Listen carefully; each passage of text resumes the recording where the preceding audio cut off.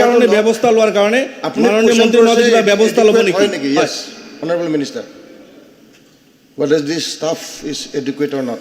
মাননীয় উপাধ্যক্ষ মহোদয়, সন্মানীয় সদস্য ৰফিকুল ইছলাম ডাঙৰীয়াক মই অনুভৱ কৰিছিলোঁ যে তেখেতে নিশ্চয় যিকেইটা প্ৰশ্ন উত্থাপন কৰিছিল তাৰ উত্তৰ সঠিকভাৱে পাইছে। মাননীয় উপাধ্যক্ষ মহোদয়, এনিমেল হাজবেণ্ডেৰী ভেটেনেৰী বিভাগটো কংগ্ৰেছৰ শাসন কালচোৱাত একেবাৰে নিম্নগামী হৈছিল। দেউতাকো ভেটেনেৰী অফিচাৰ আছিল আৰু পুতেকো ভেটেনেৰী অফিচাৰ, প্ৰমোশ্যনটো হোৱাই নাছিল, মেন পাৱাৰ নাছিল। গতিকে এই মৃতপ্ৰায় বিভাগটো গতিশীল কৰি তুলিবৰ কাৰণে মাননীয় মুখ্যমন্ত্ৰী ডক্টৰ হিমন্ত বিশ্ব শৰ্মা ডাঙৰীয়াৰ দূৰদৰ্শী নেতৃত্বত আমি ইতিমধ্যে বহুখিনি ব্যৱস্থা গ্ৰহণ কৰিছোঁ। তেখেতে এটা কথা কৈছে, আমাৰ মানুহৰ চিকিৎসাৰ বাবে ৰাজ্যখনত যিদৰে চিকিৎসালয় বিভিন্ন ঠাইত আমি নিৰ্মাণ কৰিছোঁ, গতিকে এনিমেল হাজবেণ্ডেৰী ভেটেনেৰী ডিপাৰ্টমেণ্টতো তেনেধৰণে আমি চিকিৎসালয় পৰ্যায়ক্ৰমে কৰাৰ ব্যৱস্থা কৰিব লাগে। এতিয়া ডিষ্ট্ৰিক্টত যি মেডিচিন ছাপ্লাইৰ কথা কৈছে, তো আমি ভাবিছোঁ যে আমি যিখিনি মেডিচিন যোগান ধৰিছোঁ বিভাগৰ তৰফৰ পৰা এইখিনি ছাফিচিয়েণ্ট। যদি নিৰ্দিষ্ট তেনেধৰণৰ অভিযোগ থাকে, কোন চিকিৎসালয়ত, কোন ছাব চেণ্টাৰ বা ডিছপেঞ্চেৰীত বা চিকিৎসালয়ত পোৱা নাই, তেতিয়াহ'লে ডেফিনেটলি সেইখিনি ব্যৱস্থা কৰিব পৰা যাব। আৰু মাননীয় উপাধ্যক্ষ মহোদয়, ইয়াৰ উপৰিও আমাৰ বিভাগৰ তৰফৰ পৰা 181খন মোবাইল ভেটেনেৰী ইউনিট, এম্বুলেঞ্চ, যিদৰে আজি মানুহৰ চিকিৎসাৰ বাবে আছে 108, তেনেধৰণেৰে আমি মোবাইল ভেটেনেৰী ইউনিট যোগান ধৰিছোঁ। আৰু যি মোবাইল ভেটেনেৰী ইউনিটে ৰাজ্যখনৰ বিভিন্ন ঠাইলৈ গাঁৱে ভূঞে গৈ চিকিৎসা দিয়াৰ কাৰণে ব্যৱস্থা গ্ৰহণ ইতিমধ্যে কৰিব পাৰিছে। আমি জানো যে যথেষ্টখিনি তাত তেখেতে মন্দিয়াৰ কথা কৈছে, মন্দিয়াত কেটল পপুলেশ্যনৰ সংখ্যা যথেষ্ট বেছি। গাহৰিৰ বাহিৰে বাকী চব তাত আছে। গাহৰিৰ বাহিৰে বাকী আপোনালোকৰ বাফেল্লো আছে, কেটল আছে, ছাগলী আছে, চিপ আছে, এইবিলাক আছে। কিন্তু মাণ্ডিয়াত গাহৰি বেছি নাই, 27টা আছে।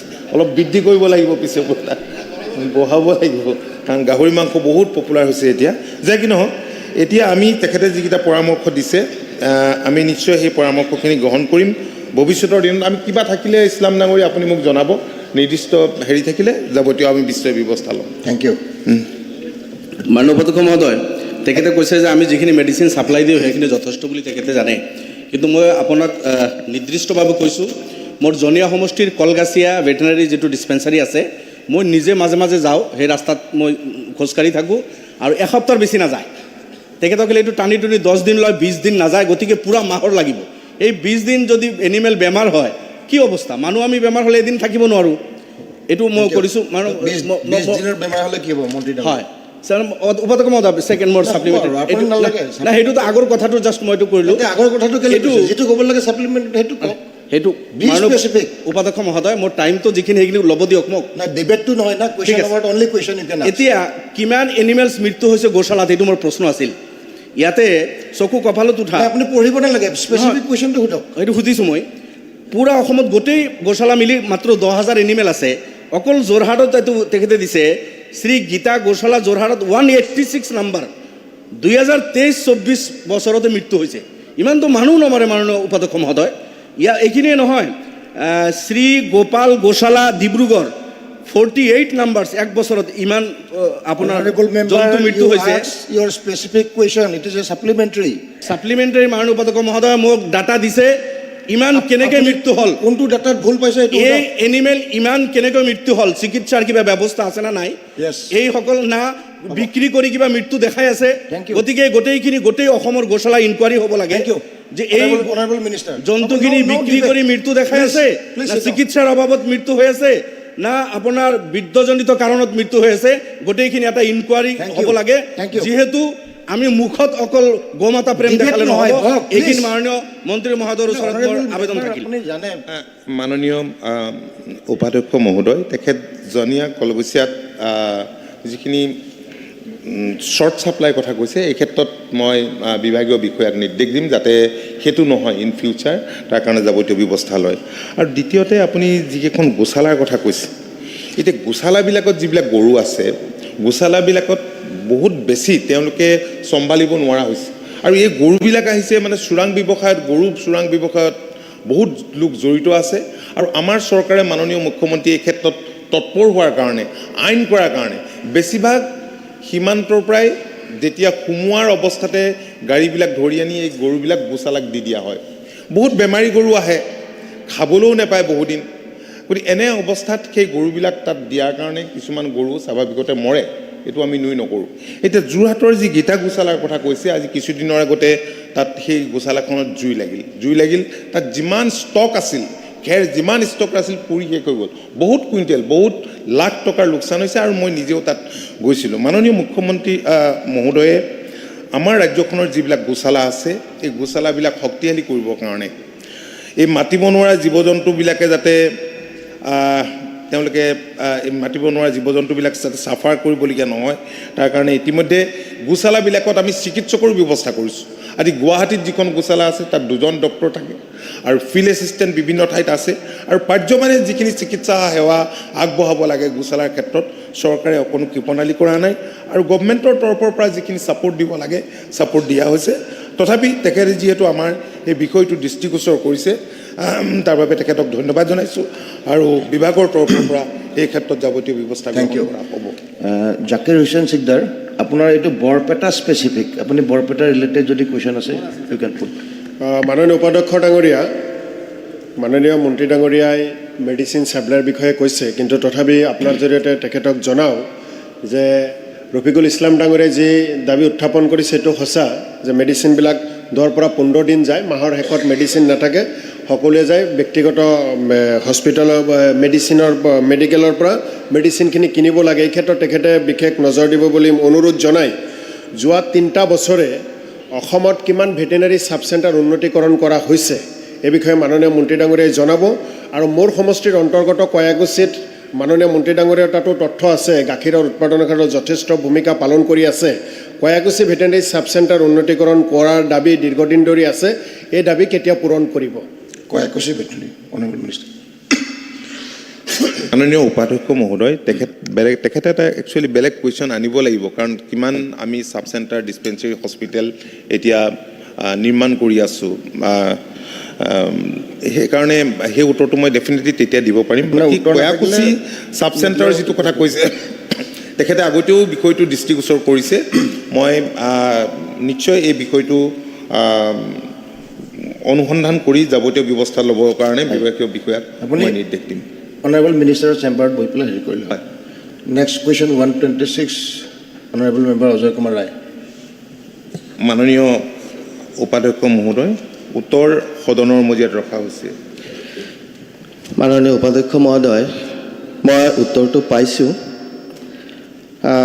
তথাপিও সকলোৱে জানে যে আমাৰ বিজনী সমষ্টি ভূটানৰ একেবাৰে কাষৰীয়া মানাস অভয়াৰণ্যৰ লগত থকা এটা সমষ্টি তাতে কৃষি কাৰ্য কৰিবলৈ কৃষকসকলৰ বিশেষ অসুবিধা আছে বিভিন্ন সময়ত হাতী মানুহৰ সংঘাত বন গাহৰি আদিয়ে বিভিন্ন শস্যবোৰ নষ্ট কৰি থাকে তেনে ক্ষেত্ৰত যদি আমাৰ অৰ্থকৰী ফচলৰ ওপৰত আমাৰ চৰকাৰে অলপমান গুৰুত্ব প্ৰদান কৰে তেনে ক্ষেত্ৰত মৰাপাটৰ কথা ইয়াতে দিয়া হৈছে কিন্তু যেহেতু পানীৰো অভাৱ আছে সেইকাৰণে মৰাপাটৰ খেতিও সঠিক সময়ত কৰিব নোৱাৰা কাৰণে বহুতখিনি ভূমি এনেই বছৰৰ পৰ বছৰ পৰি থাকিবলগীয়া হৈছে তেনে ক্ষেত্ৰত যদি আমি আমাৰ অৰ্থকৰী ফচলৰ আৰু বিভিন্ন পৰ্যায়ত আমি কৰিব পাৰোঁ তেনে ক্ষেত্ৰত যদি আমাৰ সজাগতামূলক বা চৰকাৰীভাৱে আমাৰ কৃষকসকলক কিবা সুব্যৱস্থা কৰি দিয়ে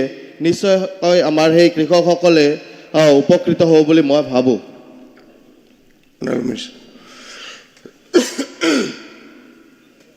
মাননীয় উপাধ্যক্ষ মহোদয় অজয় কুমাৰ ৰায় ডাঙৰীয়াক ধন্যবাদ জনাইছোঁ তেখেতে কেছ ক্ৰপছৰ ওপৰত গুৰুত্ব দি কেইটামান প্ৰশ্ন অৰ্থকৰী ফচল উৎপাদনৰ ওপৰত গুৰুত্ব দি কেইটামান প্ৰশ্ন ইয়াত আনিছে উত্থাপন কৰিছে তেখেতক ধন্যবাদ জনাইছোঁ নৰ্মেলি এনেধৰণে এই বিষয়টোৰ ওপৰত স্পেচিফিক কোনো আগতে মোক প্ৰশ্ন কৰা নাই এতিয়া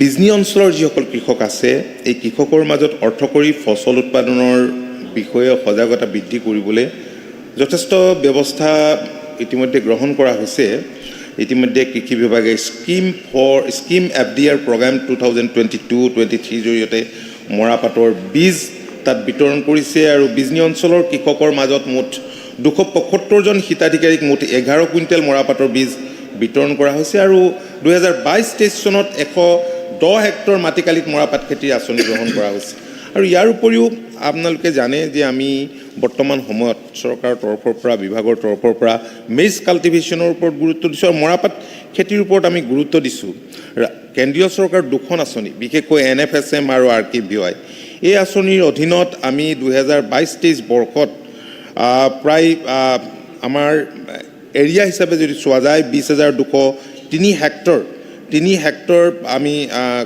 তাত বিভিন্ন অঞ্চলত ৰাজ্যখনৰ বিশেষকৈ যিবিলাক বাক্সা বৰপেটা বঙাইগাঁও দৰং ধুবুৰী গোৱালপাৰা কামৰূপ কোকৰাঝাৰ মৰিগাঁও নগাঁও নলবাৰী শোণিতপুৰ ওদালগুৰি এনেবোৰ জিলাত আমি মাজুলী আমি কৰিবলৈ লৈছোঁ তাত 20,203 হেক্টৰ মাটি লোৱা হৈছে আৰু কোৱান্টিটি হিচাপে আমি 1262 কুইণ্টল আমি তেনেধৰণৰে আমি চিট দিছোঁ ঠিক তেনেকৈ 2023-24 বৰ্ষত আমি 1599 কুইণ্টল আমি চিট দিছোঁ আৰু টোটেল এতিয়ালৈকে এই আঁচনিৰ অধীনত প্ৰায় 1,16,203 জন ব্যক্তি উপকৃত হৈছে যিহেতু সেই অঞ্চলত সন্মানীয় সদস্যগৰাকীৰ অঞ্চলত এই খেতিটোৰ ওপৰত যথেষ্ট গুৰুত্ব দিয়া দেখা যায় গতিকে আৰু ছাপোৰ্ট যদি কিবা লাগে ডেফিনেটলি আমি ছাপোৰ্ট দিয়াৰ ব্যৱস্থা কৰিম আৰু সজাগতামূলক ব্যৱস্থা কি লোৱা হৈছে এই সম্পৰ্কে কৈছোঁ আৰু পানীৰ অভাৱ দূৰ কৰিবলৈ মাননীয় উপাধ্যক্ষ মহোদয় আমাৰ এটা স্কিম আছে RIDF-ত আমি STW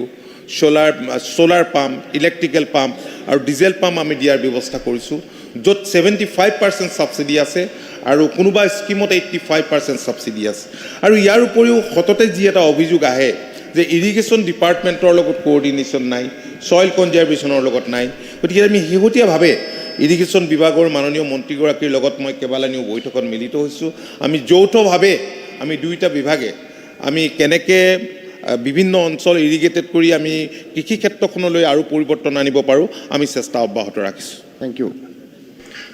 Next question, 127, Honorable Member Kamalekha, Deputy Guest. মাননীয় উপাধ্যক্ষ মহোদয় উত্তৰ সদনত ৰাখাছ উপাধ্যক্ষ মহোদয় প্ৰশ্নৰ উত্তৰটো পালোঁ বালিজান নিয়াৰ দৰং আণ্ডাৰ গোলাঘাট ডিষ্ট্ৰিক্ট তাতে ভয়ংকৰ পথ দুৰ্ঘটনা হৈছিল বাছৰ নম্বৰটো পালোঁ টাকন নম্বৰটো পালোঁ গভৰ্ণমেণ্টটো লৈ কনচাৰ্ণ হয় মোৰ কথাটো অধ্যক্ষ মহোদয় 12 জন মানুহ মৰিছে 31 জন ইনজৰ্ড হৈছে অধ্যক্ষ মহোদয় গোটেইকেইটা প্ৰশ্নৰ উত্তৰ পালোঁ কিন্তু বি প্ৰশ্নৰ উত্তৰ যিটো পালোঁ ট্ৰাক ৱাজ লোডেড উইথ কয়লা বুজাই আছিলে ট্ৰাকটো অধ্যক্ষ মহোদয় তাৰ কাৰণে 12 জন মানুহ মৰিব লগা হৈছে মই মন্ত্ৰীমণ্ডলীৰ পৰা জানিব বিচাৰিছোঁ এই যে অভাৰলোডেড ট্ৰাক এতিয়া ফুৰি আছে এতিয়া আমি পাই থাকোঁ গভৰ্ণমেণ্ট যদি কনচাৰ্ণ হয় তেনেহ'লে এইখিনি কাৰণে কিবা ব্যৱস্থা ল'ব নেকি বা কি পদ্ধতি হাতত লৈছে ঠিক আছে কেনেকুৱা কৰিলে মানুহৰ জীৱনটো আমি বচাব পাৰি মন্ত্ৰীমণ্ডলীৰ পৰা জানিব বিচাৰিছোঁ Honorable Minister. Overloaded truck, কি ব্যৱস্থা লৈছে তাৰ ৰিপ্লাইটো লাগিব উপাধ্যক্ষ মহোদয় আমি মাননীয় সদস্য কমলাক্ষ দে পুৰকাস্থৰ জবাব দিয়াৰ আগতে প্ৰথমেই আমি আন্তৰিকতাৰে দুখ প্ৰকাশ কৰিম যে ইমান এটা ডাঙৰ ঘটনা হৈছে ইমান মানুহ মৰিবলগীয়া হৈছে আৰু পৰম পিতাৰ ওচৰত তেওঁলোকৰ আত্মাৰ সদ্গতি কামনা কৰিছোঁ মাননীয় উপাধ্যক্ষ মহোদয় আমাৰ অসমত 45 লাখ ৰেজিষ্টাৰ্ড ভেহিকেল আছে তাৰ ভিতৰত বহুতখিনি ভেহিকেলছ এনেকুৱা যে পেছেঞ্জাৰ লৈ যায় আৰু বহুতখিনি ভেহিকেলছ এনেকুৱা আছে যে যিসকলে আমাৰ প্ৰয়োজনীয় বস্তু সামগ্ৰী পৰিবহণৰ কামত ব্যস্ত থাকে এই ক্ষেত্ৰত আমাৰ বিভাগে অভাৰলোডিঙৰ যেটো আমাৰ নীতিগতভাৱে ফাইন কালেকশ্যন কৰিবলগীয়া আছে সেইটো আমি কৰি থাকোঁ যেতিয়া অভাৰলোড হয় তেতিয়া অভাৰলোডৰ বস্তুখিনি এই ঠাইত নামাই ৰাখা হয় পাছতে আকৌ লৈ যোৱা হয়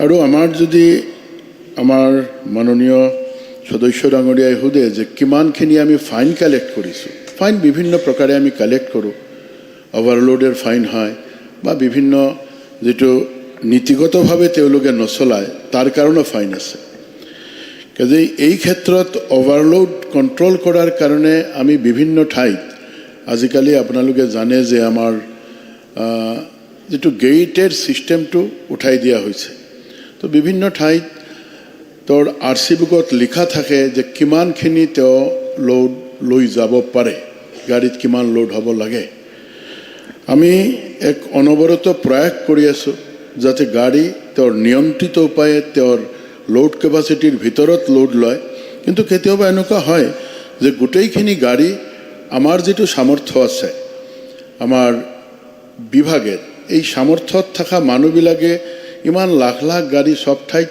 আমি চাব নোৱাৰোঁ কোনো ঠাইত হয়তো বা এটা দুটা গাড়ী হয়তো ওলাই যাব পাৰে আপুনি দেখিছে যে এই এক্সিডেণ্টটো যি এক্সিডেণ্টেৰ কথা আপুনি সুধিছে এই এক্সিডেণ্ট ৰাতি কিমান টাইমত হৈছে এই ক্ষেত্ৰত হয়তো বা এই সময় আমাৰ বিভাগেৰ কোনো মানুহ হয়তো বা নাছিল বা থাকিলেও তেওঁৰ নজৰত পৰা নাছিল কিয় পৰা নাছিল কাৰণ আপুনি জানে তেতিয়া এটা মানে খুব নিয়ৰ পৰিছিল আমি কৈলি যেটো কৈ থাকোঁ এই ক্ষেত্ৰত এনেকুৱা এটা স্থিতিত নিশ্চিতভাৱে আমাৰ বিভাগে প্ৰচণ্ডভাৱে পৰিশ্ৰম কৰি আছে অভাৰলোডেড গাড়ীবিলাক নিয়ন্ত্ৰণত ৰখাৰ কাৰণে Thank you. উপাধ্যক্ষ মহোদয় এনে বিশেষকৈ ট্ৰান্সপৰ্ট ডিপাৰ্টমেণ্টত টাৰ্গেট বান্ধি দিয়া হয় যে নাই এই ইয়াৰত টাৰ্গেটটো হৈছে কৰিমগঞ্জৰ কাৰণে চাগে 20 কোটি বা 22 কোটি টকা টাৰ্গেট বান্ধি দিয়া ঠিক আছে ৰেভিনিউ লাগিব এখন গভৰ্ণমেণ্ট চলিব লগা হয় যদি ৰেভিনিউ লাগিব আৰু ৰেভিনিউ যাতে কোনো ফাঁকি দিব নোৱাৰে এইটো আমি বিচাৰোঁ কাৰণ এইটো লৈ গভৰ্ণমেণ্ট কঠোৰ হ'ব লাগে কিন্তু এই যে অভাৰলোডৰ কাৰণে ৰাস্তাবিলাকো বেয়া হয় আৰু মেইনলি যতে মতে এক্সিডেণ্ট হৈ থাকে এইটো কাৰণ এইটো ক্ষেত্ৰত যাতে চৰকাৰ অকণমান কেৰা হয় যাতে এইটো আমি অনুৰোধ জনাম আৰু লগতে ছাৰ এটা বস্তু অনুৰোধ কৰাম ছাৰ আপুনি ছাৰ ইমান কেৰাকৈ হৈ থাকে আপুনি বহক ছাৰ আপুনি অকণমান মিহিকৈ ক'ব তেতিয়া ভাল পাম ছাৰ আপুনি কাৰাকে ধৰিব কৈছে আকৌ ইয়াত কেলে কাৰা হ'ব নিদিয়ে অনাৰেবল মিনিষ্টাৰ মাননীয় উপাধ্যক্ষ মহোদয় আমি যেটো টাৰ্গেট দিও স্যাৰ টাৰ্গেটটো এনেকুৱা যে আমি খালি ফাইন কালেকশনের টার্গেটটো নিদিও আমি রেভিনিউ কালেকশনের টার্গেট দিও কারণ রেভিনিউ আমার যেটো আমার নীতি আছে বা as per rules revenue collection হ'ব লাগে যিসকল গাড়ীৰ মালিক বা গাড়ীয়ে সঠিকভাৱে গাড়ী চালায় তেওঁৰ ওপৰত আমি ফাইন ইম্পোজ কৰাৰ টাৰ্গেট বান্ধি নিদিও যিসকলে সঠিকভাৱে গাড়ী নাচালায় তেওঁলোকৰ ওপৰত বিভিন্ন কাৰণত ফাইন ইম্পোজ কৰা হয় ফাইনটো আমাৰ টাৰ্গেট নহয় আমি ফাইন ল'ব নিবিচাৰোঁ কাৰণ ফাইন লোৱা মানে এজন মানুহে যিজনে গাড়ীটো চলাই আছে অন্যায়ভাৱে চলাই আছে ফাইনটো এইটো প্ৰুভ কৰে কাৰণ এই ক্ষেত্ৰত ৰেভিনিউ কালেকশ্যনৰ টাৰ্গেটটো আমাৰ যেটো গাড়ী পাৰচেজ কৰিলে যেনেকুৱা আমাৰ এটা ৰেভিনিউ দিব লাগে বা এনুৱেলি যি ৰেভিনিউটো দিব লাগে এই ৰেভিনিউটোৰ টাৰ্গেট দিয়া হয়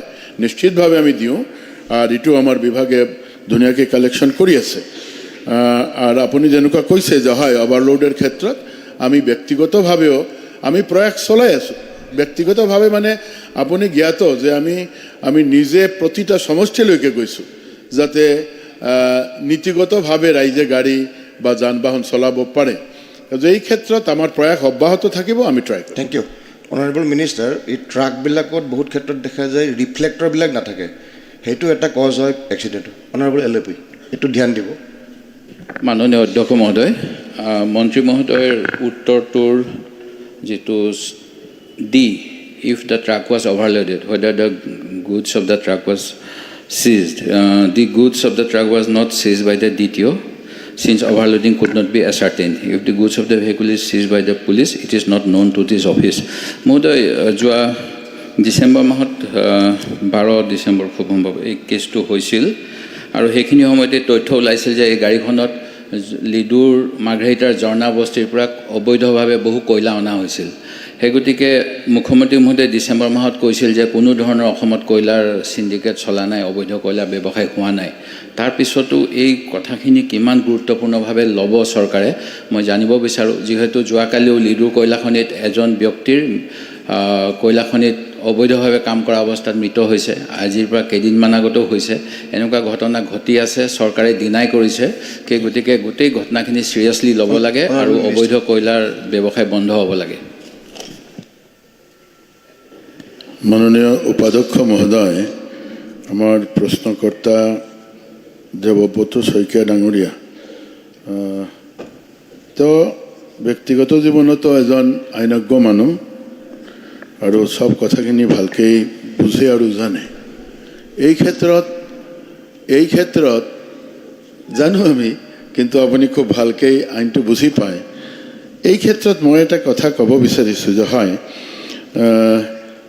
উপাধ্যক্ষ ছাৰ যে যেতিয়া এটা এক্সিডেণ্ট হ'লে আমাৰ বিভাগ যায় যোৱাৰ পাছতে আমাৰ FIR-টো লছ কৰে পুলিচে এতিয়া চিজেৰ কাৰণে আমি যেতিয়া যাওঁ আমি যোৱাৰ পাছতে এটা ডাঙৰ এক্সিডেণ্ট বা যিকোনো এক্সিডেণ্ট হ'লে আমি এইটো পুলিচলৈকে ৰেফাৰ কৰোঁ আৰু পুলিচে এই আইনগত দিশটো চায় কাজে এই ক্ষেত্ৰত এটা ইমান ডাঙৰ এক্সিডেণ্ট আমিতো আমাৰ বিভাগৰ ফালৰ পৰা আমাৰ কমিশ্যনাৰ গৈছে আমাৰ ছেক্ৰেটাৰী গৈছে আৰু বাকীতো আছেই সকলোৱে আছে আৰু লগতে ডিষ্ট্ৰিক্ট মেজিষ্ট্ৰেটে এইটো এনকুৱাৰীত আহিছে কাজে গোটেই দিনভৰ ইয়াতে সকলোৱে মিলি ট্ৰাই কৰিছে আৰু এই ক্ষেত্ৰত আমি ক'ব পাৰোঁ যে বিভাগে যিখিনি কৰিবলগীয়া আছিল গোটেইখিনি কৰিলে আৰু কয়লাৰ ক্ষেত্ৰত আপুনি যি কথাটো উত্থাপন কৰিছে হয় আমি ট্ৰেন্সপৰ্টে বিভিন্ন ধৰণৰ প্ৰয়োজনীয় বস্তু সামগ্ৰী কঢ়িয়াই আনে কিন্তু কত কয়লা কত বা বেলেগ বস্তু আনে সেইটো চোৱাৰতো অধিকাৰ আমাৰ নাই যে এই ক্ষেত্ৰত এক্সিডেণ্ট হোৱা ট্ৰাকত কয়লা আছিল আৰু কয়লাখিনি আমি কি অৱস্থাত পালোঁ এই উত্তৰটোৱে আপোনাক আমি দিছোঁ থেংক ইউ এতিয়া question number 128 honourable member Mujibur Rahman absent question number 129 Akhil Gogoi উপাধ্যক্ষ ডাঙৰীয়া উত্তৰ সদনৰ মজিয়াত ৰখা হৈছে মোৰ প্ৰথম উপাধ্যক্ষ ডাঙৰীয়া মোৰ প্ৰথম ছাপ্লিমেণ্টেৰীটো হ'ল যোৱা 3 ছেপ্টেম্বৰ 2023 তাৰিখে সন্মানীয় জলসম্পদ বিভাগৰ মন্ত্ৰী ডাঙৰীয়া শিৱসাগৰলৈ গৈছিলে আৰু যাওঁতে তেখেতে 4টা প্ৰতিশ্ৰুতি দিছিলে 4টা প্ৰতিশ্ৰুতিৰ ভিতৰত 3টা প্ৰতিশ্ৰুতি তেখেতে এতিয়ালৈকে পালন কৰা আমি দেখিবলৈ পাইছোঁ সেইবিলাকৰ টেণ্ডাৰ হৈ গ'ল কাৰণ এইবাৰ অভূতপূৰ্বভাৱে মানে এইবাৰ শিৱসাগৰত বানপানী হৈছে অভূতপূৰ্ব গোটেই ৰাজ্যখনৰ ভিতৰত আটাইতকৈ বেছি বানপানী হৈছিলে কিন্তু আৰু এটা প্ৰতিশ্ৰুতি তেখেতে দিছিলে যে মণিপুৰী বস্তিৰ পৰা এটি ৰোডলৈকে দিখৌ নদীৰ ৰাইট বেংকত এটা গৰাখহনীয়া প্ৰতিৰোধ কৰিবৰ কাৰণে এটা আঁচনি তেখেতে ৰাজহুৱাকৈ তাত ঘোষণা কৰি আহিছিলে কিন্তু এই কামটো এতিয়ালৈকে আৰম্ভ হোৱা নাই নম্বৰ 1 একেটাই প্ৰশ্ন তাৰ লগতে আমি মন্ত্ৰী ডাঙৰীয়া আৰু মুখ্যমন্ত্ৰী ডাঙৰীয়াক মই কমেও 10খন মান এতিয়ালৈকে স্মাৰকপত্ৰ দি থৈছোঁ যে আমাৰ দৰিকা নদীখনৰ লেফ্ট বেংকত বাঁহগড়ৰ পৰা এটি ৰোডলৈকে মথাউৰি 3 ঠাইমানত খহনীয়া হৈছে আৰু একদম ভালনাৰেবল যিকোনো সময়তে এইবাৰ 3 ঠাইত খহনীয়া হৈ আছে যিকোনো সময়তে ভাগি পৰিব এই দুটা দৰিকা নদীৰ মথাউৰিটো আৰু দিখৌ নদীৰ ৰাইট বেংকৰ মণিপুৰী বস্তিৰ পৰা এটি ৰোডলৈকে এই দুটাৰ কাম কেতিয়া ষ্টাৰ্ট কৰিব মোক সেই প্ৰশ্নটোৰ উত্তৰ লাগে অনাৰেবল মিনিষ্টাৰ সন্মানীয় উপাধ্যক্ষ ডাঙৰীয়া উপাধ্যক্ষ ডাঙৰীয়া নো ৰানিং কমেণ্ট তেখেতৰ সমষ্টিত আচলতে যোৱাবাৰ যথেষ্ট বানপানী হৈছিল সেইটো স্বীকাৰ নকৰোঁ আৰু বানপানীৰ সময়ত মই যাব নোৱাৰিলোঁ বানপানীৰ পাছত গৈছিলোঁ তেখেতৰ লগত আমি গোটেইখিনি ভ্ৰমণ কৰিছিলোঁ আৰু তেখেতৰ তাতে 4টা কাম কৰিম বুলি কৈছিল তেখেতে ক'লে 3টা ইতিমধ্যে আৰম্ভ হ'ল আমি চতুৰ্থটো আৰম্ভ কৰিবলৈকে প্ৰচেষ্টা চলাই আছোঁ অলপ পুঁজি সাপেক্ষে ব্যৱস্থা লোৱা হয় পুঁজিৰ প্লিজ প্লিজ এইটো Let the minister answer. এইটো কৰি দিয়ক। দৰিকা নদীৰ কথাটো তেখেতে খুব সদায় কয়, কিন্তু দৰিকাৰ নদীৰ বানপানী গোটেই প্ৰক্ৰিয়াটো যদি আমি খুব ভালকৈ শেষ কৰিব লাগিব, it's a very complicated process, complicated গোটেই বস্তুটো। গতিকে তথাপিতো আমি IIT গুৱাহাটী IITক দিছোঁ, সেইটো যাতে ইনস্পেকশ্যন, তেখেতলোকে অলৰেডি ইনস্পেক্ট কৰিছে আৰু তেখেতলোকৰ পৰা আমি এটা ভাল এডভাইচৰলৈকে ৱেইট কৰি আছোঁ। আমি অকল আমাৰ ডিপাৰ্টমেণ্টেই এই কামটো কৰিব খোজা নাই, আমি য'ত য'ত কমপ্লিকেটেড হয়, আমাৰ ডিব্ৰুগড়ত আমাৰ টাউনখনত খুব বেয়াকৈ গৰাখহনীয়া হৈ আছিলে, আমি IITক দিলোঁ। তেনেকৈ IITক দিওঁ, আমি খুব যদি কমপ্লিকেটেড বস্তুবিলাকত IITক দিওঁ। দৰিকা নদীৰ গোটেই অঞ্চলটো কেনেকৈ বানপানীৰ পৰা মুক্ত কৰিব পাৰি সেই প্ৰক্ৰিয়াটো IITক চাব দিছোঁ। গতিকে উপাধ্যক্ষ মহোদয় আৰু তেখেতে যিকেইটা কথা কৈছে, আমি যিকেইটা খুব বেছি ভালনাৰেবল হৈ আছে, আমি সেইকেইটা টেম্পৰেৰী বেচিছত কাম কৰি দিম, যাতে ব্ৰিজ নহয় তাৰ কাৰণে সচেতন হৈ নিশ্চয়কৈ কাম কৰিম। মোৰ দ্বিতীয় ছাপ্লিমেণ্ট, মই অথনিৰ পৰা মানে একেবাৰে এটাও প্ৰশ্নত মাত মতা নাই মোৰ প্ৰশ্নটো পাবৰ কাৰণে। হা, এতিয়া মোক ৰাস্তাত দিগদাৰ নকৰিব আৰু প্লিজ। নকৰোঁ, আপুনি স্পেচিফিক কুৱেশ্যনটো স্পেচিফিক হয়, স্পেচিফিক সমষ্টিৰ কামকেইটা মোক লাগে। দৰিকা নদীটো যদি এবাৰ নহয়, দৰিকা নদীৰ যিটো মথাউৰি 6.2 কিলোমিটাৰ, তেতিয়াহ'লে এইবাৰ একদম পূৰা শিৱসাগৰলৈকে পানী উঠিব। গতিকে প্লিজ এইটো আপুনি কৰি দিব।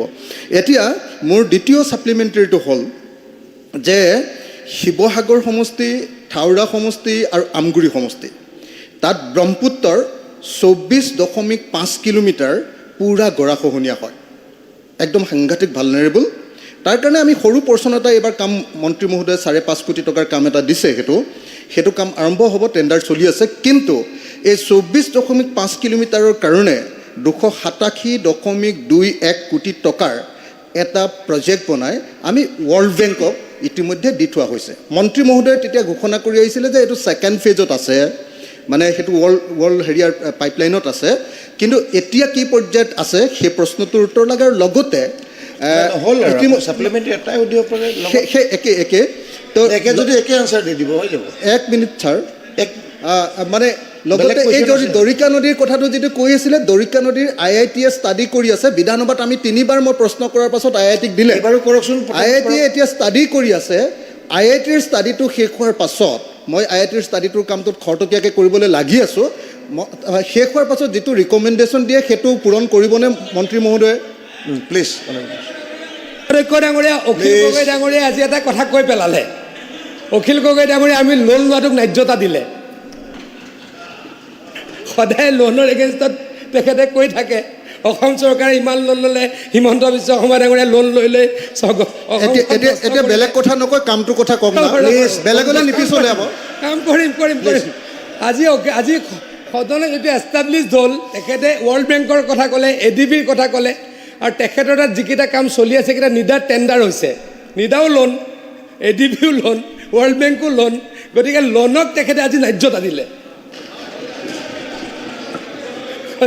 গতিকে তেখেতে যিহেতু লোনত, বেলেগ কথা বাদ দিছোঁ, কামকেইটা ঠিক আছে, লোনত ন্যায্যতা, লোন লোৱাটোক তেখেতে ন্যায্যতা প্ৰদান কৰিছে। বিতৰ্ক নকৰোঁ প্লিজ। গতিকে পৰ্যায়ক্ৰমে গোটেইকেইটা কাম চিৰিয়াছলি কৰিবলৈকে মই চেষ্টা কৰিম। অনাৰেবল মেম্বাৰ প্ৰশান্ত ফুকন। মাননীয় উপাধ্যক্ষ মহোদয়, মই মাননীয় মন্ত্ৰী মহোদয়ৰ পৰা জানিব বিচাৰিছোঁ যে IITয়ে ছাৰ্ভে কৰাৰ পাছত মোৰ সমষ্টিত, ডিব্ৰুগড় সমষ্টিত বহুত জেগাত খহনীয়া ব্যৱস্থা হৈছিল। তাৰ কাৰণে এই পৰ্যায়ত কিবা পইচাৰ ধন আৱৰ্তন দিয়াৰ ব্যৱস্থা কৰিছে নেকি মন্ত্ৰী মহোদয়ৰ পৰা বিচাৰিছোঁ। আৰু ADBৰ পৰা যিটো আমাৰ ব্যৱস্থা কৰা হৈছিল সেইখিনিতো কিবা ব্যৱস্থা কৰা হৈছে নেকি মন্ত্ৰী মহোদয়ৰ পৰা জানিব বিচাৰিছোঁ। সন্মানীয় উপাধ্যক্ষ ডাঙৰীয়া, ডিব্ৰুগড় টাউনখনত একচুৱেলি মেজৰ থ্ৰেট হৈছে। যোৱা 2 বছৰে খুব মেজৰ থ্ৰেট হৈছে, আৰু অলপ আহিলে ডিব্ৰুগড় টাউনখনে গৰাখহনীয়াত যোৱাৰ আশংকা আছে। গতিকে আমি খুব তৎপৰতাৰে গুৱাহাটী IITক দিছিলোঁ ষ্টাডি কৰিবলৈ। তেখেতলোকে ৰিপৰ্ট দিলে, আমি 75 কোটি টকা চেংচন দিছোঁ, টেণ্ডাৰ প্ৰক্ৰিয়া চলি আছে।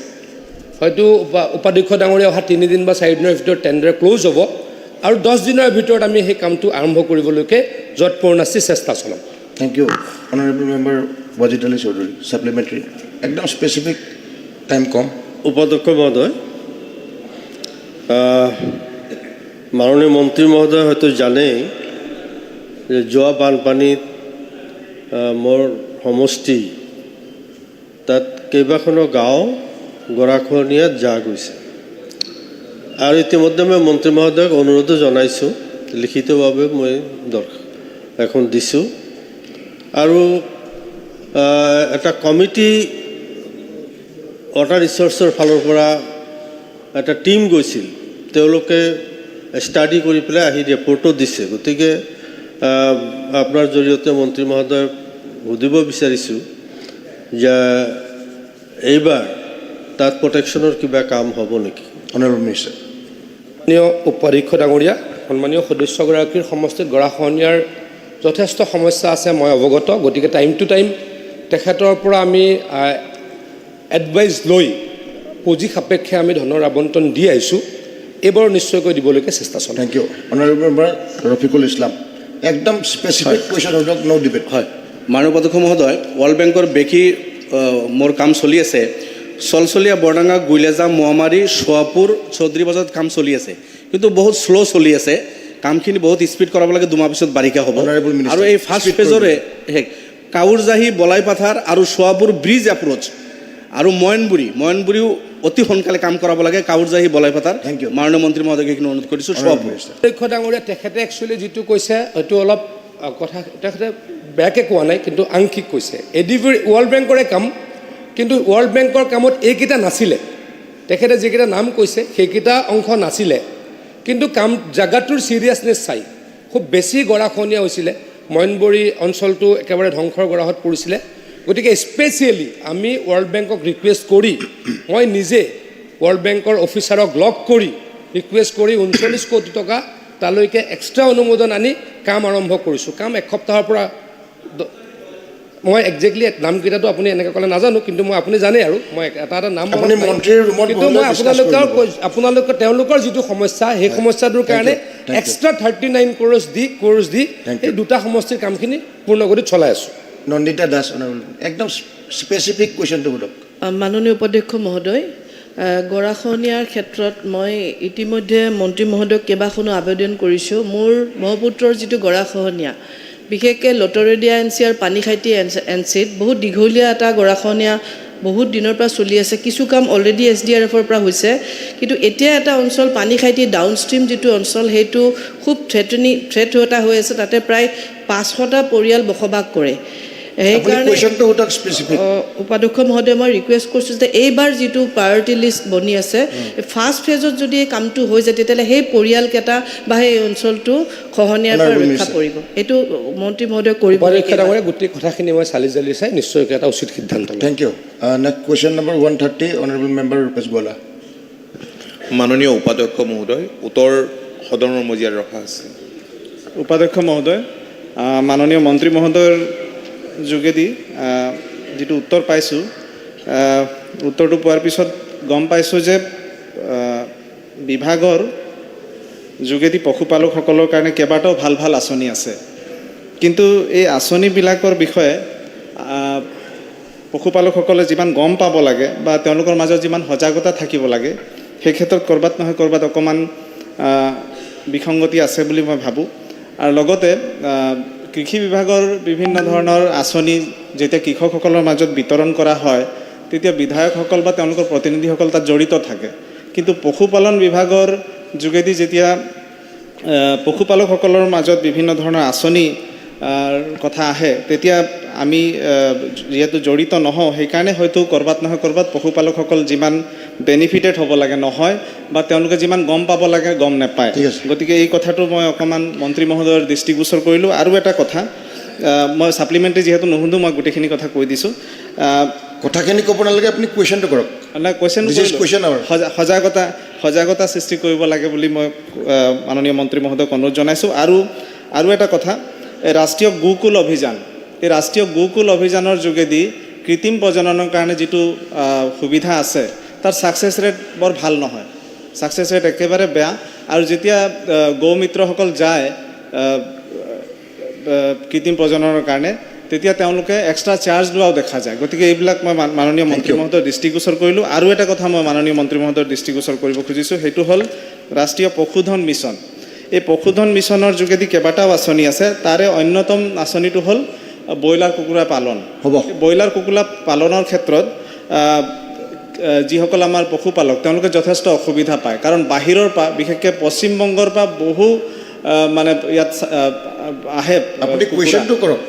মোক তাৰ মাজতে কুৱেশ্যন আছে, মন্ত্ৰী মহোদয় বুজি পাইছে নিশ্চয়। যিবিলাক ব্ৰইলাৰ কুকুৰা আহে, সেই ব্ৰইলাৰ কুকুৰাবিলাক অহাৰ পিছত থলুৱা খেতিয়কসকল যথেষ্ট মানে ক্ষতিগ্ৰস্ত হয়। গতিকে এই ক্ষেত্ৰত কেনেদৰে ব্যৱস্থা ল'ব মাননীয় মন্ত্ৰী মহোদয় অকণমান অৱগত কৰিব লাগে। মাননীয় উপাধ্যক্ষ মহোদয়, এনিমেল হাজবেণ্ডেৰী আৰু ভেটেনেৰী ডেয়াৰী ছেক্টৰটো প্ৰচুৰ সম্ভাৱনা থকা এটা ছেক্টৰ। কিন্তু দুৰ্ভাগ্যৰ বিষয় যে পূৰ্বতে এই প্ৰচুৰ সম্ভাৱনা থকা এই বিভাগটো গতিশীল কৰিবৰ কাৰণে মাংস, মাছ, গাখীৰ, কণী উৎপাদনত আমি স্বনিৰ্ভৰশীল হ'ব পৰাকৈ কোনো পৰিকল্পনা নোলোৱাৰ কাৰণে আচলতে আজি আমি বহুত চাফাৰ কৰিবলগীয়া হৈছে। কিন্তু আমাৰ চৰকাৰখনে মাননীয় মুখ্যমন্ত্ৰীৰ নেতৃত্বত বহুতখিনি নতুন ইতিমধ্যে পৰিকল্পনা কৰিছে, কাৰণ ৰাজ্যখনৰ ঘৰুৱা আয়ৰ প্ৰায় 21% এগ্ৰি আৰু এলাইড ছেক্টৰৰ পৰা আহে। শেহতীয়াকৈ মাননীয় মুখ্যমন্ত্ৰীৰ যি স্বনিয়োজন আঁচনি, এই স্বনিয়োজন আঁচনিত আমি দেখিছোঁ যে বেছিভাগ আবেদনকাৰীয়েই এনিমেল হাজবেণ্ডেৰী ভেটেনেৰী ডেয়াৰী ছেক্টৰটোৰ লগত জড়িত হ'ব বিচাৰিছে, আৰু তাৰ বাবে যিখিনি টেকনিকেল ছাপৰ্ট লাগে গভমেণ্টে দিব। আৰু ইয়াৰ উপৰিও মাননীয় উপাধ্যক্ষ মহোদয়, আমাৰ ৰাজ্যখনত গাখীৰ উৎপাদন কম। দেশৰ ভিতৰতে ভাৰতবৰ্ষ সৰ্বাধিক গাখীৰ উৎপাদন কৰা দেশ। আমাৰ ইয়াত এটা নেশ্যনেল তেনেধৰণৰ প্ৰগ্ৰেম হৈছিল, আমি খুব ভাল ধৰণে আমি কৰিছোঁ। এতিয়া আমাৰ ৰাজ্যখনত গাখীৰ উৎপাদন বৃদ্ধি কৰিবৰ কাৰণে মাননীয় মুখ্যমন্ত্ৰীয়ে এটা ব্যৱস্থা গ্ৰহণ কৰিছিল। নেশ্যনেল ডেয়াৰী ডেভেলপমেণ্টৰ বৰ্ডৰ লগত বুজাবুজি কৰি 50% তেওঁলোকে ফাইনেন্সিয়েল ছাপৰ্ট দিব, টেকনিকেল ছাপৰ্ট দিব, আৰু বাকী অসম চৰকাৰে দিব। আৰু আমাৰ লক্ষ্য হৈছে আমাৰ ৰাজ্যখনত যি 29-30 লাখ দৈনন্দিন গাখীৰ উৎপাদন হয়, আৰু এডিশ্যনেল যাতে আমি 3 লাখ বৃদ্ধি কৰিব পাৰোঁ। 7 বছৰত সেই 3 লাখ বৃদ্ধি কৰিব পৰাটো সম্ভৱ হ'ব।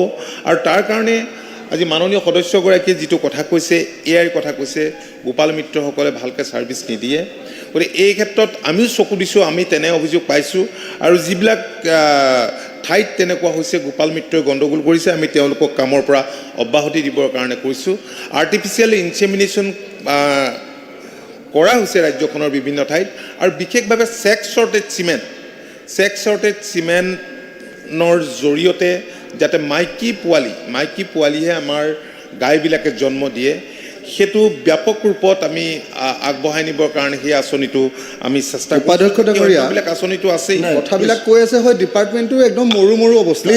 মাননীয় উপাধ্যক্ষ কাম নাইকিয়া, মাননীয় উপাধ্যক্ষ মহোদয়, অখিল গগৈ নিজকে কি কৰিব সদায় ডিষ্টাৰ্ব দিয়ে কিয়? একেবাৰে কাম নাইকিয়া, মাননীয় উপাধ্যক্ষ মহোদয়, মাননীয় উপাধ্যক্ষ ডিপাৰ্টমেণ্টটো মাৰি পেলালে, মাননীয় উপাধ্যক্ষ মহোদয়, ডিপাৰ্টমেণ্টটো মাৰি পেলালে।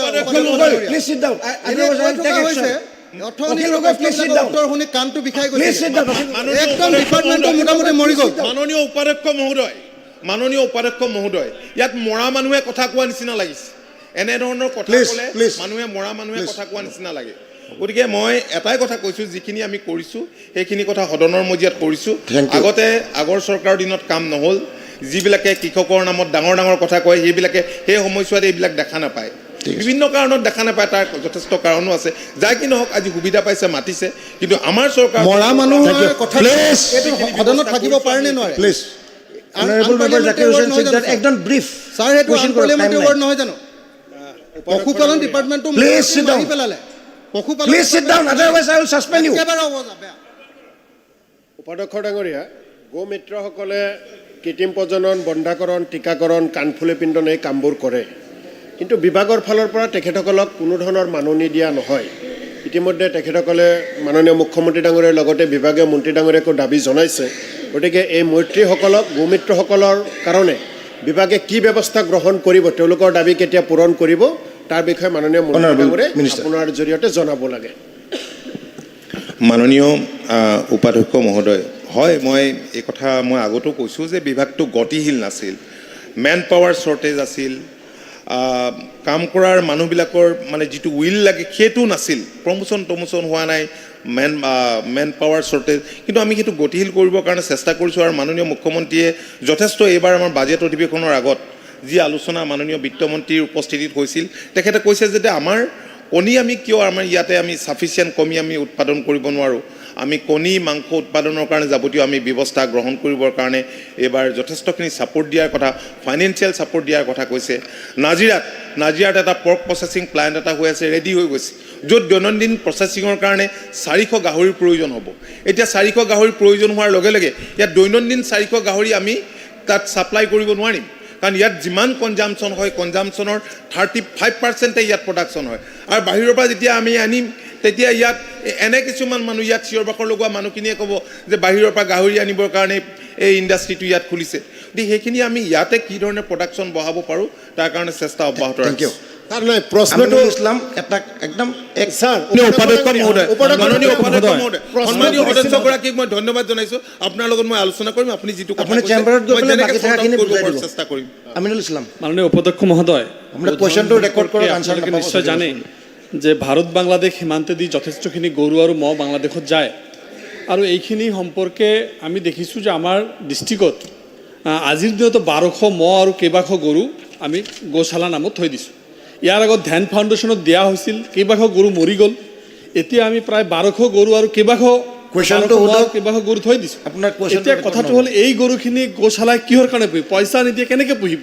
ডেথ ৰেটটো ইমান বাঢ়িছে, এইখিনি গৰু বা ম'হক আমি হাল বোৱাৰ কাৰণে বা আমাৰ গাড়ী টনাৰ কাৰণে বিক্ৰী কৰি আমি ষ্টেটে ৰেভিনিউ আনিব পাৰোঁ নেকি? কিমান দিন এই গৰুখিনিক বহাই এই সম্পৰ্কে আনচাৰ দিব। ছাৰ পইণ্ট অফ অৰ্ডাৰ এটা আছে, ছাৰ অধ্যক্ষ ডাঙৰীয়া, উপাধ্যক্ষ ডাঙৰীয়া, আজি আলি আই লৃগাং ভূমিপুত্ৰ মুছলিমসকলৰ আজি প্ৰধান উৎসৱ। আমি এই আলি আই লৃগাং ভূমিপুত্ৰ মিচিংসকলৰ এই আলি আই লৃগাং উৎসৱটো আমি ৰাজ্যিক বন্ধৰ দিন হিচাপে ঘোষণা কৰিব পাৰোঁ নেকি? ইয়াত বিধানসভাত এটা প্ৰস্তাৱ ল'ব পাৰোঁ নেকি? It cannot be a point of order. এটা আমি প্ৰস্তাৱ ল'ব পাৰোঁ নেকি যে আলি আই লৃগাঙক ৰাজ্যিক বন্ধৰ দিন ঘোষণা কৰিব লাগে? মাননীয় সদস্য, এতিয়া আমাৰ বাজেট ডিবেটত মৃণাল শইকীয়া ডাঙৰীয়া। মাননীয় উপাধ্যক্ষ মহোদয়, এই বাজেট ডিছকাশ্যনত ভাগ ল'বলৈ দিয়াৰ কাৰণে আপোনাক ধন্যবাদ জ্ঞাপন কৰিছোঁ। মাননীয় উপাধ্যক্ষ মহোদয়, আমাৰ যিহেতু ৱেলফেয়াৰ ষ্টেট, সেইকাৰণে প্ৰতিখন বাজেটত প্ৰতি বছৰে যোন দলেই শাসনত নাথাকক কিয় এই বাজেটখনৰ জৰিয়তে জনসাধাৰণৰ আশা আকাংক্ষাক পূৰণ কৰিবলৈ চেষ্টা কৰে, আৰু পৰম্পৰাগতভাৱে শাসক পক্ষই ইয়াক সমৰ্থন কৰে আৰু বিৰোধীয়ে ইয়াক বিৰোধিতা কৰে। কিন্তু কেতিয়াবা উপাধ্যক্ষ মহোদয়, এই পৰম্পৰাৰ বাহিৰত গৈ আমি কিছুমান বিষয়বস্তুক আমি সকলোৱে সমৰ্থন কৰিব লাগে।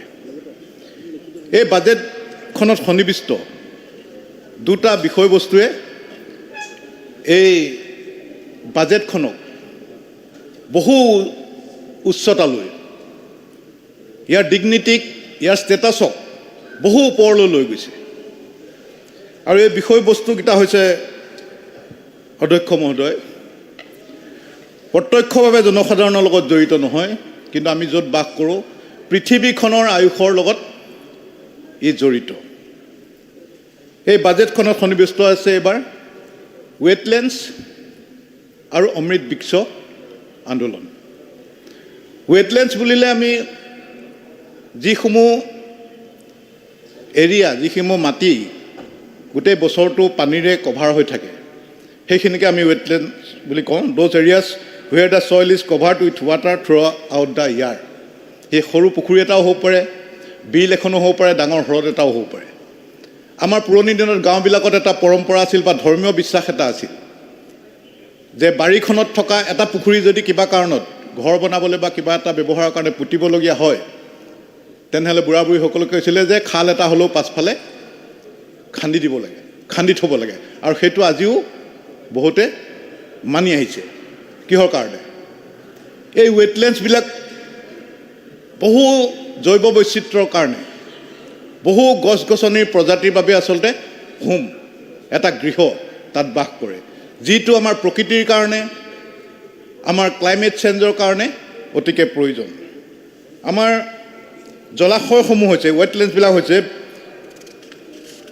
আমাৰ বায়'ডাইভাৰ্চিটিৰ প্ৰধান ঘৰ হাজাৰ হাজাৰ বায়'ডাইভাৰ্চিটিত এই ৱেটলেণ্ডছবিলাকে ৰক্ষা কৰি আহিছে আৰু এই ৱেটলেণ্ডছবিলাকৰ আৰু কি আছে যে এই প্ৰদূষিত পানীসমূহ যেতিয়া ৱেটলেণ্ডছত পৰেগৈ ই চাফ হৈ যায় আৰু বানপানীৰ সময়ত এই ৱেটলেণ্ডছবিলাকে বানপানীৰ যিটো উগ্ৰতা সেই উগ্ৰতাক হ্ৰাস কৰিবলৈ ই সদায় আমাক সহায় কৰি আহে আৰু যিটো আণ্ডাৰগ্ৰাউণ্ড ৱাটাৰ লেভেল আমি 5 বছৰৰ আগতে যদি যিটো জেগাত পানী খান্দো মানে এটা পানীৰ কাৰণে আমি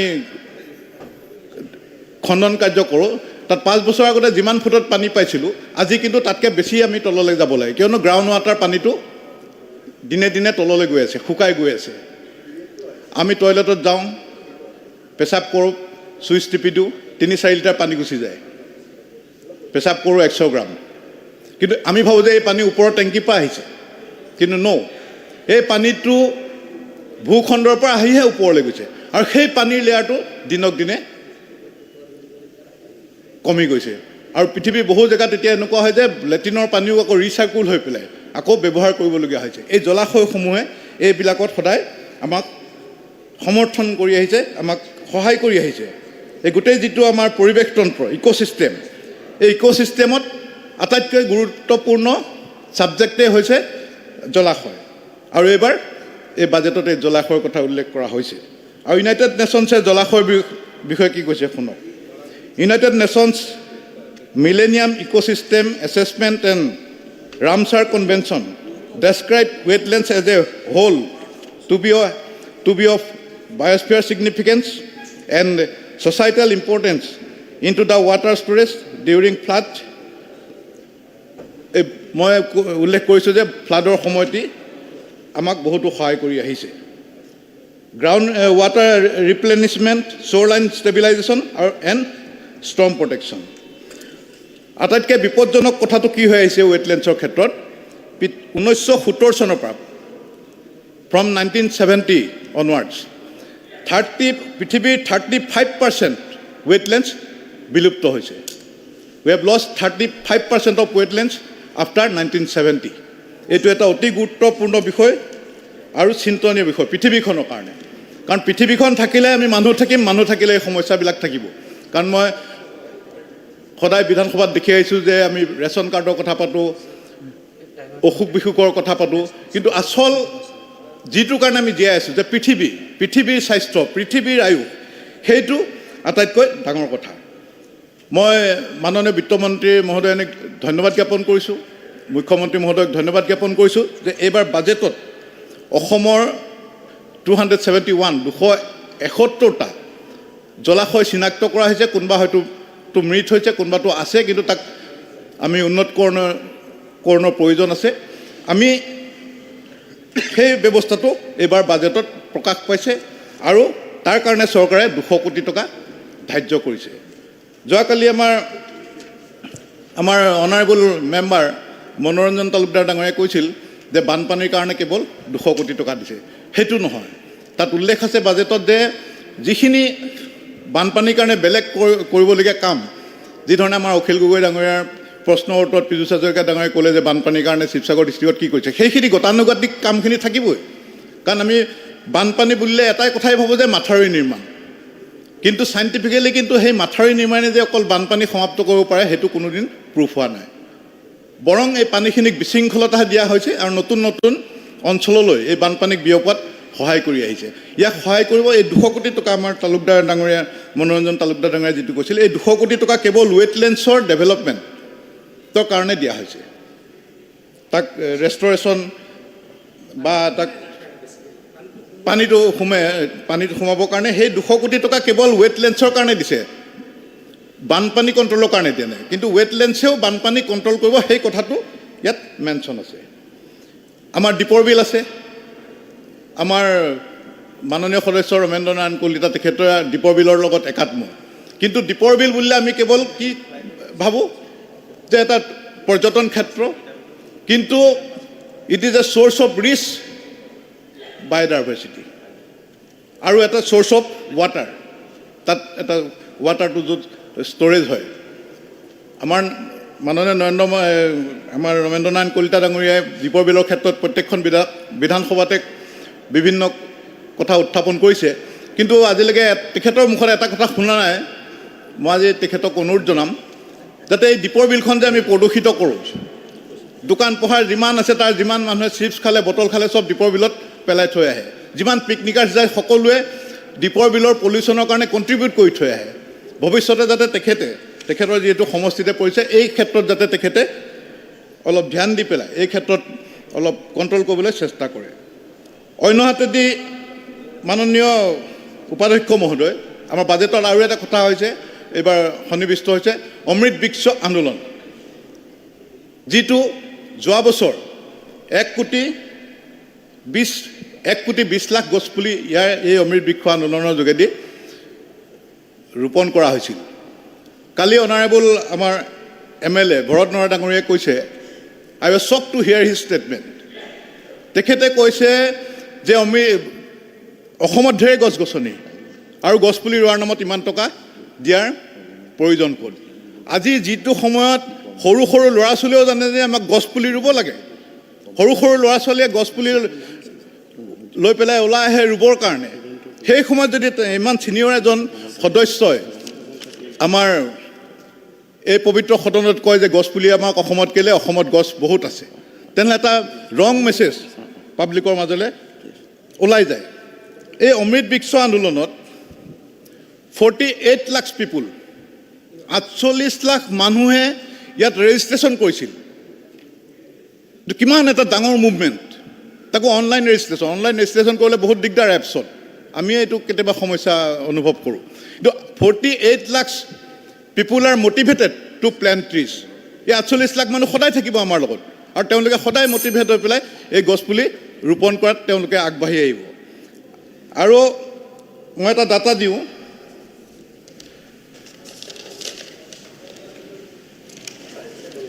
যে গছপুলি আমাৰ 2023 চনৰ এক প্ৰতিবেদন মতে 2015 চনৰ পৰা 2020 চনৰ ভিতৰত এই 5 বছৰত ভাৰতে 6,06,840 হেক্টৰ ফৰেষ্ট কভাৰ হেৰুৱাইছে, তাৰমানে বনভূমি হেৰুৱাইছে মাত্ৰ 5 বছৰত। আৰু অসমত যোৱা 20 বছৰত অসমে 2,690 হেক্টৰ ফৰেষ্ট কভাৰ হেৰুৱাইছে। সেইটো কিমান এটা চিন্তিত কথা। তাৰ পাছত যদি কোনোবাই কয় যে আমাক অসমত গছপুলি নালাগে, গছপুলিৰ প্ৰয়োজন নাই, তাতকৈ আৰু ডাঙৰ ষ্টেটমেণ্ট একো হ'ব নোৱাৰে। That is a most blind statement of this assembly. সেইকাৰণে এই সকলোবিলাক মিলি আমি দেখিছোঁ যে এই বাজেটখনে এইবাৰ এটা ইণ্টাৰনেশ্যনেল লেভেললৈ গুচি গৈছে। যিটো ইউনাইটেড নেশ্যনছে চিন্তা কৰিছে ৱেটলেণ্ডছৰ কথা, যিটো প্ৰত্যেকজন মানুহে আজি গছপুলি ৰোপণৰ কথা চিন্তা কৰে, সেইখন এইবাৰ এই বাজেটত প্ৰতিফলিত হৈছে। সেইকাৰণে মই মাননীয় বিত্তমন্ত্ৰী ডাঙৰীয়া, মাননীয় মুখ্যমন্ত্ৰী ডাঙৰীয়াক, কিয়নো অমৃত বৃক্ষ আন্দোলনটো that is a brain child of our honourable chief minister doctor Himanta Biswa Sarma, তেওঁলোকক মই ধন্যবাদ দি আজি মোৰ বাজেট ভাষণ সামৰিছোঁ। ধন্যবাদ। Thank you. Next honourable member Ashraful Hussain. আপোনাৰ সময় দলে দিছে 10 মিনিট, গতিকে আপুনি তাতে শেষ কৰিব। মাননীয় উপাধ্যক্ষ মহোদয়, এইবাৰ বিত্তমন্ত্ৰী ডাঙৰীয়ানীয়ে যি বাজেট সদনত উত্থাপন কৰিছে, এই বাজেট আমি যদি খুব চমুকৈ কওঁ, এটি শুকান বাজেট হিচাপে আমাৰ দৃষ্টিগোচৰ হৈছে। মহোদয়, এই বাজেটত আমি বিশেষ কোনো ডাঙৰ ঘোষণাও দেখা নাই। একেটা সময়তে পূৰ্বৰ ধাৰাকে অব্যাহত ৰাখি যি হিতাধিকাৰী সৃষ্টিৰ ধাৰা, সেই ধাৰাক অব্যাহত ৰাখিছে। মহোদয়, এই বাজেটৰ বিত্তীয় দিশসমূহ যদি আমি অকণমান আলোচনা কৰোঁ, দেখা গৈছিল যে 2023-24 বৰ্ষত এনুৱেল ফাইনেন্সিয়েল ষ্টেটমেণ্টত দেখুৱাইছিল যে ধাৰৰ টকা ঘূৰাই দিব লাগিব, অৰ্থাৎ প্ৰিন্সিপাল পেমেণ্টত 4,000 কোটি টকা। কিন্তু মূৰকত গৈ আমি দেখিলোঁ যে ধাৰৰ টকা ঘূৰাই দিয়া হৈছে 19,000 কোটি টকা। এই ব্যৱধানটো অত্যাধিক হোৱাটো আমি লক্ষ্য কৰিছোঁ। একেটা সময়তে এইবাৰ 2024-25 চনত ডেপ্থ ৰিপেমেণ্ট ৰিটাৰ্ণত কোৱা হৈছে যে 7,000 কোটি টকা ঘূৰাই দিয়া হ'ব। এই 7,000 কোটিটো যদি 5 গুণ বাঢ়ি যায় যোৱাবাৰৰ তুলনাত, তেনেহ'লে 35,000 কোটি টকা হ'ব। মই আশা কৰিম যে বিত্তমন্ত্ৰী ডাঙৰীয়ানীয়ে তেওঁৰ বক্তব্যত এইষাৰ কথাৰ এটি স্পষ্টীকৰণ দাঙি ধৰিব। মহোদয়, 2022 আৰু 23 চনত ফিস্কেল ডেফিচিটৰ এলাউড লিমিট আছিল 4%, কিন্তু একচুৱেলত গৈ এই লিমিট ক্ৰছ কৰি ফিস্কেল ডেফিচিট আহিল 6.1%, যিটো আমাৰ কাৰণে এটি উদ্বেগৰ বিষয়। মহোদয়, আমি আমাৰ অসমৰ বাজেট আমি কেইবাবছৰৰ পৰা আনৰিয়েলিষ্টিক কিছুমান ফিগাৰ সদায় দেখা পাওঁ, যি ফিগাৰটোৱে এইটোকে সূচায় যে এই বাজেটৰ স্বাস্থ্য ভাল নহয়। মূলতঃ এই আনৰিয়েলিষ্টিক হোৱাৰ যি ছাপ্লিমেণ্টাৰী ডিমাণ্ড আহে, এইটো এটা অন্যতম কাৰণ হ'ব লাগে। ছাপ্লিমেণ্টাৰী ডিমাণ্ডৰ সময়ত দেখা যায় যে বহু বিভাগে পইচা খৰচ কৰিব নোৱাৰে বা তেওঁলোকক ছেভিংছ কৰাৰ কাৰণে কোৱা হয়, কিন্তু তেওঁলোকে ফাইনেলি গৈ সেইখিনি ছেভিংছ কৰি কৰি আনি যেতিয়া অন্য ডিপাৰ্টমেণ্টত সেই পইচাখিনি এডজাষ্ট কৰা হয়, সেই পইচাখিনি তাৰ পৰা মাইনাছ নকৰি এইফালে কেৱল প্লাছ কৰি যোৱাৰ ফলত এই অংকটো অকণমান ডাঙৰ দেখা যায়। যদি আপুনি চাই এইবাৰৰ যি MTFP ডকুমেণ্টছ আছে, অৰ্থাৎ medium term fiscal policy documents আছে, তাৰ 27 নম্বৰ পৃষ্ঠাত কৈছে যে FRBM আইনে আমাক পাৰ্মিট কৰাৰ ভিতৰত আমি ঋণ লৈছোঁ, কিন্তু আমাৰ যি গ্ৰ'থ অফ আউটষ্টেণ্ডিং ডেপ্থ, সেইটোৰ তুলনাত GSDPৰ গ্ৰ'থ ৰেট অনেক কম। যদি আমি ঋণ লৈছিলোঁ তেনেহ'লে আমাৰ GSDPও তেনেকুৱাকৈ বাঢ়িব লাগিছিল। আমাৰ আউটষ্টেণ্ডিং ডেপ্থ বাঢ়িছে, কিন্তু আমাৰ GSDPৰ গ্ৰ'থ ৰেটটো কম হৈ আছে। গতিকে মহোদয়, এইখিনি আমি ওপৰে এই বিষয়খিনিৰ পৰা ক'লোঁ যে বিত্তীয় দিশসমূহত এই ধৰণৰ আমাৰ চকুত ধৰা ধৰণৰ আমি কম জ্ঞান বুদ্ধিৰে যিখিনি বুজি পাওঁ, তাৰ ভিতৰত এইখিনি আমাৰ চকুত ভাহি উঠিছে। মহোদয়, বাজেটত অনেক কথাই কোৱা হয়, যোৱাবেলিৰ বাজেটতো কোৱা হৈছিল, তাৰ আগতো কোৱা হৈছিল, 3-4টা বাজেট এই সদনত অহাৰ পিছত পালোঁ। কিন্তু কেৱল মই মোৰ চেঙা সমষ্টিৰে উদাহৰণ দি ক'ম যে যিবিলাক কথা বাজেটত কোৱা হৈছিল কিন্তু বাস্তৱত কেতিয়াও ৰূপায়িত নহ'ল। কোৱা হৈছিল যোৱাবেলিৰ আগৰবেলি বাজেটত যে চেঙা সমষ্টিৰ বহৰীত এখন ক্ষুদ্ৰ জাহাজঘাট কৰা হ'ব, আৰু সেইটো কেৱল ভাষণতে সীমাবদ্ধ থাকি গ'ল, কেতিয়াও তাৰ বাস্তৱ ৰূপ আমি দেখিবলৈ নাপালোঁ। আৰু মোটামুটিভাৱে তাতে 70-80 কোটি টকা বা 100 কোটি টকাৰ ওপৰত সেই কামখিনি আহিলেহেঁতেন। কিন্তু কেৱল বাজেটৰ ভাষণতে ফুলজাৰি মাৰি যেতিয়া কৰ্মত আমি নাপাম, ইয়াতকৈ দুৰ্ভাগ্য আৰু কি হ'ব পাৰে। কেৱল এটাই যে তেনেকুৱা নহয়, চেঙা সমষ্টিত আৰু কেইবাটাও উদাহৰণ আছে, মই আপোনাক জনাব বিচাৰিছোঁ। ADBৰ জৰিয়তে, এছিয়ান ডেভেলপমেণ্ট বেংকৰ জৰিয়তে চেঙা সমষ্টিৰ গৰাখহনীয়া প্ৰতিৰোধৰ কাৰণে, বাগবৰ সমষ্টিৰ গৰাখহনীয়া প্ৰতিৰোধৰ কাৰণে আঁচনি লোৱা বুলি আমাক বাজেটৰ ভাষণত কৈছিল। সেই কথাটোকো গৈ আইনী মোকৰ্দমা অমুক তমুক কৈ ফুটুকাৰ ফেনত পৰিণত কৰা হ'ল। মহোদয়, বাজেটত এবাৰ কোৱা হৈছিল যে বুনিয়াদী স্বাস্থ্যকেন্দ্ৰ ৰাজ্যত 1000খন নিৰ্মাণ কৰা হ'ব। যোৱাবাৰ আগৰবাৰ টেণ্ডাৰলৈকে হৈ গৈছিল, তাৰপিছত কিন্তু বুনিয়াদী স্বাস্থ্যকেন্দ্ৰ আজি ৰাজ্যত নাই, আৰু অহা দিনত হ'বনে নাই সেয়াও এটা ডাঙৰ প্ৰশ্ন। আৰু তেনেকুৱা এখন বুনিয়াদী স্বাস্থ্যকেন্দ্ৰ চেঙাতো চেংচন হৈছিল, আৰু আজিলৈকে আমি পোৱা নাই। কেৱল বাজেটত আহিব, আমি নাপাম, ইয়াতকৈ দুৰ্ভাগ্য হয়। কেৱল এটা সমষ্টিৰ উদাহৰণ দিছোঁ। তো বাজেটটো তেনেকুৱাকৈ সদায় দেখুৱাবলৈ বছৰৰ প্ৰথমত আমি বনাই থওঁ, তাৰপিছত গৈ ফাইনেলি আমি নকৰিম, ইয়াতকৈ আৰু দুৰ্ভাগ্য কি হ'ব পাৰে। কেৱল এইটোৱেই নহয়, জ্যোতি বিষ্ণু সাংস্কৃতিক প্ৰকল্প সিদিনা মই সদনত কৈছোঁ, চেঙা সমষ্টিত দিয়াৰ কাৰণে বাজেটাৰী প্ৰভিজনো আহিল, তাৰপিছতো গৈ পুঁজিৰ কাৰণে আমি দিব নোৱাৰিলোঁ। এটা সমষ্টিত যদি এটাবিলাক ঘটনা যদি হয়, তেনেহ'লে বাকী সমষ্টিবিলাকৰ কথা যদি আলোচনা কৰিবলৈ যাওঁ, তেনেহ'লে কিমান আৰু দীঘলীয়া লিষ্টখন আহিব। মহোদয়, এইবাৰৰ বাজেট যিটো আহিছে, এই বাজেটৰ স্পীডটো কম, আৰু তেওঁলোকৰ ভিতৰত চাগে ইন্ধনো কম, যাৰ কাৰণে এই বাজেট আমিনগাঁও পাৰ কৰিব পৰা নাই। উন্নয়নৰ বোজালৈ আমিনগাঁও পাৰ কৰিব পৰা নাই। যোৱাবেলি তথাপিও নলবাৰীলৈ গৈছিল।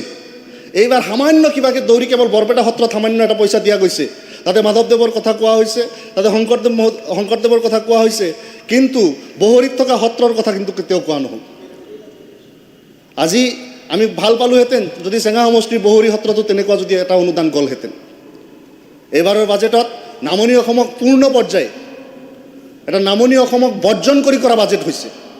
নামনি অসমতো উন্নয়নৰ ধাৰাটো আমি পাব বিচাৰোঁ, উন্নয়নৰ আলোকত আমি আলোকিত হ'ব বিচাৰোঁ। ডাঙৰ ডাঙৰ প্ৰজেক্ট যিসমূহ আছে গুৱাহাটী বা ডাঙৰ ডাঙৰ চহৰ বা উজনি অসমৰ বিভিন্ন ঠাইত গৈছে, আমি বেয়া পোৱা নাই, তাতেও হ'ব লাগে, কিন্তু আমাৰ ঠাইবিলাকত নহ'ব মহোদয়। আমাৰ কাৰণে দুৰ্ভাগ্য। মহোদয়, বিত্তমন্ত্ৰী ডাঙৰীয়ানীয়ে এইবাৰো কৈছে বাজেট ভাষণত 33 নম্বৰ পৃষ্ঠাত যে 5000টা অংগনবাড়ী কেন্দ্ৰ সম্পূৰ্ণ কৰিছে বুলি। এই তথ্যটো ভুল হৈছে, তেখেতে শুধৰাই ল'ব বুলি মই আশা কৰিছোঁ। অংগনবাড়ী কেন্দ্ৰ এতিয়ালৈকে সম্ভৱতঃ 1000খনৰ নিৰ্মাণ কাৰ্য চলি আছে, তাৰে 200-300 বা 400 কাম সম্পূৰ্ণ হৈছে, তাতকৈ বৰ বিশেষ হোৱা নাই। কিন্তু অংগনবাড়ী কেন্দ্ৰসমূহত বাইদেৱে কোৱা ধৰণে যে কেৱল এই আদৰ্শ বা বিল্ডিংটো বনালে 25 লাখ টকাৰে এই প্ৰি প্ৰাইমাৰী এডুকেশ্যনটো ভাল হৈ যাব, এই ধাৰণাটো ভুল। এতিয়াও ৰাজ্যত এনেকুৱাকৈ হাজাৰ হাজাৰ অংগনবাড়ী কেন্দ্ৰ আছে যিবিলাকত একঠা মাটি নাই। আৰু যেতিয়া অংগনবাড়ী কেন্দ্ৰসমূহ প্ৰতিষ্ঠা কৰা হৈছিল, তেতিয়া কৰ্মী নতুবা সহায়িকাক চাকৰি দিয়াৰ নামত 10 লোচাকে মাটি কাৰোবাৰ পৰা লৈ নামে কামে নলৈ কিবাকৈ ঘৰটো বনাবলৈ তেনেকুৱা লোৱা হৈছিল। গতিকে মই ভাবোঁ যে আদৰ্শ অংগনবাড়ীৰ কনচেপ্টটো থাকক, সেইটোও ভাল। একেটা সময়তে যিসমূহ জৰাজীৰ্ণ গৃহত এই অংগনবাড়ী কেন্দ্ৰসমূহ আছে, সেইবিলাককো পুনৰ নিৰ্মাণ সৰুকৈ, ডাঙৰকৈ তাতে নিদিব, তো মাটিৰ মালিকে নিদিয়ে যে যিখিনি দিছোঁ এইখিনি যদি পাৰা কৰা। এই সমস্যাবিলাক আমি পাইছোঁ। যিসমূহ ঠাইত বিশেষভাৱে লেণ্ডৰ স্কাৰচিটি আছে, সেইসমূহ ঠাইত এই বিষয়টো বিত্তমন্ত্ৰী মহোদয়ে চাব। আৰু এই বাজেটত কোৱা হৈছে 332খন উচ্চ মাধ্যমিক আৰু উচ্চতৰ মাধ্যমিক বিদ্যালয়ত 7 কোটিকৈ টকা দিয়া হ'ব। দেখা গৈছে যে এই বিৰোধী বিধায়ক থকা সমষ্টিসমূহত মাত্ৰ দুখনকৈ কেন্দ্ৰ বাছনিত উঠিছে, বাকী শাসকীয় দলৰ বিধায়ক থকা সমষ্টিসমূহত 3খন 4খন 5খনলৈকে কেন্দ্ৰ বাছনি বা স্কুল বাছনিত উঠিছে। এয়াও দুৰ্ভাগ্য আমাৰ কাৰণে যে আমাৰ ঠাইত ল'ৰা ছোৱালী ভাল ইনফ্ৰাষ্ট্ৰাকচাৰ নাপাব, বাকী ঠাইত ল'ৰা ছোৱালীয়ে বেছিকৈ পাব। এই ধৰণৰ এটা মানে সুবিচাৰ আমি আশা কৰিছিলোঁ চবত সমানভাৱে পালে আমাৰ অন্তত ভাল লাগিলেহেঁতেন। আজি 322খন স্কুলৰ কথা কোৱা হৈছে, পৰৱৰ্তী সময়ত আৰু 2-4খন স্কুল কৰিব। কিন্তু এতিয়াও যিসমূহ স্কুল, যিবিলাক মিডিয়াম চাইজৰ স্কুল, যিসমূহ স্কুলত 300 বা 400 ল'ৰা ছোৱালী আছে বা 200কৈ 300ৰ ভিতৰত আছে, সেইসমূহ স্কুলত মাটিও কম, সেই ঠাইবিলাকতে 7 কোটি টকাৰ প্ৰজেক্টটো কৰিব নোৱাৰি। গতিকে তাৰ সলনি বিকল্প সৰু পইচা, অকণমান কম পৰিমাণৰ পইচা দি বাকী সব স্কুলৰ ইনফ্ৰাষ্ট্ৰাকচাৰ ভাল কৰাৰ কথাও চিন্তা ভাৱনাত আনিব লাগে। এইবাৰৰ বাজেটত মহোদয়া বাট পথৰ নতুন কোনো ঘোষণা নাই, কেৱল অসমমালাৰ কিছু ৰাস্তাৰ কথা ঘোষণা কৰা হৈছে।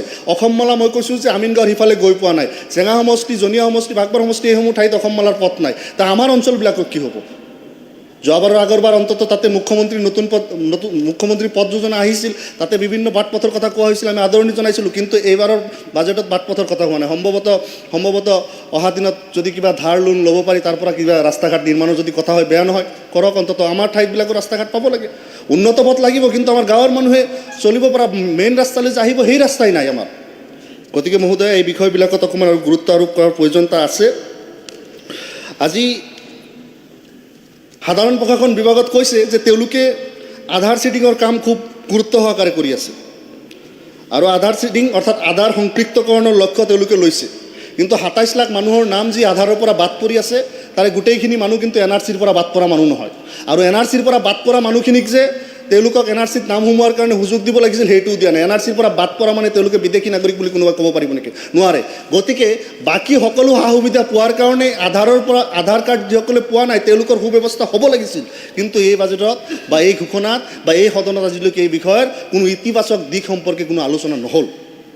মহোদয়, আমি এতিয়াও দেখিছোঁ যে বহুত স্কুলত টিচাৰৰ অভাৱ, বিশেষকৈ দুৰ্গম আৰু আওহতীয়া অঞ্চলসমূহত শিক্ষকসকলে যাব নিবিচাৰে বুলি এই উত্তৰ বিভিন্ন ঠাইত বিভিন্ন বিভাগীয় অফিচাৰসকলৰ পৰা আমি পাওঁ। এতিয়াও এই দুৰ্গম অঞ্চলবিলাকত বহু ঠাইত দেখা গৈছে যে ভেঞ্চাৰ স্কুলসমূহ কৰি বহুত শিক্ষকে শিক্ষকতা কৰিব বিচাৰিছিল, কিন্তু সেই স্কুলসমূহ লোৱা নহ'ল। আজিৰ দিনতো যদি অন্ততঃ দুৰ্গম ঠাইত, মই 1 মিনিটত শেষ কৰিছোঁ, এই দুৰ্গম ঠাইত মানুহখিনিৰ কাৰণে যদি সেই স্কুলসমূহক যদি তেওঁলোকক টিউটৰ হিচাপে লৈ যদি তাতে থকা এক্সিষ্টিং স্কুলসমূহত তেওঁলোকে এডজাষ্ট কৰা হয়, মই ভাবোঁ যথেষ্টখিনি উপকাৰ হ'ব। মই সোধো শেষত ব্ৰিজৰ ঘোষণা আহিছে। আজি আমিনগাঁৱত এখন ব্ৰিজ হৈ আছে, শৰাইঘাটৰ ওপৰত আৰু এখন ব্ৰিজ হ'ব, পলাশবাৰীতো আৰু এখন ব্ৰহ্মপুত্ৰৰ ওপৰত ব্ৰিজ হ'ব। কিন্তু পলাশবাৰীৰ পৰা আৰম্ভ কৰি গোৱালপাৰা এই 80 কিলোমিটাৰ 90 কিলোমিটাৰৰ মাজত গোটেই বৰপেটা জিলা আৰু এইপিনে কামৰূপ গ্ৰাম্য জিলা থকাৰ পিছত গোৱালপাৰাৰ লগত সুন্দৰ এটা কানেক্টিভিটি হ'ব পৰা এখন ঠাই আছে। আৰু মই আশা কৰিম যে অহা দিনত ব্ৰহ্মপুত্ৰৰ ওপৰত যদি ক'ৰবাত ব্ৰিজ হ'ব লাগে, এই গুৱাহাটী আৰু গোৱালপাৰাৰ মাজৰ ভাগবৰ অংশত অৰ্থাৎ চেঙা সমষ্টিৰ অধুনালুপ্ত ভাগবৰ সমষ্টিৰ ডংৰা আৰু চেঙা সমষ্টিৰ আজি খোলাবান্ধাৰ মাজত এখন ব্ৰিজৰ প্ৰস্তাৱ যাতে ভৱিষ্যতে এই চৰকাৰখনে লয় তাৰ আশা ব্যক্ত কৰি মই মোৰ বক্তব্য সামৰিছোঁ। ধন্যবাদ। ধন্যবাদ মাননীয় সদস্য। এতিয়া বক্তব্য ৰাখিব শিবু মিশ্ৰ। আপোনাক দলে 7 মিনিট সময় দিছে। 7 মিনিট অলপ বেছিকৈ দিব আৰু যি নহওক, আজি বাজেটৰ ওপৰত দুআষাৰ কোৱাৰ সুযোগ দিয়াৰ কাৰণে আপোনাক আন্তৰিকভাৱে ধন্যবাদ জ্ঞাপন কৰিলোঁ।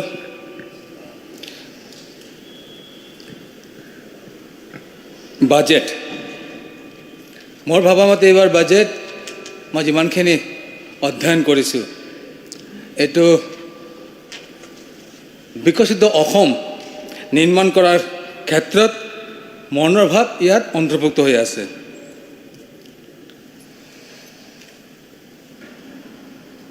আমাৰ সন্মানীয় মুখ্যমন্ত্ৰী তথা সন্মানীয় বিত্তমন্ত্ৰী তেওঁলোকৰ যে বাজেট উত্থাপন হৈছে, বহু বিধায়কে তেওঁলোকে বক্তব্য দিছে আৰু মই এই বাজেটৰ সমৰ্থন কৰি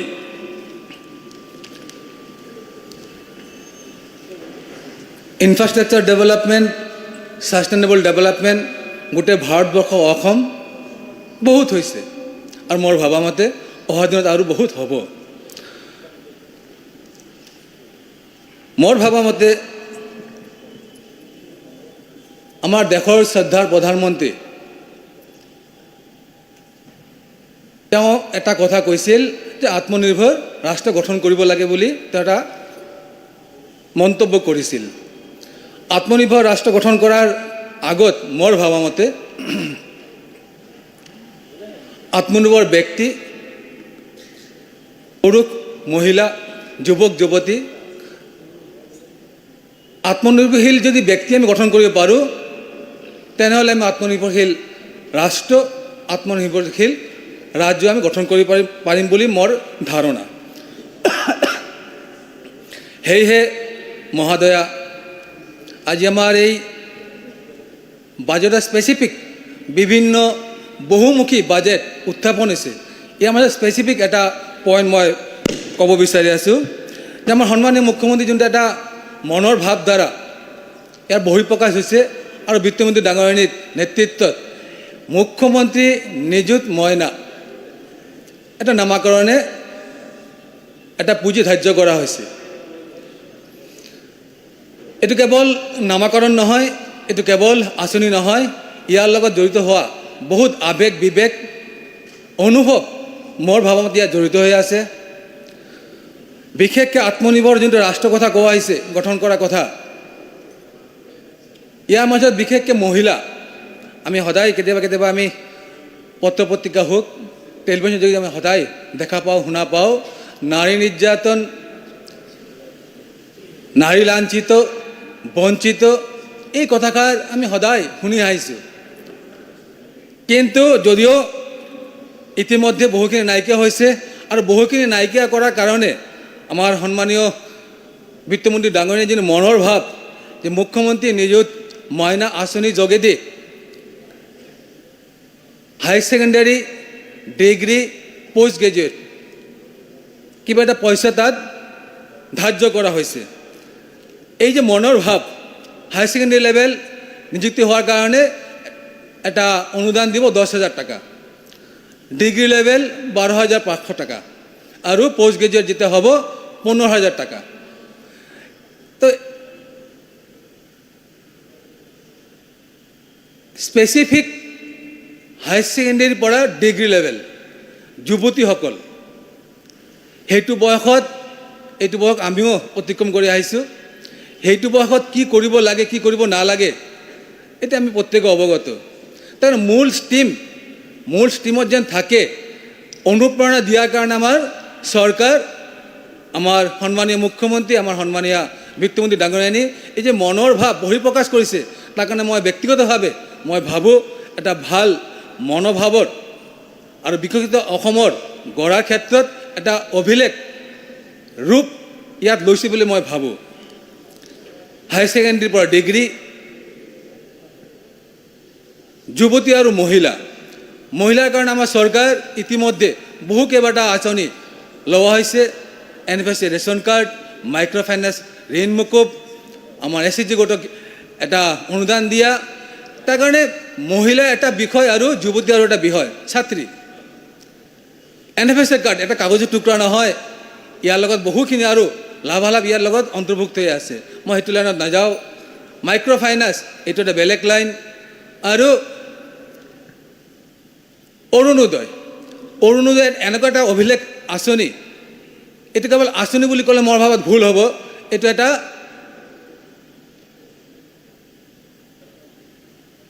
বৃহৎ হৃদয়ৰ এটা আঁচনি বুলি মই ভাবোঁ। এই অৰুণোদয়ৰ লগত বহুখিনি অনুভৱ ইয়াত জড়িত হৈ আছে। আৰু বিশেষকৈ যিহেতু আত্মনিৰ্ভৰ ৰাষ্ট্ৰ গঠন কৰাৰ কথা বাৰম্বাৰ আমাৰ চৰকাৰ কয়, তাৰ কাৰণে মহিলাক যে প্ৰাধান্য দি পেলাই কনকলতা সবলীকৰণ এনেকুৱা বহু ধৰণৰ আঁচনি লোৱা হৈছে। কিন্তু স্পেচিফিক মুখ্যমন্ত্ৰী নিযুত আমাৰ যোনটো মইনা আঁচনি, তাত কি ক'ব বিচাৰিছে আমাৰ চৰকাৰ, আমাৰ সন্মানীয় মুখ্যমন্ত্ৰী, আমাৰ সন্মানীয় বিত্তমন্ত্ৰী, যে হায়াৰ ছেকেণ্ডেৰীৰ পৰা ডিগ্ৰী এইটো সময়ত যদি এটা অনুদান দিয়া যায়, আমাৰ ছাত্ৰীসকলে এইটো সময়ত কি কৰিব লাগে, কি কৰিব নালাগে, এই ভাৱধাৰাত যেন তেওঁলোকে থাকে, পাঠদান লয়, বাল্য বিবাহ আমি যদি চাওঁ, এইটো সময়তে কিন্তু মেক্সিমাম যুৱতীয়ে বিবাহ কৰিব লাগে, বিবাহ পাতিব লাগে। বিবাহৰ বিষয়টো কি তেওঁলোকে অনুধাৱন কৰিব পৰা নাই। তাৰ কাৰণে তেওঁলোকে বিবাহ হয়।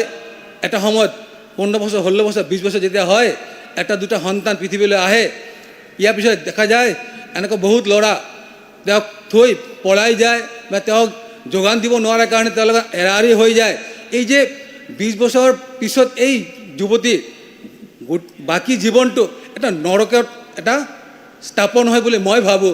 তাৰ কাৰণে আমাৰ চৰকাৰী যে ধাৰণা, যে মূল বিষয়টো হৈছে যে এই হায়াৰ ছেকেণ্ডেৰীৰ পৰা ডিগ্ৰী লেভেল এই যুৱতীসকলে যেন ভিন্ন পথভ্ৰষ্ট যেন নহয়, তেওঁলোকে পাঠদান ল'ব, সমাজত নিজকে প্ৰতিষ্ঠিত কৰিব আৰু সময় কৰাৰ কাৰণে যে বিবেক বুদ্ধি লোৱাৰ কাৰণে আমাৰ চৰকাৰ এই এটা আঁচনিৰ নামাকৰণে 240 কৰোৰ ধাৰ্য কৰা হৈছে। তাৰ কাৰণে মই ভাবোঁ ডেভেলপমেণ্ট বহুত হৈছে। ইনফ্ৰাষ্ট্ৰাকচাৰ ডেভেলপমেণ্ট হওক, আত্মনিৰ্ভৰশীল আমাৰ যে ভাৰত গঢ়াৰ কৰাৰ কথা কোৱা হৈছে, আমাৰ ছাষ্টেইনেবল ডেভেলপমেণ্ট এইবিলাক হ'ব, এইবিলাক স্বাভাৱিক।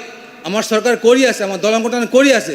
কিন্তু মানৱ জাতি ৰক্ষণাবেক্ষণ কৰাৰ কাৰণে, নাৰী জাতি ৰক্ষণাবেক্ষণ কৰাৰ কাৰণে এই যে ভাৱধাৰা, এই ভাৱধাৰা আমি প্ৰত্যেকে অকপতে মানিব লাগে, সন্মান কৰিব লাগে বুলি ভাবোঁ। তাৰ কাৰণে আজি এই পবিত্ৰ সদনত আমাক দুআষাৰ কোৱাৰ যে সুযোগ দিছে, তাৰ কাৰণে পুনৰবাৰ আন্তৰিক অভিনন্দন, আন্তৰিক সন্মান জ্ঞাপন কৰি, আৰু বিশেষকৈ আমাৰ সন্মানীয় মুখ্যমন্ত্ৰী ডক্টৰ হিমন্ত বিশ্ব শৰ্মা, সন্মানীয় বিত্তমন্ত্ৰী অৰুণোদয় ডাঙৰীয়ানীক আন্তৰিকভাৱে অভিনন্দন জ্ঞাপন কৰি আঁচনি লোৱাৰ কাৰণে মোৰ চমু বক্তব্য সামৰণি মাৰিলোঁ। নমস্কাৰ, ধন্যবাদ। ধন্যবাদ মাননীয় সদস্য। এতিয়া বক্তব্য ৰাখিব আফতাবুদ্দিন মোল্লা।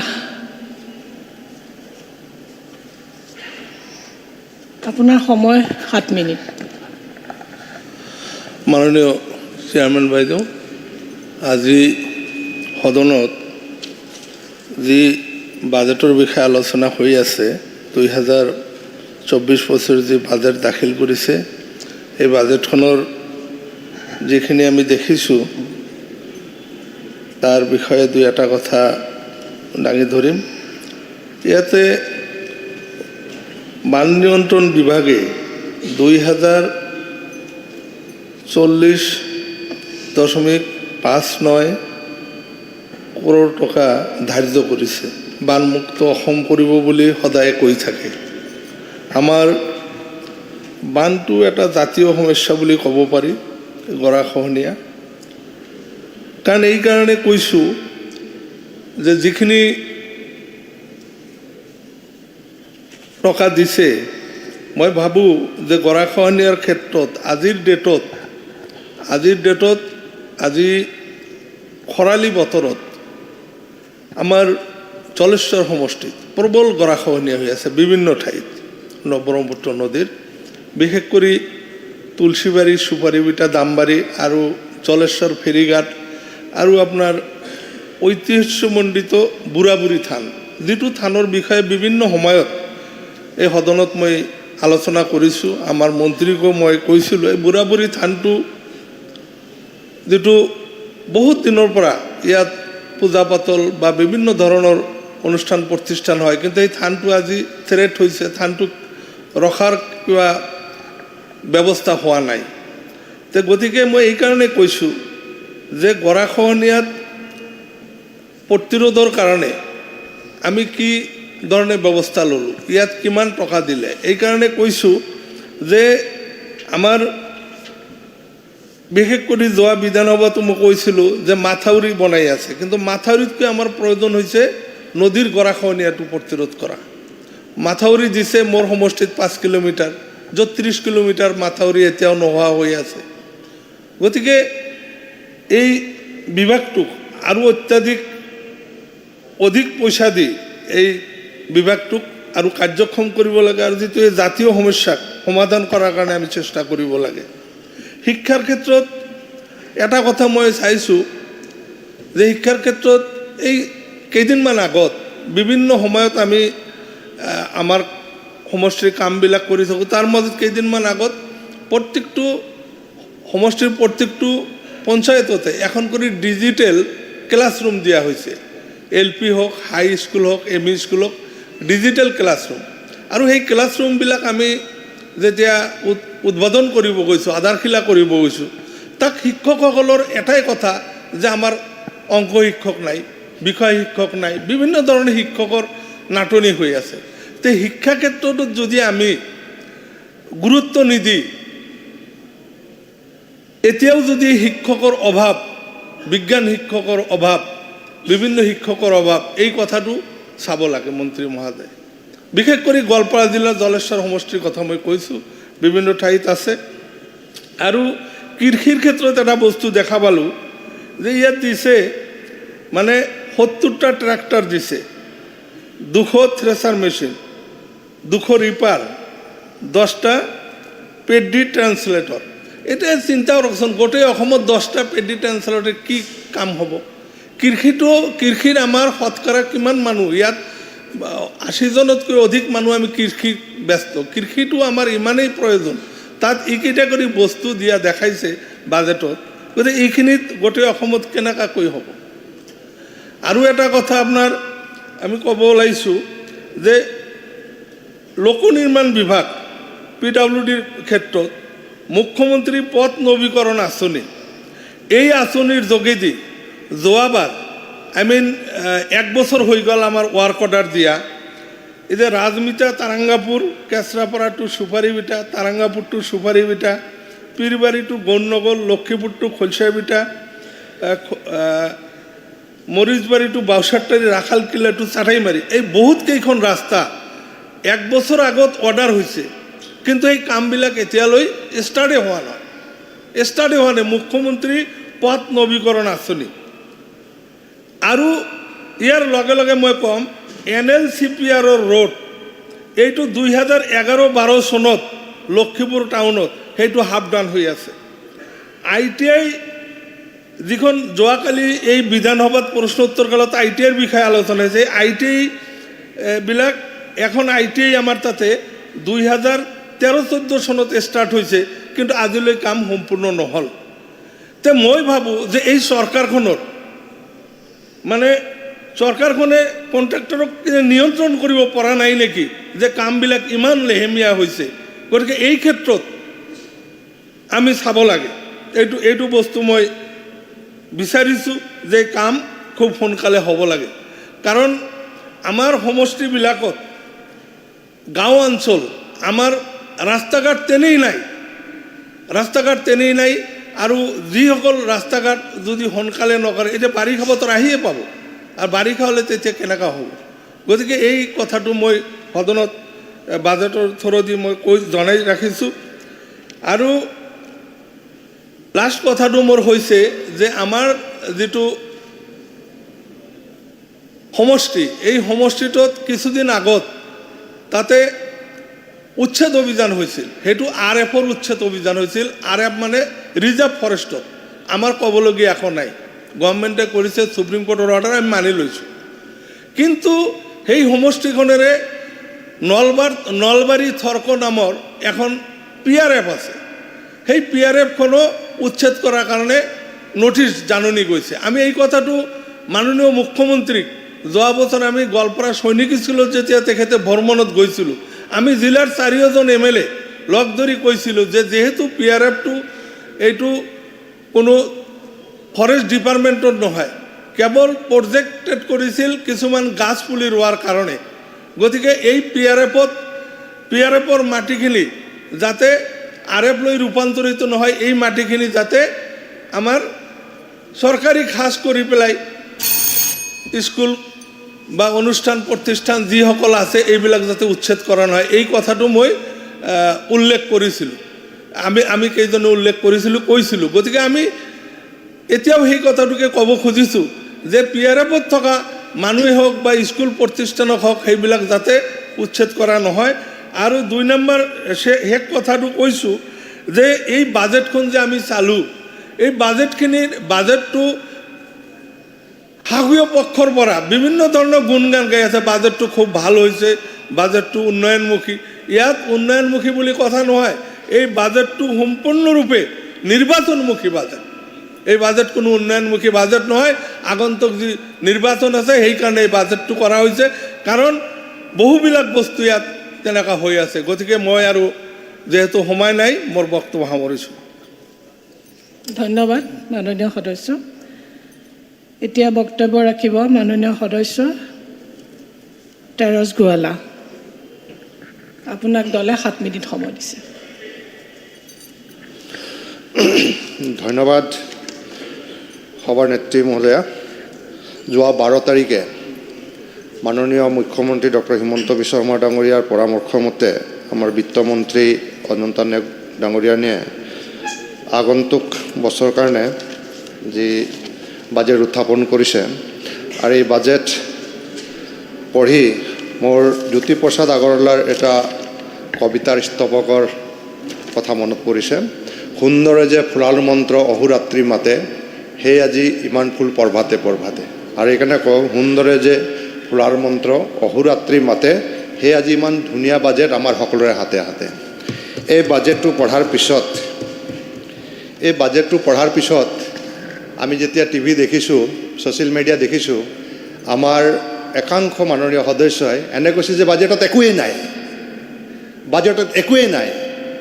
তো মই আজি ক'ম কি আছে। মই অলপ দুটামান কথা কৈ যাব বিচাৰিছোঁ। অসমৰ মুঠ জনসংখ্যা 3,30,00,000-ৰ ভিতৰত প্ৰায় 1 কোটি জনসংখ্যা থকা হৈছে অসমীয়া জাতিসত্তাৰ অন্যতম অবিচ্ছেদ্য অংগ অসমৰ চাহ জনগোষ্ঠীসকল। প্ৰায় 12 লাখ শ্ৰমিক চাহ বাগিচাত জড়িত আছে। আৰু এই চাহ বাগিচাৰ মানুহবিলাক স্বাধীনতাৰ 60-70টা বছৰ কেৱল ৰাজনৈতিকভাৱে ব্যৱহাৰ হৈ থকা এই জনগোষ্ঠীটো কোনোদিন এগৰাকী স্বাভিমানী ভাৰতীয় নাগৰিক হিচাপে সন্মান আৰু মৰ্যাদা নাপালে 2016 চনত পৰিৱৰ্তনৰ নামত ভাৰতীয় জনতা পাৰ্টীৰ চৰকাৰৰ দিনত সন্মান মৰ্যাদা অধিকাৰ সকলো পাবলৈ আৰম্ভ কৰিছে। সভানেত্ৰী মহোদয়া, বাজেটৰ মূল থিমটোৱে হৈছে বিকশিত অসম, আত্মনিৰ্ভৰ অসম, শক্তিশালী অসম আৰু সমৃদ্ধিশালী অসম গঢ়াৰ এক বাস্তৱ ফৰ্মত দৰ্শন, ভৱিষ্যত দৰ্শন আছে। আৰু এইকাৰণে মই ভাবোঁ যে মাননীয় প্ৰধানমন্ত্ৰী নৰেন্দ্ৰ মোদী ডাঙৰীয়াৰ মূল নীতি সবকা সাথ সবকা বিকাশ সবকা বিশ্বাস সবকা প্ৰয়াস নীতিৰে এই বাজেট আহিছে। আৰু এইকাৰণে যিসকলে একো নাই তেওঁলোকক জনাইছোঁ, পেজ নম্বৰ আপোনালোকে বাজেটৰ পেজ নম্বৰ 27-28ত যাব। তাত চাহ জনগোষ্ঠীৰ কাৰণে 3% ঐতিহাসিকভাৱে 3% four grade and third grade চাকৰিৰ কাৰণে চিট ৰিজাৰ্ভ কৰিছে। এইটো আছিল যে স্বাধীনতাৰ অমৃতকালৰ এটা ঐতিহাসিক দিন। যদি পঢ়া নাই এবাৰ আৰু এবাৰ পঢ়ি ল'ব, পেজ নম্বৰ কৈছোঁ 27 আৰু 28ত। তাৰপিছত চাহ বাগিচা এই যে 3% যে ৰিজাৰ্ভেশ্যন কৰিছে, মই গৌৰৱ অনুভৱ কৰিছোঁ। বাইদেউ, আপোনালোকে জানে যে বৰ্তমান শিক্ষা ব্যৱস্থা ইমান আগুৱাই গৈছে যে চলব্ৰুক, ছেণ্ট মেৰিজ এই ধৰণে যিবিলাক উন্নত মান বিশিষ্ট যিবিলাক ব্যক্তিগত স্কুলত সকলোৱে পঢ়াব আৰম্ভ কৰিছে। আমাৰ চাহ শ্ৰমিকৰ সন্তানে ন্যূনতম মজুৰিত কাম কৰি চাহ বাগিচাৰ এই প্ৰাথমিক বিদ্যালয়ৰ পৰা আগুৱাই যাব পৰা নাছিলে। আৰু তেনেকুৱা বিদ্যালয়ৰ পৰা অহা ল'ৰা ছোৱালীক আমি কেতিয়াও ৰিক্ৰুটমেণ্ট কমিশ্যন বোৰ্ডে যি এপইণ্টমেণ্ট ব্যৱস্থা আৰম্ভ কৰিছে তাত যোগ্যতা অৰ্হতাৰ আধাৰত আমি চাকৰি পাব নোৱাৰোঁ আৰু মই সেইকাৰণে মুখ্যমন্ত্ৰী ডাঙৰীয়াক ধন্যবাদ জনাইছোঁ যে ইতিহাসৰ প্ৰথমবাৰৰ বাবে এই নিপীড়িত আৰু চিৰবঞ্চিত এটা জনগোষ্ঠীক চাকৰিৰ ক্ষেত্ৰত আগুৱাই লৈ যাবৰ কাৰণে 3% তেওঁ চাকৰি ৰিজাৰ্ভেশ্যন কৰাৰ কাৰণে মই ধন্যবাদ জনাইছোঁ এইটো এই বাজেটত উল্লেখ আছে 2 নম্বৰ হ'ল চাহ বাগিচা গৰ্ভৱতী মহিলাৰ মজুৰি ক্ষতিপূৰণ আইন বাইদেউ আমাৰ নিশ্চয় অজন্তা বাইদেউ এগৰাকী মাতৃ এগৰাকী মহিলা সীতাৰমণ ডাঙৰীয়ানী এগৰাকী মাতৃয়ে এই কথা বুজি পায় যে এগৰাকী বোৱাৰী যেতিয়া গৰ্ভৱতী হয় তেওঁ কি ধৰণে আমি কেয়াৰ ল'ব লাগে কিন্তু চাহ বাগিচাৰ সেই দুৰ্ভগীয়া সেই মাতৃসকল শহুৰৰ বদলি শাহুৰ বদলি যেতিয়া কামটো লয় বাগানত কেৱল মাত্ৰ ঘৰটো পাবৰ কাৰণে আৰু তেওঁ 7 মাহ 8 মাহ 9 মাহ পেটত বাচ্চা লৈ গৰ্ভৱতী অৱস্থাত পাত ছিঙিব যায় 3 ফুট নালা জাপ মাৰি যায় দৌৰি দৌৰি গৈ তেওঁ পাত ওজন দিব যায়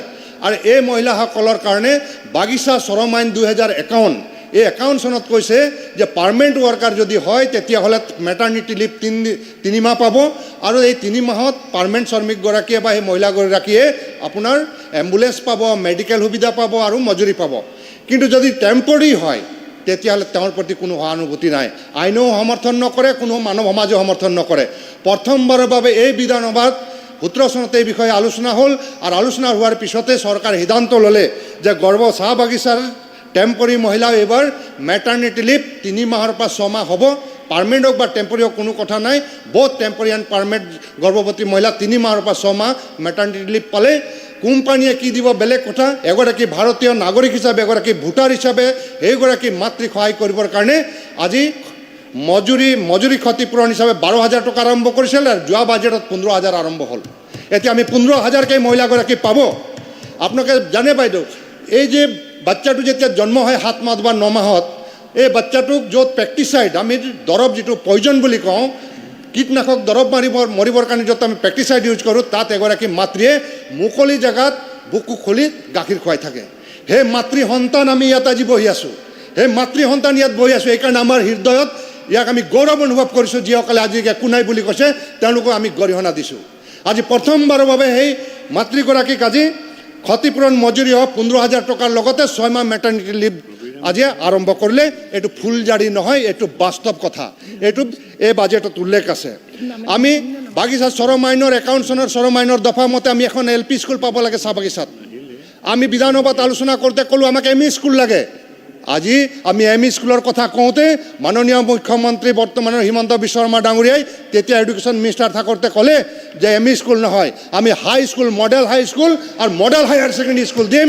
আৰু ইতিমধ্যে 218টা মডেল হাই স্কুল চাহ বাগিচাত হৈ আছে ইয়াৰ কাৰণে কিমান টকা দিছে বাইদেউ এবাৰত পঢ়ি ল'ব বাজেটটো প্ৰায় 309 কোটি টকা 309 কোটি টকা 218খন বিদ্যালয় নিৰ্মাণৰ কাৰণে আজি পুঁজি আবণ্টন দিছে তাৰপিছতে মুখ্যমন্ত্ৰী আৱাস যোজনা চাহ বাগিচাৰ মানুহ আৱাস যোজনা কল্পনা কৰিব পাৰে নেকি যিসকলে গোলামী হিচাপে ব্যৱহাৰ হৈ থকা সেই কেৱল কোম্পানী ঘৰটোত থকাৰ কোনো মাটি বাৰী অধিকাৰ নথকা এই নাগৰিকগৰাকী PMY ঘৰ কল্পনা কৰিব পাৰে নেকি এইবাৰ মুখ্যমন্ত্ৰী ডাঙৰীয়া কৈছে যে বসুন্ধৰা থিত একেবাৰে শিথিল নিয়মৰে তেওঁলোকক মাটি আবণ্টন দিয়া হ'ব আৰু এই শ্ৰমিকসকলক PMY যিটো মুখ্যমন্ত্ৰী আৱাস যোজনাৰ 1,30,000 ভিতৰত 10% আজি ৰিজাৰ্ভ কৰিছে 13,000 ঘৰ আজি এই চাহ শ্ৰমিকে পাব এইটো বাজেটত উল্লেখ আছে এই বাজেটটো এবাৰ পঢ়ি ল'ব যদি কোনোবাই চাহ বাগিচাৰ বুলি পঢ়া নাই যদি 70 বছৰতো নপঢ়িলে এইবাৰ হ'লেও পঢ়ি লওক বাজেটটো যে এইবাৰ এই কথাটো উল্লেখ আছে তাৰ কাৰণে প্ৰায় 195 কোটি টকা মোটামুটি তাত পুঁজি আবণ্টন হ'ব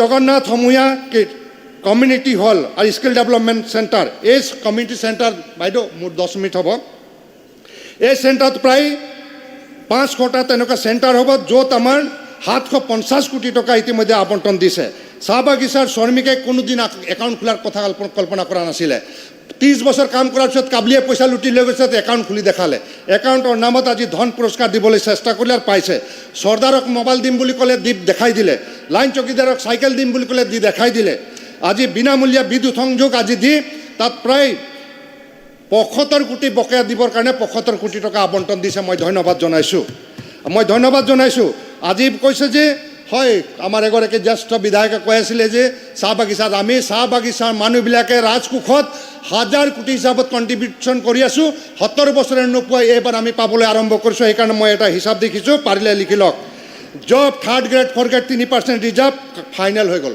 কেবিনেট ডিচিশ্যন হৈ গ'ল ফাইনেল হৈ গ'ল আমি 3rd গ্ৰেড 4th গ্ৰেড পাম 218খন মডেল স্কুলৰ কাৰণে 310 কোটি টকা ইতিমধ্যে বাজেট ঘোষণা হৈছে পইচাটো আমি পাম আৰু ইতিমধ্যে তাৰ কাৰণে ইতিমধ্যে পইচা এলটমেণ্ট হৈ গ'ল মুখ্যমন্ত্ৰী আৱাস যোজনাৰ কাৰণে 13,000 ঘৰত 195 195 কোটি টকা আমি তাত পইচা পাম লেবাৰ হাউচ বিল যিটো ইলেক্ট্ৰিক বিল আছিল আগতে কাৰেণ্ট বিচাৰি গ'লোঁ আমি নাপাওঁ কাৰণ যোগ্যতাও নাছিলে অৰ্হতাও নাছিলে আমি নাগৰিক হিচাপেও বিবেচিত হোৱা নাছিলোঁ তাৰ কাৰণে 75 কোটি টকা ইতিমধ্যে আবণ্টন দিছে য'ত এৰিয়াৰ পইচা আমাক পে'মেণ্ট কৰিব চাহ বাগিচা জগন্নাথ প্ৰভুৰ কাৰণে 755 কোটি টকা ইতিমধ্যে এলটমেণ্ট দিছে টিচাৰ্ছ ৱেলফেয়াৰ ডিপাৰ্টমেণ্ট 305 কোটি টকা এলটমেণ্ট দিছে য'ত এডুকেশ্যনৰ কথা জড়িত আছে অন্যান্য ছ'চিয়েল ৰিফৰ্মছৰ কথা আছে ধন পুৰস্কাৰৰ নামত ইতিমধ্যে 500 কোটি টকাৰ অধিক পইচা ইতিমধ্যে আবণ্টন দি আমি এই পইচাখিনি পালোঁ JJM অৰ্থাৎ জল জীৱন মিছনৰ কথা ইয়াত হিচাপ কৰা নাই কনষ্ট্ৰাকশ্যন অফ ICBP ৰোডৰ কথা ইয়াত মই হিচাপ কৰা নাই ফ্ৰী ৰাচন কাৰ্ডৰ জৰিয়তে কিমান পাব তাৰো হিচাপ কৰা নাই অৰুণোদয়ত কিমান পাব হিচাপ কৰা নাই আত্মসহায়ক গোটৰ জৰিয়তে কিমানে পাব আৰু মুখ্যমন্ত্ৰী মহিলা উদ্যমিতাৰ জৰিয়তে কিমান পাব তাৰ হিচাপ কৰা নাই এনেকৈ যদি আমি হিচাপ কৰোঁ তেতিয়াহ'লে মই ভাবোঁ প্ৰথমবাৰৰ বাবে মাননীয় অজন্তা নায়ক বাইদেউ এগৰাকী মহিলা হৈও মহিলাৰ দুখ আৰ্তনাদ বুজি চাহ বাগিচাৰ মানুহৰ কাৰণে এইধৰণে কাম কৰাৰ কাৰণে মই বহুত বহুত ধন্যবাদ জনাইছোঁ আৰু আশা ৰাখিছোঁ যে মোদী ডাঙৰীয়াৰ সবকা সাথ সবকা বিকাশ সবকা বিশ্বাস আৰু সবকা প্ৰয়াস এই নীতিৰে কাম কৰিছে আমি যেতিয়া সৰু আছিলোঁ যেতিয়া কংগ্ৰেছৰ যেতিয়া ইলেকশ্যন কেম্পেইন হৈছিলে তেতিয়া কৈছিলে কংগ্ৰেছ কা হাত দুখীয়াকৰ ভাত বাগানীয়াকে মাই বাপ বুলি কৈছিলে ইলেকশ্যনৰ সময়ত আমি মাই বাপ হৈ গৈছিলে আমাৰ যেতিয়া ইলেকশ্যন পাৰ হৈ গৈছিলে তেতিয়া কাম কোম্পানী দিব ঘৰ কোম্পানী দিব ৰাচন কোম্পানী দিব পানী কোম্পানী দিব স্কুল কোম্পানী দিব সব কোম্পানী দিব সেইকাৰণে মই এইটো এটা সৰ্বহাৰা দুখীয়া শ্ৰমিক ৰাজ্যৰ হিতৰ কাৰণে এটা বাজেট আহিছে এই বাজেটৰ সমৰ্থনত মই জনাইছোঁ আৰু অজন্তা নায়ক বাইদেউক বহুত বহুত ধন্যবাদ জনাইছোঁ মই ভাবোঁ ধন্যবাদ কৃতজ্ঞতা কম হ'ব ইয়াৰ ফলশ্ৰুতিত আমি অহা লোকসভা নিৰ্বাচনত চাহ বাগিচাৰ ভোট যাতে আমি 100% বিজেপিক দিব পাৰোঁ তাৰ কাৰণে আমাৰ চেষ্টা থাকিব ধন্যবাদ জয় জয় শ্ৰীৰাম ধন্যবাদ এতিয়া বক্তব্য ৰাখিব মাননীয় সদস্য শ্ৰী ৰবিৰাম নাৰ্জাৰী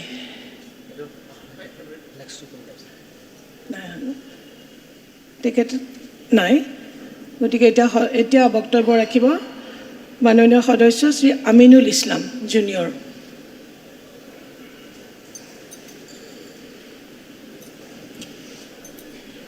আপোনাৰ সময় 10 মিনিট দলে দিছে মাননীয় সভাপতি বাইদেউ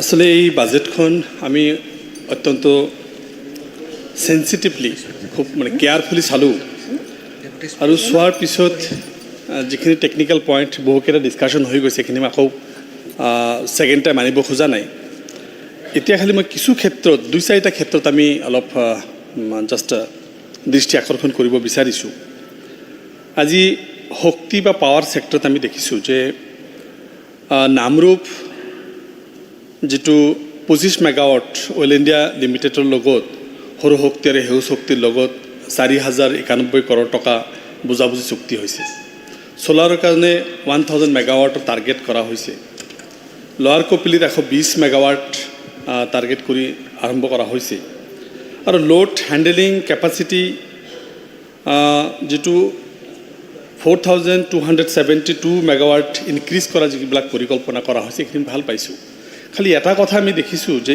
এই গোটেইখিনি ভিতৰত পাৱাৰ ছেক্টৰ যিটো ছাবচিডি থাকিব লাগিছিল বা ছাবচিডি আছে সেই ছাবচিডি যদি আমি দেখা পাওঁ ৰাজস্থান 97%, মিজোৰাম 99%, বিহাৰ 80%, অসমত অনলি 47%। এই ছাবচিডিটো ইমান কম কিয় অসমত বাকী ষ্টেটবিলাক কিমান ছাবচিডি কেনেকৈ দিব পাৰিছে আমাৰ যথেষ্ট নৈ আছে পাহাৰ আছে পাৱাৰৰ যথেষ্ট আমাৰ কেপাচিটি বা কেপাবিলিটি থকা এটা ষ্টেট এই ক্ষেত্ৰত কিন্তু আমি দেখিছোঁ যে এগ্ৰিকালচাৰ যেহেতু আমাৰ ষ্টেটৰ এটা মেইন বিষয় এগ্ৰিকালচাৰ ফাৰ্মাৰ্ছবিলাকৰ কাৰণে কোনো ধৰণৰ ছাবচিডি ব্যৱস্থা ইয়াত দেখা নাই আৰু BPL ফেমিলিবিলাকৰ যিখিনি বিল' পভাৰ্টি লেণ্ড তেখেতসকলৰ যিটো ছাবচিডি হ'ব লাগিছিল এই ছাবচিডিটোৰ ক্ষেত্ৰত আমি এই শক্তি ডিপাৰ্টমেণ্ট যথেষ্টখিনি চাইলেঞ্চ আমি দেখা পাইছোঁ আমি শ্ৰমিকৰ ক্ষেত্ৰত যদি আমি লক্ষ্য কৰোঁ দেখা যাব যে শ্ৰমিকৰ ক্ষেত্ৰতো আমি দেখিছোঁ যে চাইল্ড লেবাৰৰ ক্ষেত্ৰত যথেষ্টখিনি এক্টিভিটি ভাল এক্টিভিটি লৈছে মই ৱেলকাম কৰিছোঁ এইটো আৰু ব্যাপকভাৱে কৰাৰ প্ৰয়োজন আছে এইটো আমি অনুভৱ কৰিছোঁ 16,000 শ্ৰমিকক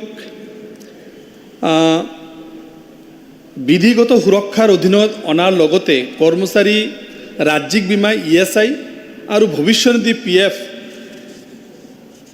হাজাৰ হাজাৰ শ্ৰমিকক সকাহ দিয়াৰ কথা কোৱা হৈছিল এইখিনিত খালি মই এটা বাজেটত আমি এবচেণ্ট দেখিছোঁ যে আজি অসমত আনঅৰ্গেনাইজড যিটো লেবাৰ যিখিনি শ্ৰমিক অৰ্গেনাইজড নহয় দিন হাজিৰা কৰা হাজাৰ হাজাৰ শ্ৰমিক ৰাতিপুৱা যদি আপুনি হাতীগাঁৱত যায় বা আমি যদি ৰাজমিস্ত্ৰী কাঠমিস্ত্ৰী প্লাম্বাৰ ঠেলাৱালা ৰিক্সাৱালা হাজাৰ হাজাৰ শ্ৰমিক আমি দেখা পাইছোঁ এই বিশাল এটা শ্ৰমিক জনৰাশি আমি কোনো ধৰণৰ অৰ্গেনাইজ কৰি তেখেতসকলক কোনো কাৰ্ড দি তেখেতসকলৰ কোনো সুৰক্ষা PF বা আমি ESIৰ আণ্ডাৰত আনিব পাৰোঁ নেকি আমি অসমৰ হাজাৰ হাজাৰ লাখ লাখ শ্ৰমিক আজি বহিৰাজ্যত গৈ আছে তেখেতসকলৰ কাৰণে কিবা প্লানিং কৰিব পাৰি নেকি এই বিষয়ত এই শ্ৰমিকসকল অকল পাৰ্টিকুলাৰ কিছু শ্ৰমিক নহয় যিখিনি আনঅৰ্গেনাইজ লেবাৰ আছে এইখিনিক অৰ্গেনাইজ কৰি আমি অসমৰ বিভিন্ন সুবিধা প্ৰদান কৰিব পাৰোঁ নেকি বা তেখেতসকলৰ আমি চৰকাৰৰ আওতাত আনিব পাৰি নেকি এই সম্পৰ্কত বাজেটত যথেষ্টখিনি আমি চাইলেণ্ট থকা দেখা পাইছোঁ এইটো এটা গুৰুত্ব সহকাৰে চিন্তা কৰাৰ বিষয় এডুকেশ্যন ডিপাৰ্টমেণ্টত আমি দেখিছোঁ যে কিছু স্কুলৰ যথেষ্টখিনি আন্তঃগাঁথনি উন্নয়নৰ কথা কোৱা হৈছে ক্লাছ 9 ক্লাছ 11 তাৰপিছত স্নাতক PG এইবিলাকৰ কাৰণে পইচা ধাৰ্য কৰা হৈছে 10,000 12,500 and 15,000 এইটো এটা আমি এনকাৰেজ কৰা বুলি ভাবিম কিন্তু এট দ্য ছেইম টাইম ৰিচাৰ্চৰ কাৰণে মই অত্যন্ত অনুভৱ কৰিছোঁ ৰিচাৰ্চ ৱাৰ্ক যিবিলাক কৰে যিবিলাক ৰিচাৰ্চাৰ্ছ আছে এডুকেশ্যনৰ যিখিনি হায়াৰ এডুকেশ্যন ৰিচাৰ্চৰ ক্ষেত্ৰত কিন্তু এই বাজেটত কোনো ধৰণৰ ব্যৱস্থা হোৱা নাই মই ভাবোঁ এইটো এটা অত্যন্ত জৰুৰী বিষয় ৰিচাৰ্চাৰবিলাককো এটা ব্যৱস্থা কৰিব লাগে আৰু যথেষ্টখিনি পইচা স্কুল এডুকেশ্যন হায়াৰ এডুকেশ্যন এইবিলাকত যথেষ্টখিনি পইচা ধৰা হৈছে মই ডিটেইলছত যাব খোজা নাই কিন্তু আমি দেখিছোঁ যে at the same time 6,000 school amalgamation তথা বন্ধ কৰি দিয়া হ'ল কিহৰ কাৰণে বন্ধ কৰি দিয়া হ'ল কিহৰ কাৰণে স্কুলৰ ছাত্ৰ কমিলে অসমৰ জনসংখ্যাটো কমা নাই অসমৰ জনসংখ্যাটো ঊৰ্ধ্বগামী হৈ আছে স্কুল কিয় কমিলে কাৰণটো আমি ফহিয়াই চাইছোঁনে স্কুল যেহেতু 6,000 স্কুল যেতিয়া কমাই দিয়া হ'ল এই ছাত্ৰবিলাক ক'ত গৈ আছে ড্ৰপ আউট হৈ আছে নে প্ৰাইভেটাইজেশ্যনৰ প্ৰতি গৈ আছে যদি প্ৰাইভেটাইজেশ্যন গৈ আছে প্ৰাইভেটাইজেশ্যন কিয় গৈ আছে এট দ্য ছেইম টাইম আমি দিল্লীত দেখিছোঁ মানুহ প্ৰাইভেটাইজেশ্যন বাদ দি চৰকাৰী খণ্ডত আহি আছে আমি অসমত কিয় প্ৰাইভেটাইজেশ্যন পিনে গৈ আছে বা চৰকাৰী স্কুল বন্ধ কৰিব লগা হৈছে ইয়াত ৰিচাৰ্চৰ প্ৰয়োজন আছে কেইমিনিট আপোনালোকৰ দলৰ আৰু দুগৰাকী সদস্য আছে আৰু 10 মিনিট টাইম আছে আপোনালোকৰ সেইকাৰণে মই আমাৰ 50 মিনিট 20 মিনিট আৰু 30 মিনিট দিয়া হৈছে আৰু 30 মিনিট আছে দলৰ সময়ত আৰু 10 মিনিট আছে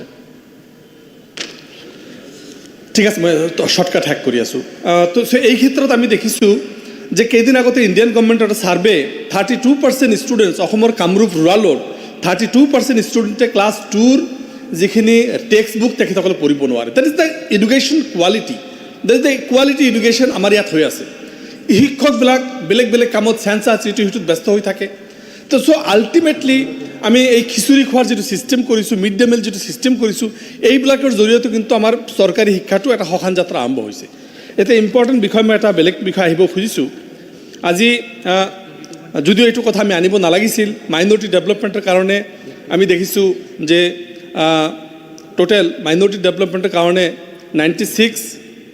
91.67 কৰোৰ দিয়া হৈছে মাইনৰিটি এই মাইনৰিটি ডেভেলপমেণ্টত আমি যদি হিচাপ কৰোঁ মাইনৰিটিৰ ভিতৰত কোন কোন পৰে 14 মিলিয়ন দেট মিনছ 100 মানে estimated 14 millions Muslims Christians 11,66,000 Buddhist 54,993 Jain 25,949 Sikh 20,672 that means 1,52,67,614 আৰু এইখিনি যদি আমি হিচাপ কৰোঁ দেখা যাব যে প্ৰায় 42% ইয়াত পপুলেশ্যন ইয়াত আছে এইখিনিৰ কাৰণে পইচা দিয়া হৈছে 91.67 crore. At the same time, BTAD মই বেয়া পোৱা নাই, BTAD ডেভেলপমেণ্ট লাগিব, BTAD ডেভেলপমেণ্টৰ কাৰণে যদি আমি দেখা পাওঁ 3,782.59 crore. সিহঁতৰ পপুলেশ্যনটো কিমান আছিল 1.45 million. That means only 4.53% of the state population. Second, আমি যদি যাওঁ টি ট্ৰাইবছ বহুত যথেষ্ট দিছে, আৰু দিয়ক, মই ভাল পাওঁ, তেখেতসকলে পাব লাগে, অত্যন্ত বঞ্চিত জনগোষ্ঠী। তেখেতসকলে এটা হিউজ এটা population, that means 7 million, 20% of the total population of the state. আৰু তেখেতসকলৰ অনলি 75 crores এটা ইলেক্ট্ৰিচিটিৰ কাৰণে, পাৱাৰৰ কাৰণে কাট আপ কৰিব, আৰু 305.45 crore তেখেতসকলে ব্যৱস্থা কৰিব। এই ক্ষেত্ৰত আমি দেখিছোঁ যে তেখেতসকলৰ যিটো এই ব্যৱস্থাটোৰ জৰিয়তে কিন্তু মাৰাত্মকভাৱে এটা ক্ষতি কৰা হৈছে, মাইনৰিটিকৰণ যিখিনি ধৰা হৈছে। আমি যদি টোটেল পপুলেশ্যনটো 1,52,67,614 আৰু এই পপুলেশ্যনটো যদি 91.67 crore দি আমি ডিভাইড কৰোঁ, দেখা যাব এইটো অত্যন্ত ন্যূনতম, অত্যন্ত সৰু। ইয়াৰ আগতেও আমি গভৰ্ণৰ স্পিচত আমি এটা কথা কৈছিলোঁ যে স্তৰৰ কথাটো ইয়াত উজ্জ্বল ৰখা হৈছে, কোনো ধৰণৰ পইচাৰ ব্যৱস্থা কৰা হোৱা নাই। আজি মানে ইৰোশ্যন ব্যৱস্থাটো কোনো ধৰণৰ বেলেগ ৰূপতে ইয়াত অনা হোৱা নাই। তো স্তৰৰ পপুলেশ্যনৰ ডেভেলপমেণ্টৰ কাৰণে কোনো ধৰণৰ ব্যৱস্থা কৰা হোৱা নাই। এই গোটেইখিনি বিষয় আমি অত্যন্ত চেঞ্চিটিভ দেখিছোঁ। এইকাৰণে এই বাজেটটোক আমি জনমুখী বাজেট হিচাপত আখ্যা দিব নোৱাৰোঁ। এই বাজেটটোৱে আজি স্কুলৰ 332 স্কুল ইয়াত বিল্ডিং গ্ৰাণ্ট ধৰা হৈছে। মই বুজি পোৱা নাই যে এই ক্ষেত্ৰত মই একদম স্বাৰ্থপৰৰ নিচিনা ক'ব লগা হৈছে, ইয়াত মোৰ চাউথ চালমাৰ মানকাছাৰ ডিষ্ট্ৰিক্ট নাই।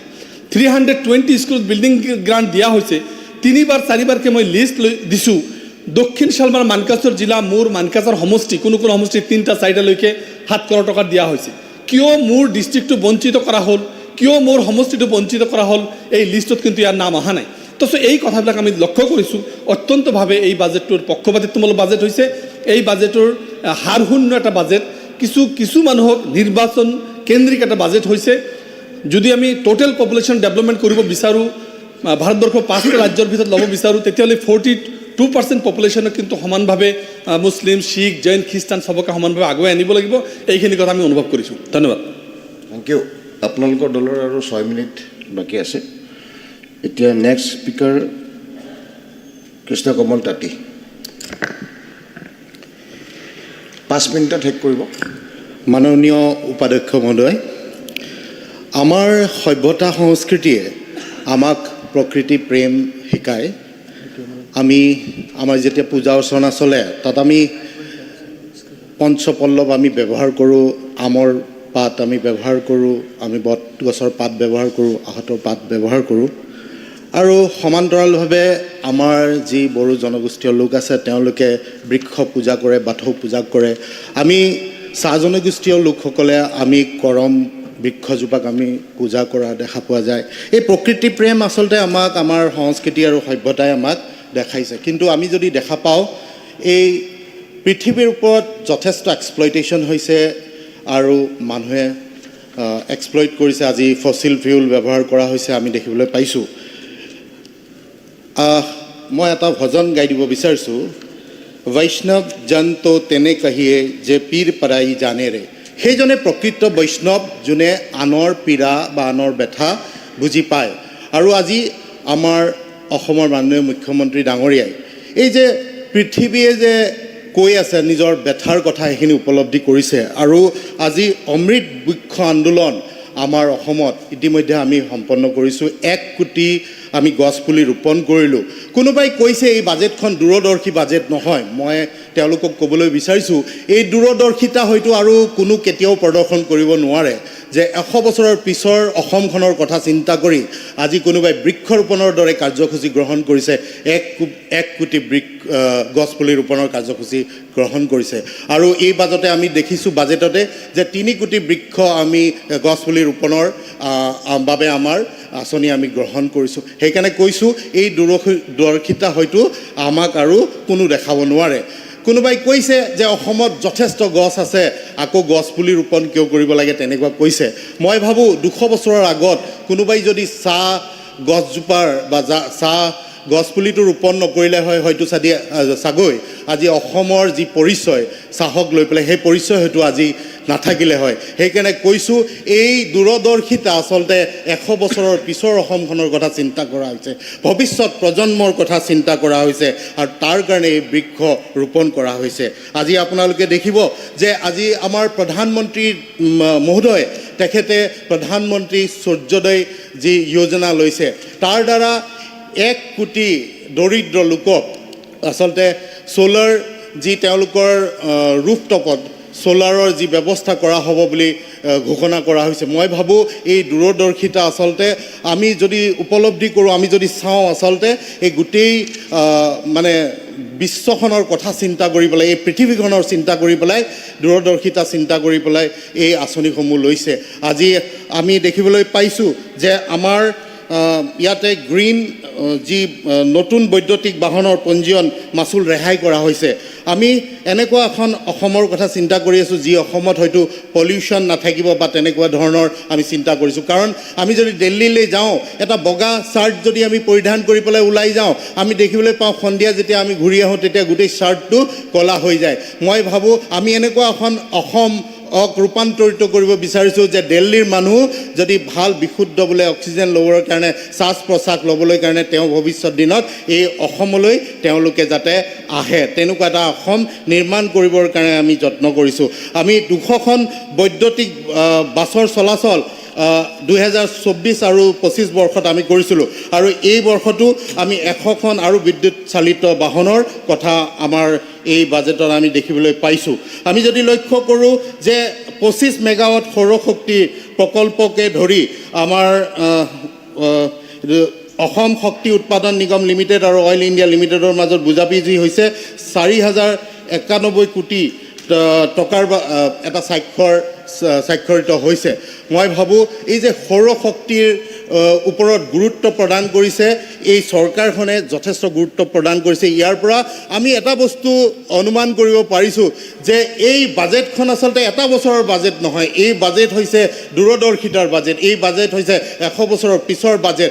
আৰু মই বিভিন্ন সময়ত আমি উপলব্ধি কৰোঁ যে আমাৰ যি অসমৰ যি ঘৰৰ আৰ্হি আসাম টাইপ ঘৰবোৰ, আমি যদি সেই আসাম টাইপৰ ঘৰত আমি যি টিং ব্যৱহাৰ কৰোঁ তাৰ ওপৰত যদি আমি সোলাৰ পেনেল প্ৰতি ঘৰ মানুহে যদি ব্যৱহাৰ কৰে, নিশ্চিতভাৱে আমি সেল্ফ সাফিচিয়েণ্ট, সেল্ফ ৰিলায়েণ্ট হ'ব পাৰিম শক্তিৰ দিশত। আৰু আমাৰ চৰকাৰখনে এটা ল আনিবলৈ কাৰণে বিচাৰিছে যে যি লোকে ইয়াত ব্যক্তিগতেই হওক বা চৰকাৰী গৃহই নিৰ্মাণ কৰিব অনাগত দিনত তেওঁলোকে যাতে নিজৰ ৰুফটপত সোলাৰ পেনেল ব্যৱহাৰ কৰে।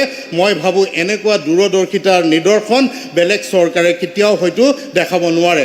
ইয়াৰ লগতে মই আৰু এটা কথা উল্লেখ কৰিব বিচাৰিছোঁ যে আমাৰ মুখ্যমন্ত্ৰীৰ যি সংগ্ৰহালয়ৰ যি বাজেটত আহিছে, মই ভাবোঁ অতিকে প্ৰয়োজনীয় আছিল।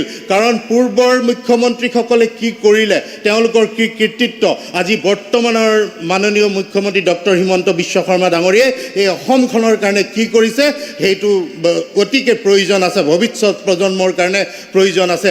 তেখেতৰ যি দূৰদৰ্শিতা আমি দেখিবলৈ পাইছোঁ। আজি কোনোবাই সমালোচনা কৰিছে তেখেতক বাল্য বিবাহ ৰোধ কৰাৰ বাবে তেখেতে যি আদৰ্শ দেখাইছে তাৰ কাৰণে কোনোবাই হয়তো তেখেতক সমালোচনা কৰিছে, কিন্তু অনাগত দিনত অসমে তেখেতক কিন্তু স্মৰণ কৰিব তেখেতৰ দিনত তেখেতে কি ব্যৱস্থা গ্ৰহণ কৰিছে। আজি 1 লাখ ভূমি তেখেতে বেদখল মুক্ত কৰিছে, তেখেতৰ নেতৃত্বত হৈছে এই অসমখনত হৈছে।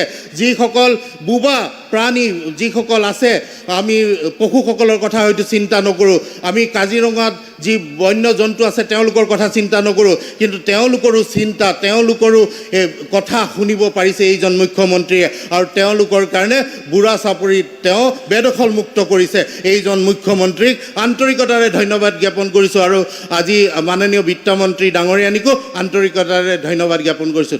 Thank you. Next honourable member Debabrata Saikia. মাননীয় উপাধ্যক্ষ মহোদয়, আজি 2024-25 চনৰ বাজেটৰ অসম বাজেটৰ যি আলোচনা, এই আলোচনাত অংশগ্ৰহণ কৰিম। মহোদয়, এই বাজেটখন বিগত বৰ্ষসমূহৰ তুলনাত যথেষ্ট ৰসহীন বুলিয়ে ক'ব বিচাৰিম, কাৰণ ইয়াৰ পূৰ্বৰবিলাকত কবিতা, শ্লোক আদি ভৰ্তি হৈ আছিল, কিন্তু এইবাৰ মাত্ৰ সকলোৰে কল্যাণ হওক এই শ্লোকহে মই ইয়াত বিচাৰি পাইছোঁ, কিন্তু ভিতৰত সকলোৰে কল্যাণ মই দেখা পোৱা নাই। সেয়েহে বাজেটখন গতানুগতিক, নতুনত্বহীন আৰু নিৰ্বাচনৰ সন্মুখত থকাৰ বাবে ভোটাৰক আকৃষ্ট কৰিবলৈ আৰু বিশেষকৈ কেতবোৰ ধৰ্মীয় অনুষ্ঠানক উৎসাহিত কৰিবলৈ কৰা বাজেট। ইয়াত নতুন কথা নাই, যোৱাবাৰৰ বহুখিনি কথা ৰিপিট হৈছে, কিন্তু সেই ৰিপিট হোৱা কথাখিনিও ৰূপায়ণৰ তথ্য ইয়াত আমি পোৱা নাই। উপৰ্যুপৰি ঋণ আৰু নতুন হিতাধিকাৰী সৃষ্টি হৈছে বাজেটখনৰ মূল কেন্দ্ৰবিন্দু। প্ৰায় 1.5 লাখ কোটি টকা ধাৰ অসমৰ হ'ব বুলি কেন্দ্ৰীয় ৰাজ্যিক বিত্তমন্ত্ৰীয়ে লোকসভাত ঘোষণা কৰিছে, আৰু যেতিয়া নিজস্ব ৰাজহ অৰ্জন নহয় তেনে সময়ত চৰকাৰে বাৰম্বাৰ ঘোষণা কৰিলেও বাজেটখনত আত্মনিৰ্ভৰশীলতা আমি দেখা নাপাওঁ। চৰকাৰৰ ঘোষণাসমূহৰ পৰাই এই বাজেটখন হিতাধিকাৰী সৃষ্টিৰ বাজেট হিচাপে পৰিগণিত হয়। মহোদয়, ৰাজ্য চৰকাৰৰ নিজস্ব ৰাজহ যেনেধৰণে বৃদ্ধি হ'ব লাগে এই বাজেটত তেনেধৰণে বৃদ্ধি হোৱা নাই। কেন্দ্ৰৰ পৰা পাবলগীয়া বিভিন্ন শিতানৰ প্ৰাপ্তিও কম হৈ আহিছে। যি আমি কম্পেনচেশ্যন পাইছিলোঁ এই বছৰ আৰু আগন্তুক বছৰত আমি নাপাওঁ। অনুৰূপ ধৰণেৰে যি ডিভলিউশ্যন ফাণ্ড, সেই ডিভলিউশ্যন ফাণ্ডো কমি আহিছে। তেনে ক্ষেত্ৰত ৰাজ্যখনৰ বিভিন্ন ব্যয় কৰিবলৈ পুঁজি আহৰণ কৰাৰ একমাত্ৰ মূল উপায় হৈছে ঋণ, আৰু এই ঋণ ল'বলৈ আমি FRBM এক্টত বা GSDP যি শতাংশ লাগে সেই শতাংশ এচিভ কৰিবলৈ ঘৰুৱা উৎপাদন বৃদ্ধি কৰিব লাগিব, আৰু সেয়ে চৰকাৰে যিকোনো উপায়েৰে GSDP GDP বঢ়োৱাৰ প্ৰচেষ্টা হাতত লৈছে। পিছে ঘৰুৱা উৎপাদনৰ প্ৰকৃত তথ্য দিয়া হোৱা নাই। এই বছৰটোত বাজেটখনৰ নিজস্ব 2022-21 তুলনাত 21-22 চনৰ ঘৰুৱা উৎপাদনৰ বৃদ্ধি হাৰ 16.7% বুলি কোৱা হৈছে। তাৰ পৰৱৰ্তী বছৰত 19.8% দেখুওৱা হৈছে। ৰাজ্যৰ মুঠ ঘৰুৱা উৎপাদন কৃষি আৰু উদ্যোগ আৰু সেৱা খণ্ডৰ ওপৰত নিৰ্ভৰ কৰে। কৃষিখণ্ডত 20-21 চনত ঘৰুৱা উৎপাদনলৈ অৱদান আছিল 27.7%। 21-22 চনত ই হ্ৰাস হৈ 24% হৈছিল। উদ্যোগ খণ্ডত বৃদ্ধিৰ হাৰ 6.3 আৰু সেৱা খণ্ডৰ বৃদ্ধিৰ হাৰ মাত্ৰ 1.3%। সেয়ে এই তিনিটা খণ্ডৰ সহযোগত মুঠ ঘৰুৱা উৎপাদনৰ পৰিমাণ 21-22 চনত 16.4% কেনেকৈ বৃদ্ধি হ'ল সেয়া এক সাঁথৰ। একেদৰে 22-23 চনত কৃষিখণ্ডত বৃদ্ধিৰ হাৰ দেখুওৱা হৈছে 5%। উদ্যোগ খণ্ডত বিশেষ কোনো বৃদ্ধি নাই, বৰঞ্চ ই 5.5% হৈছে। আনহাতে সেৱা খণ্ডত বৃদ্ধিৰ হাৰ 1%তকৈ কম, 0.9%। তেনেস্থলত এই ঘৰুৱা বৃদ্ধি এই বছৰ 19% ধাৰ্য কৰা হৈছে। এই বছৰ আমাৰ নিজৰ অউন টেক্স 34,148 কোটি টকা, চেণ্ট্ৰেল শ্বেয়াৰ প্ৰায় 40,000 কোটি টকা, চেণ্ট্ৰেল স্কিমৰ পৰা 23,196 কোটি টকা আৰু লোন প্ৰায় 29,000 কোটি টকা ল'ব লাগিব, যি সময়ত দৰমহা, পেঞ্চন আৰু ঋণৰ সুত হিচাপে 63,000 কোটি টকাতকৈ কিছু অধিক ব্যয় কৰিব লগা হ'ব। এইখিনি সময়তে কেন্দ্ৰ চৰকাৰৰ পৰা পাবলগীয়া বিভিন্ন আঁচনিৰ অনুদানসমূহো আমাৰ হ্ৰাস হৈছে। প্ৰধানমন্ত্ৰী গ্ৰাম যোজনাৰ 1,01,343 টকাৰ পৰিৱৰ্তে 72,000 হৈছে।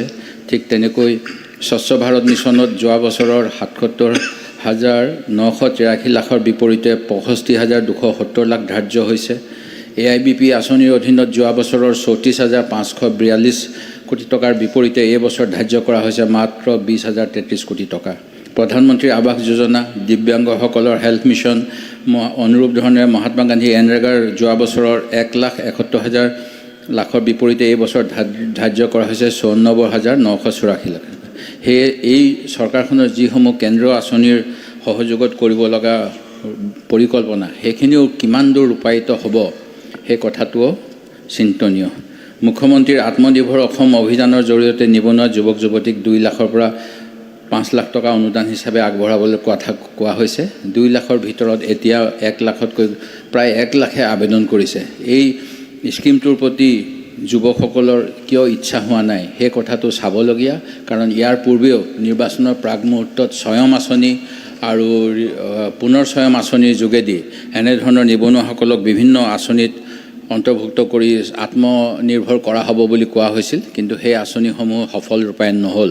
ঠিক তেনেকৈ অসমৰ থলুৱা যুৱক যুৱতীক PWD বিভাগ আৰু অন্যান্য বিভাগৰ ঠিকাদাৰ কৰিবলৈ চৰকাৰে সাহায্য দিব বুলি কৈছিল। সেইখিনি সময়ত কিন্তু লোক নিৰ্মাণ বিভাগৰ ছিকিউৰিটি মনি বৃদ্ধি কৰাৰ বাবে ঠিক তেনেকৈ কোনো কাম নোপোৱাৰ বাবে তথাপিতো তেওঁলোকে দিব লগা ছিকিউৰিটিৰ বাবে অসমীয়া ঠিকাদাৰৰ সংখ্যাও কমি গৈছে। আৰু পাওনা দিব লগা আছে যিসমূহ চৰকাৰী কাম কৰাৰ বাবে, সেইখিনিৰ বাবেও এই বাজেটত বিশেষ সুবিধা দিয়া দেখা হোৱা নাই। মহোদয়, মহিলা আত্মসহায়ক গোটসমূহক বিভিন্ন প্ৰকাৰে উৎসাহ জনাবলৈ ছাবচিডিৰ ব্যৱস্থা কৰা হৈছে। যোৱা সময়ছোৱাত কনকলতা আঁচনি আছিল, তাৰ অনুদানত লাখ টকালৈকে গোটসমূহক অনুদান দিয়া হৈছিল। এইবাৰ লাখপতি বাইদেউ আঁচনিৰ কথা কোৱা হৈছে। প্ৰথম 10,000, তাৰপিছত 25,000 আৰু এনেকৈ যোৱা সময়ছোৱাত যিমান পুঁজি এই মহিলা আত্মসহায়ক গোটসমূহৰ বাবে দিয়া হ'ল, সেই পুঁজিসমূহ কেনেধৰণে ব্যৱহাৰ হ'ল, তাৰ পৰা আমি কি আউটপুট পালোঁ, কেনেধৰণৰ প্ৰডাক্ট আমি পালোঁ, বজাৰত সেইখিনি কৰি পেলাই তেওঁলোকে কিমান স্বনিৰ্ভৰ হ'ব পাৰিলে, তাৰ কোনো উল্লেখ যোৱা সময়ছোৱাত বিধানসভাৰ মজিয়াত কোনো প্ৰতিবেদনত আমি পোৱা নাই। সেই গতিকে ৰাষ্ট্ৰীয় যি আমাৰ ৰাজ্যিক গ্ৰাম্য মিছন মহিলা SLRM, তাৰ এটা আউটপুট অডিট হ'ব লাগে, আউটপুট বাজেটৰ হ'ব লাগে, যাতে আমাৰ যি ৰাইজৰ কৰ কাটলেৰে মহিলাসকলক উৎসাহিত কৰিবলৈ লোৱা আঁচনিসমূহ, সেই আঁচনিসমূহৰ ৰূপায়ণ সম্পৰ্কে অসমৰ জনগণেও জানিব পাৰে। মহোদয়, হিতাধিকাৰী সৃষ্টি কৰিছে আৰু সেই গতিকে এই আঁচনি এইবাৰ নগৰীয়া অঞ্চললৈ লৈ যাব আৰু যিখিনি পুঁজি সদব্যৱহাৰ হয় যাতে তাৰ বাবে চেষ্টা কৰিব লাগিব। চৰকাৰৰ মুখ্যমন্ত্ৰী মহোদয়ে প্ৰতি দৈনিক 12 কিলোমিটাৰকৈ ৰাস্তা প্ৰতিটো অঞ্চলত হোৱাৰ কথা কৈছে, ভাল কথা। কিন্তু পুৰণা ৰাস্তাসমূহ বা যিসমূহত এতিয়াও PWD বিভাগে কাম কৰিব পৰা নাই, তাৰ বাবে গ্ৰাম্য উন্নয়ন বিভাগৰ হ'লেও যি ৰাস্তা বনোৱাৰ বিশেষ আঁচনি আছে, সেই আঁচনিৰ অধীনত আৰু অধিক অন্তৰ্ভুক্ত হ'ব লাগে। কেন্দ্ৰ চৰকাৰৰ ঘোষণা কিন্তু অতি দুখ লগা। যোৱা সময়ছোৱাত অসমত ৰাষ্ট্ৰীয় ঘাইপথ মাত্ৰ 500 কিলোমিটাৰমানহে হ'ল বুলি এক তথ্য যোৱা সময়ছোৱাত ৰিজাৰ্ভ বেংকৰ ষ্টেটিষ্টিক্সত প্ৰকাশ পাইছে, যিটোৱে আমাক হতাশ কৰে। মহোদয়, চৰকাৰে মাল্টি ডাইমেনশ্যনেল পভাৰ্টি ইণ্ডেক্সৰ যোগেদি অসমৰ 80 লাখ জনগণক দুখীয়াৰ শাৰীৰ পৰা ধনীৰ শ্ৰেণীলৈ উত্তীৰ্ণ কৰিবলৈ সক্ষম হৈছে বুলি যোৱা 9 বছৰত কৈছে। কিন্তু সেইখিনি সময়তে এতিয়া নতুনকৈ 50 লাখ মানুহক ৰেচন কাৰ্ড দিয়াৰ ব্যৱস্থা কৰিছে। যোৱা সময়ছোৱাত ক'ভিডৰ সময়ত সুভাষ দাস আয়োগ, আমাৰ ষ্টেট ইন'ভেশ্যন এণ্ড ট্ৰেন্সফৰ্মেশ্যন আয়োগ, চিটা আয়োগৰ প্ৰতিবেদনত প্ৰায় 67 লাখ নাগৰিকৰ জীৱন ধাৰণৰ প্ৰতি ভাবুকি আহিব বুলি কৈছিল। ৰাজ্যৰ নিবনুৱাৰ সংখ্যা 15.7 পৰা 17 লাখলৈ বৃদ্ধি পাব বুলি, 27 লাখলৈ বৃদ্ধি পাব বুলি কৈছিল। চৰকাৰী পঞ্জীয়নভুক্ত 20 লাখ হ'লেও অপঞ্জীকৃত নিবনুৱা তেনেকৈ বৃদ্ধি হ'ব পাৰে আৰু ইয়াৰ ফলত ৰাজ্যত দৰিদ্ৰতাৰ হাৰ 50% বৃদ্ধি পাব বুলি কৈছিল। এই আয়োগসমূহৰ যিবিলাক প্ৰতিবেদন, সেই প্ৰতিবেদনসমূহ চৰকাৰে গ্ৰহণ কৰাৰ পিছত সেই অনুসৰি কি কি কাম কৰিছে এই বাজেটত আমি দেখা নাই। সেইখিনি যথেষ্ট বাস্তৱসন্মত আছিল, সেইখিনি যদি আমি কৰিলোঁ হয় নিশ্চয় আমি গম পালোঁ হয়। চৰকাৰে হায়াৰ এডুকেশ্যনৰ ক্ষেত্ৰতো বহুখিনি কথা কৈছে। যোৱাকালি মোৰ বিধায়ক ভৰত নৰহ ডাঙৰীয়াই কৈছিল শিক্ষাৰ ক্ষেত্ৰত কেনেকৈ উচ্চ শিক্ষাৰ প্ৰতি অনীহা আহিছে আৰু তাৰ বাবে আমাৰ নিযুত মইনা আঁচনি লৈছে। এই নিযুত মইনা আঁচনি ল'লেও মহোদয়, যোৱা সময়ছোৱাত আমি জানো UGC এক্টৰ 1956 চনৰ 12B ধাৰা অনুসৰি নাকৰ এক্ৰেডিশ্যনটো প্ৰয়োজন, কিন্তু অসমৰ 300খনতকৈও অধিক কলেজ 20খন বিশ্ববিদ্যালয়ে নাকৰ এক্ৰেডিশ্যন যোৱা সময়ছোৱাত লোৱা নাছিল, যিটো উদ্বেগজনক। তাৰ ফলত তেওঁলোকে নিজেও বঞ্চিত হৈছে আৰু কেনেকুৱা শিক্ষা সেই অঞ্চলসমূহত হৈছে সেই কথাখিনি আমি ক'ব নোৱাৰোঁ। কেপিটেল এক্সপেণ্ডিচাৰ বৃদ্ধি কৰিবলৈ নতুন কলেজ, আদৰ্শ কলেজ, বিশ্ববিদ্যালয় পাতি গৈছে, কিন্তু এই বিশ্ববিদ্যালয়সমূহত কেনেকুৱা ধৰণৰ শৈক্ষিক মানদণ্ড হৈছে, পাঠদানৰ উপৰিও যে তেওঁলোকক 20টা বেলেগ বেলেগ কামত অমৃত বিষয় হওক, আজাদী কা অমৃত মহোৎসৱ হওক বা অন্যান্য পাঠ্যক্ৰমৰ বহিৰ্ভূত কামত শিক্ষকসকলক লগোৱাৰ ফলত শিক্ষাৰ মানদণ্ড কেনেকৈ উন্নীত হ'ব বা শিক্ষকসকল ছাত্ৰ ছাত্ৰীসকলে কেনেকৈ শিক্ষানুষ্ঠানটোৰ প্ৰতি আস্থা বাঢ়িব, এই কথাবিলাকো চিন্তনীয়। সেই গতিকে চৰকাৰে যাতে এই ক্ষেত্ৰত যিখিনি কৰিব লাগে সেইখিনি কৰে। অসম চুক্তিৰ 5 নং আৰু 6 নং দফাক লৈ আমি সকলোৱে নিশ্চিতভাৱে উদ্বিগ্ন। চৰকাৰে 2খনকৈ কমিটি গঠন কৰিছিল, সেই কমিটিসমূহেও বিভিন্ন পৰামৰ্শ দিছিল। বিপ্লৱ শৰ্মা আয়োগৰ কথাও আছে। তাৰ পিছতো কিন্তু অসমত লোকসভা নিৰ্বাচনৰ পূৰ্বেই কা বলবৎ হ'ব বুলি কেন্দ্ৰীয় গৃহমন্ত্ৰীয়ে যিখিনি কথা কৈছে, তাৰ পৰিপ্ৰেক্ষিতত অসম চৰকাৰে তাৰ যিটো অসুবিধা হ'ব সেইখিনি ক্ষেত্ৰত কেনেকৈ মোকাবিলা কৰিব, অসম আমাৰ বাজেটত তাৰ বাবে কি কি সুবিধা দিয়া হ'ব, এই গোটেই কথাবিলাকৰ উল্লেখ নথকাটো অতি দুৰ্ভাগ্যজনক। মহোদয়, 16-17 চনৰ পৰা GSDPৰ বৃদ্ধি ঋণৰ হাৰতকৈ কম আছিল, কিন্তু 2017-18 চনৰ পৰা ঋণৰ হাৰ GSDPৰ হাৰতকৈ বৃদ্ধি পাই গৈছে, যাৰ ফলত ঋণ পৰিশোধৰ ক্ষমতা ৰাজ্যখনৰ GSDPৰ বৃদ্ধিৰ হাৰে সমৰ্থন নকৰে। তাৰ বাবে এটা ভয়ানক পৰিস্থিতিলৈ আমি আহিব পাৰোঁ। 2022-23 চনত আমাৰ GSDP 19.9%ৰ বিপৰীতে আমাৰ ডেপ্ট আছিল 22.2%। অৰুণোদয়ৰ বাবে আমি 30 লাখ হিতাধিকাৰীৰ বাবে 3800 কোটি আমি আবণ্টন কৰিছোঁ। 27 লাখ কৃষকৰ বাবে 2445। ইয়াৰে যোৱা সময়ছোৱাত লোকসভাত তথ্য ওলাইছে 570 কোটি টকা 11 লাখ ভুৱা PM কিষাণৰ হিতাধিকাৰী দিবলৈ আছে। এইখিনি ক্ষেত্ৰত কোনো ব্যৱস্থা লোৱা হোৱা নাই। মাত্ৰ 1 লাখতকৈ কম কৃষকে চৰকাৰৰ যি MSP আঁচনি তাৰ অধীনত ধান বিক্ৰী কৰিছে। ইয়ে অসমত যে বহু ভুৱা কৃষক আছে সেইসকলক বাছি উলিয়াই পেলাই চৰকাৰী ধনৰ অপচয় বন্ধ কৰিব লাগে, এই ক্ষেত্ৰত বিভাগসমূহে কেনেকৈ কাম কৰিব সেয়াও উল্লেখ নাই। মহোদয়, ঠিক তেনেকৈ শিপিনীৰ বাবে আত্মনিৰ্ভৰ আঁচনি কৰিছিল মহিলাৰ বাবে।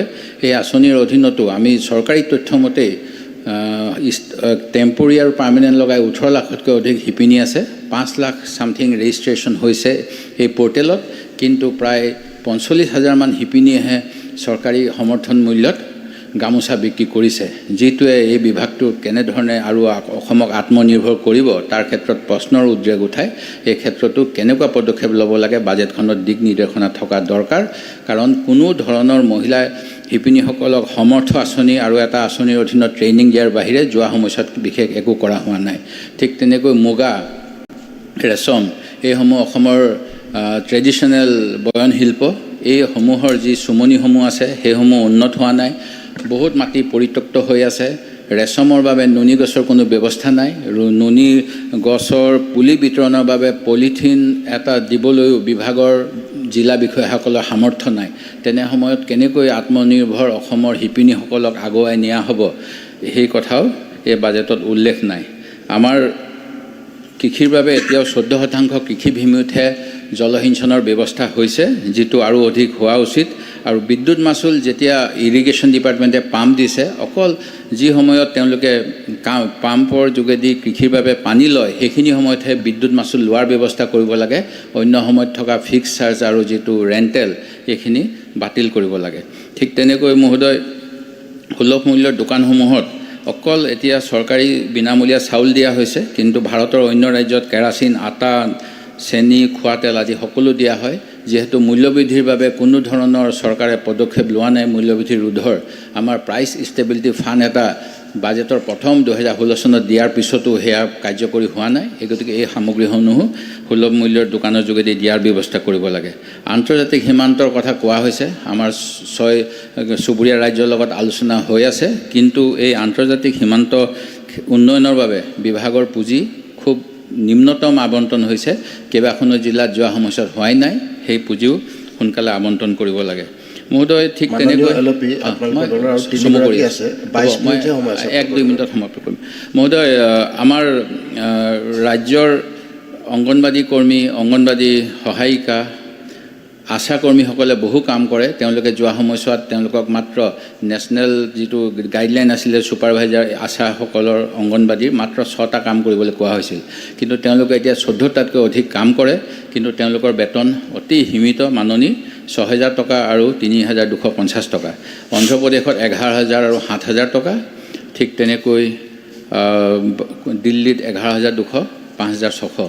অসমত ইয়াৰ বৃদ্ধি কৰিব লাগে। তেনেকৈ দুপৰীয়াৰ আহাৰৰ ৰান্ধনীসকলেও এটা গুৰুত্বপূৰ্ণ সামাজিক কাম কৰি আছে, ছাত্ৰসকলৰ শিক্ষাৰ লগত জড়িত। তেখেতসকলৰো ৰান্ধনীৰ মাননি। কেৰালাত 600 টকা দৈনিক, হিমাচল প্ৰদেশত 4,000 টকা, কৰ্ণাটকত 4,700 টকা, অসমত মাত্ৰ 1,500 টকা। এইখিনি বৃদ্ধি কৰিব লাগে আৰু যিসমূহ শিক্ষানুষ্ঠানত ব্যক্তিগত হোৱাৰ বাবে যোৱা এপ্ৰিল মাহৰ পৰা দিয়া নাই, সেই অঞ্চলত মিড ডে মিল দিয়াৰ ব্যৱস্থা কৰিব লাগে। মহোদয়, কৃষি, গ্ৰামোন্নয়ন, পশুপালন আদি বিভাগৰ বহু তৃণমূল পৰ্যায়ৰ কৰ্মী এতিয়াও খালী হৈ আছে, যাৰ ফলত কৃষক ৰাইজে চৰকাৰী আঁচনিৰ লাভালাভ পাবলৈ সক্ষম হোৱা নাই। সেই পদসমূহ তাৎক্ষণিকভাৱে পূৰণ কৰিব লাগে। ৰাজ্যৰ যিমানবিলাক হস্পিটেল আছে প্ৰতিখনতে হস্পিটেল মেনেজমেণ্ট কমিটিয়ে কিছু তৃতীয় শ্ৰেণী, চতুৰ্থ শ্ৰেণীৰ কৰ্মচাৰী নিয়োগ কৰে। সেই কৰ্মচাৰীসকলৰ সহায়ৰ বাবেহে আমাৰ ৰাজ্যৰ যি চৰকাৰী স্বাস্থ্য ব্যৱস্থা সুচাৰুৰূপে চলি আছে।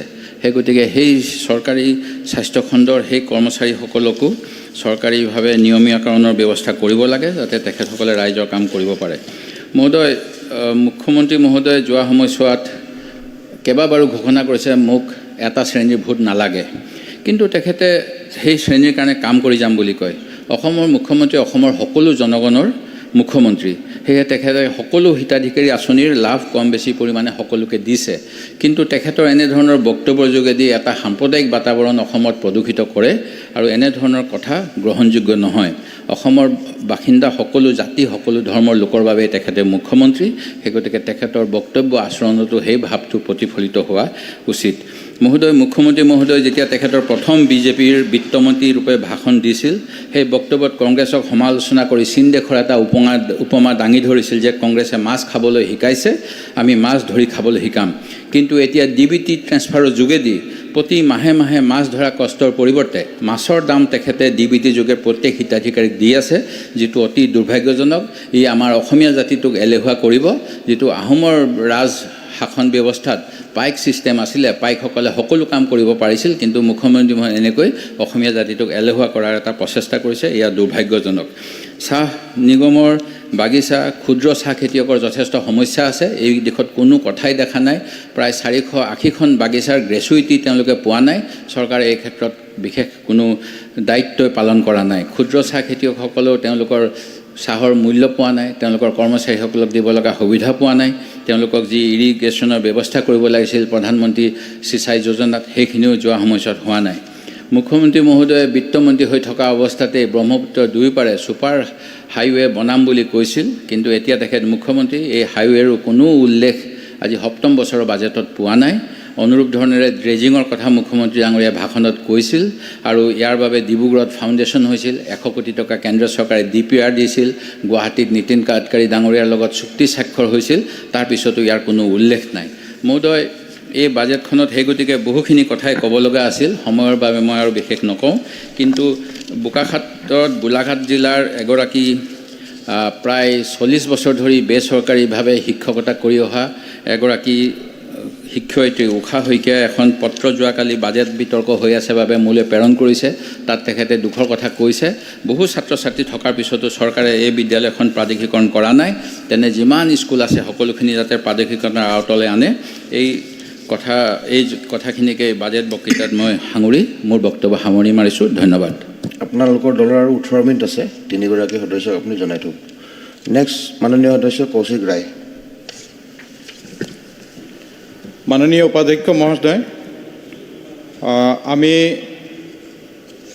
আসামের মাননীয় মুখ্যমন্ত্রী ডক্টর হিমন্ত বিশ্ব শর্মা এবং আসামের অর্থমন্ত্রী শ্রীমতী অজন্তা নায়ক মহাশয়কে ধন্যবাদ জানাই যে আসামকে যেভাবে ভারতবর্ষের প্রধানমন্ত্রী নরেন্দ্র মোদীজি 2047 সালে ভারতবর্ষকে আত্মনির্ভর ভারত, বিকশিত ভারত করার লক্ষ্যে কাজ করে যাচ্ছেন, ঠিক সেইভাবে আসামকে আত্মনির্ভর আসাম এবং বিকশিত আসাম করার লক্ষ্যে এই বাজেটে যে বাজেট পেশ করা হয়েছে এটাতে প্রতিফলন দেখা গেছে। অনেক বিরোধী বিধায়করা বলেছেন যে এটা নির্বাচনমুখী বাজেট, নির্বাচন কেন্দ্রিক বাজেট, কিন্তু আমি মনে করি যে এটা আসামকে এক উন্নতশীল রাজ্যে পরিণত করার একটা বাজেট এবং এই বাজেটে কোনো কর বৃদ্ধি না করে 1,43,605 কোটি টাকার বাজেট মাননীয় বিত্তমন্ত্রী মহাশয়া দাখিল করেছেন, এই জন্য ওনাকে আমি ধন্যবাদ জানাচ্ছি। আমি এই বাজেটে আমার বক্তব্য প্রারম্ভ করার পূর্বে আমি আসাম সরকার, মাননীয় মুখ্যমন্ত্রী এবং অর্থমন্ত্রী মহাশয়কে ধন্যবাদ জানাই যে গত 22 জানুয়ারিতে কোটি কোটি সনাতনী লোকের যে একটা রাম মন্দির যে প্রতিষ্ঠা হয়েছে, আর সেই প্রতিষ্ঠা হওয়ার জন্য আমরা লক্ষ্য করতে পারছি যে সবাই সেই রাম মন্দির দর্শন করার জন্য সমস্ত ভারতবর্ষ পৃথিবীর বিভিন্ন জায়গা থেকে লোক আসছেন। এবং আসাম সরকার পুণ্যতীর্থ যোজনার অধীনে আসামের 25,000 সনাতনী লোকদেরকে আগামী দিনে সেই রাম মন্দির দর্শন করার জন্য 25 কোটি টাকা এখানে বরাদ্দ করেছেন। এবং আমি মনে করি এই বাজেটের একটা অত্যন্ত গুরুত্বপূর্ণ এবং ঐতিহাসিক সিদ্ধান্ত আসাম সরকার নিয়েছে, জন্য তাদেরকে আমি ধন্যবাদ জানাচ্ছি। আমরা গত কয়েকদিন আগে দেখেছি যে ভারতবর্ষের মাননীয় প্রধানমন্ত্রী নরেন্দ্র মোদীজি 3 ফেব্রুয়ারি গুয়াহাটিতে এসেছিলেন এবং 4 ফেব্রুয়ারি উনি আসামের প্রায় 11,600 কোটি টাকার বিভিন্ন প্রজেক্টের বিভিন্ন কাজের উনি আরম্ভণী করেছেন, শিলান্যাস করেছেন এবং আসামের উন্নয়নের জন্য একটা যে ফাউন্ডেশন, সেই ফাউন্ডেশন দেওয়ার উনি কাজ করেছেন। আমরা দেখেছি যে কেন্দ্র সরকারের ভারতমালা প্রকল্পের সঙ্গে সঙ্গতি রেখে আসাম সরকার আসাম মালা পরিযোজনা নিয়েছে। আসাম মালা 1.0 এটা ইতিমধ্যে চলছে এবং সঙ্গে সঙ্গে আসাম মালা 2.0 এটা পরিযোজনা নেওয়া হয়েছে। প্রায় 1000 কিলোমিটার আসামের 1000 কিলোমিটার রাস্তাকে উন্নতিকরণ করা, নতুন রাস্তা তৈরি করা, রাস্তাকে বর্ধন করা, সৌন্দর্যকরণ করার কাজ আসাম সরকার নিয়েছে। এবং এবার আমরা দেখেছি যে প্রায় 3,444 কোটি টাকা সেটার জন্য আসাম সরকার বরাদ্দ করেছে এবং এটা গত 4 তারিখে ভারতবর্ষের মাননীয় প্রধানমন্ত্রী নরেন্দ্র মোদীজি গুয়াহাটিতে এসে এটা শিলান্যাস করেছে। এবং আমি আসাম সরকারকে এই জন্য আরও ধন্যবাদ জানাবো, যের মধ্যে প্রায় 17 কিলোমিটার রাস্তা আমার লক্ষ্মীপুর বিধানসভায় এলআরএ রোডের জন্য আসাম সরকার বরাদ্দ করেছে, জন্য ওনাদেরকে আমি ধন্যবাদ জানাই। আসাম সরকার এই বাজেটে আমরা লক্ষ্য করেছি যে মুখ্যমন্ত্রী উন্নত পক্ষীপথ, মুখ্যমন্ত্রী পক্ষীপথ যোজনা, মুখ্যমন্ত্রী নগরিয়া পথ যোজনা এবং মুখ্যমন্ত্রী পথ নবীকরণ যোজনায় অনেক রাস্তাঘাটের জন্য টাকা বরাদ্দ করা হয়েছে। এবং আমি মনে করি যেভাবে পিএমজিএসআই কেন্দ্র সরকারে আমরা লক্ষ্য করেছি যে 1998 সালে বাজপেয়ীজি প্রধানমন্ত্রী হওয়ার আগে ভারতবর্ষে গ্রামেগঞ্জে রাস্তার কি অবস্থা ছিল, বাজপেয়ীজি হওয়ার পরে প্রধানমন্ত্রী হওয়ার পরে প্রধানমন্ত্রী গ্রাম সড়ক যোজনা নেওয়া হয়েছিল। এবং আজকের দিনে আমরা দেখছি ঠিক আসামেও আসাম সরকার এই মুখ্যমন্ত্রী পথ প্রতিকরণ যোজনার মাধ্যমে বিভিন্ন রাস্তাঘাটের উন্নয়নের কাজ আজকের দিনে চলছে। এবং আমরা আজকে দেখছি যে শুধু শাসক দলের নয়, বিরোধী দলেরও প্রত্যেকটা সমষ্টি রাস্তাকে উন্নতকরণ করা, রাস্তা নির্মাণ করার কাজ আসাম সরকারের মাধ্যমে চলছে। এবং ঠিক সেভাবে যেভাবে রাস্তাঘাটের উন্নয়নের কাজ চলছে, ঠিক সেভাবে আমরা দেখছি যে এই সরকার স্বাস্থ্যের দিকে যেভাবে, স্বাস্থ্য পরিষেবার দিকে যেভাবে কাজ করছে। একটা সময় ছিল যেখানে আসামে মাত্র 3টা মেডিকেল কলেজ ছিল, আজকের দিনে আমরা দেখছি যে আসামে প্রায় 8টা মেডিকেল কলেজ ফাংশনিং আছে, অনেকগুলা মেডিকেল কলেজের কাজ আজকের দিনে চলছে। এবং আমরা অত্যন্ত আনন্দিত যে এক সময় কয়েকদিন আগে এখানে আলোচনা হয়েছে করিমগঞ্জ মেডিকেল কলেজের দাবি নিয়ে কি অবস্থা হয়েছিল। এবং আজকের দিনে আমরা দেখছি যে ভারতবর্ষের মাননীয় প্রধানমন্ত্রী নরেন্দ্র মোদীজি গুয়াহাটিতে এসে করিমগঞ্জ মেডিকেল কলেজের জন্য 570 কোটি টাকা শিলান্যাস করেছেন এবং এটা বরাক উপত্যকায় 2য় মেডিকেল কলেজের কাজ উনি করেছেন, জন্য আমি আসাম সরকারকে আমি ধন্যবাদ জানাচ্ছি। আমরা শিলচর মেডিকেল কলেজ আমরা জানি যে অনেক পুরনো শিলচর মেডিকেল কলেজ, কিন্তু শিলচর মেডিকেল কলেজে পরিকাঠামো যে ইনফ্রাস্ট্রাকচার ছিল সেই ইনফ্রাস্ট্রাকচার অত্যন্ত খারাপ ছিল। একটা সময় ছিল যে শিলচর মেডিকেল কলেজে মাত্র 20টি সিট ছিল, 20টি বেড ছিল আইসিইউর জন্য। আজকের দিনে প্রায় 300+ আইসিইউ বেড শিলচর মেডিকেল কলেজে হয়েছে। আর শিলচর মেডিকেল কলেজে আজকের দিনে 1350টি বেড আছে। আসাম সরকার নতুনভাবে যে পরিকল্পনা নিয়েছেন, এই পরিকল্পনার মাধ্যমে আজকের দিনে শিলচর মেডিকেল কলেজে নতুনভাবে 500 বেডের আরও সেখানে ইমার্জেন্সি হসপিটাল সেটার কাজ চলছে, প্রায় 70% কাজ সম্পূর্ণ হয়েছে। নতুনভাবে সুপার স্পেশালিটির জন্য G+6 বিল্ডিংয়ের কাজ ইতিমধ্যে আসাম সরকার শুরু করেছে, যেখানে এই সম্পূর্ণ হয়ে গেলে শিলচর মেডিকেল কলেজও আমরা বলতে পারি যে 2000+ সিট ক্যাপাসিটি বেডের বেশি শিলচর মেডিকেল কলেজ হবে। আমরা এই বাজেটে দেখেছি এবং গত কয়েকদিন আগেও আসামের ভারতবর্ষের মাননীয় প্রধানমন্ত্রী মহাশয় যখন গুয়াহাটিতে এসেছিলেন উনি এখানে গুয়াহাটি মেডিকেল কলেজের ইনফ্রাস্ট্রাকচার ডেভেলপমেন্টের জন্য প্রায় ৩,০০০ কোটি টাকার বেশি এখানে শিলান্যাস করেছেন এবং আমরা লক্ষ্য করেছি যেখানে এইমস ২,০০০ কোটি টাকার এইমস কেন্দ্র সরকার থেকে দেওয়া হচ্ছে কিন্তু আসাম সরকার নিজস্ব ব্যবস্থায় গুয়াহাটি মেডিকেল কলেজকে উন্নয়ন করার জন্য প্রায় ৩,৪০০ কোটি টাকা বরাদ্দ করেছে এবং আমি মনে করি যেভাবে রাস্তাঘাটের উন্নয়নের জন্য ঠিক সেভাবে স্বাস্থ্যক্ষেত্রে উন্নয়নের জন্য আসাম সরকার যেভাবে উন্নয়নের কাজ করে যাচ্ছে এবং ঠিক সেভাবে টাটার সঙ্গে সঙ্গতি রেখে আমাদের আসামে যেভাবে ক্যান্সার হসপিটালের কাজগুলি শুরু হয়েছে প্রায় ৮টি ক্যান্সার হসপিটাল ফাংশনিং হয়েছে শিলচর মেডিকেল কলেজ ক্যাম্পাসে যে ক্যান্সার হসপিটালের কাজ চলছে প্রায় সম্পূর্ণ হওয়ার পথে এবং এই মাসের মধ্যে আমি আশা করছি যে শিলচরে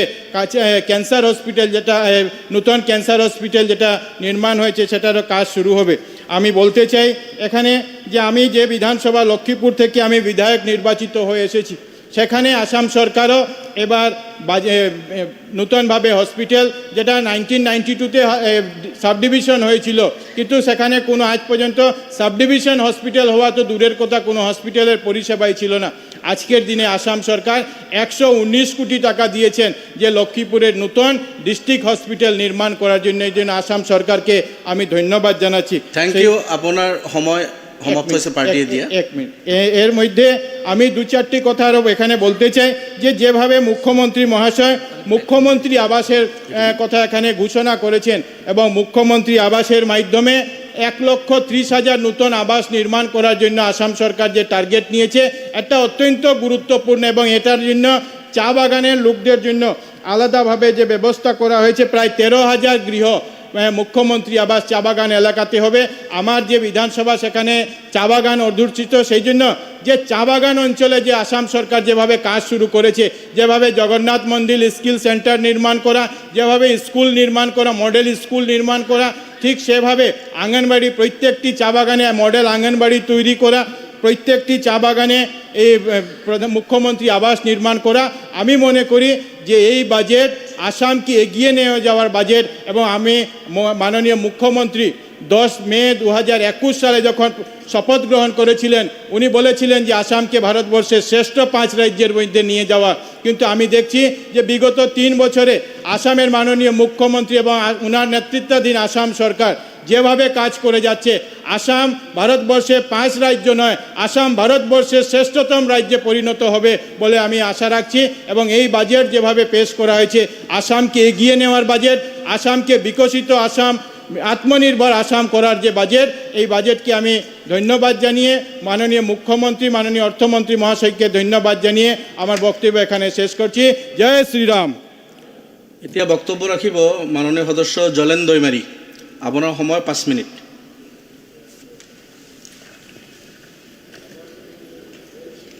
সন্মানীয় সভাপতি ডাঙৰীয়া মই অসমৰ জনপ্ৰিয় মুখ্যমন্ত্ৰী ডক্টৰ হিমন্ত বিশ্ব শৰ্মা ডাঙৰীয়ালৈ ধন্যবাদ জনাইছোঁ আৰু অসমৰ সন্মানীয় বিত্তমন্ত্ৰী ডাঙৰীয়ানীক মই ধন্যবাদ জনাইছোঁ এবাৰৰ বাজেট মই বিত্তমন্ত্ৰী ডাঙৰীয়াক সাহসৰ পৰিচয় দিয়া বুলি মই ক'ব বিচাৰিছোঁ এই বাজেট সকলৰ মংগলৰ বাজেট নিশ্চয় যিসকলে আৰ্থিকভাৱে স্বাৱলম্বী হোৱা ব্যক্তি তেওঁসকলে এই বাজেটটো বেছি বুজি নাপাব গতিকে ইয়াত যি সকলো স্তৰৰ ৰাইজক বা মানুহক ইয়াত মংগল কৰাৰ কাৰণে এই বাজেট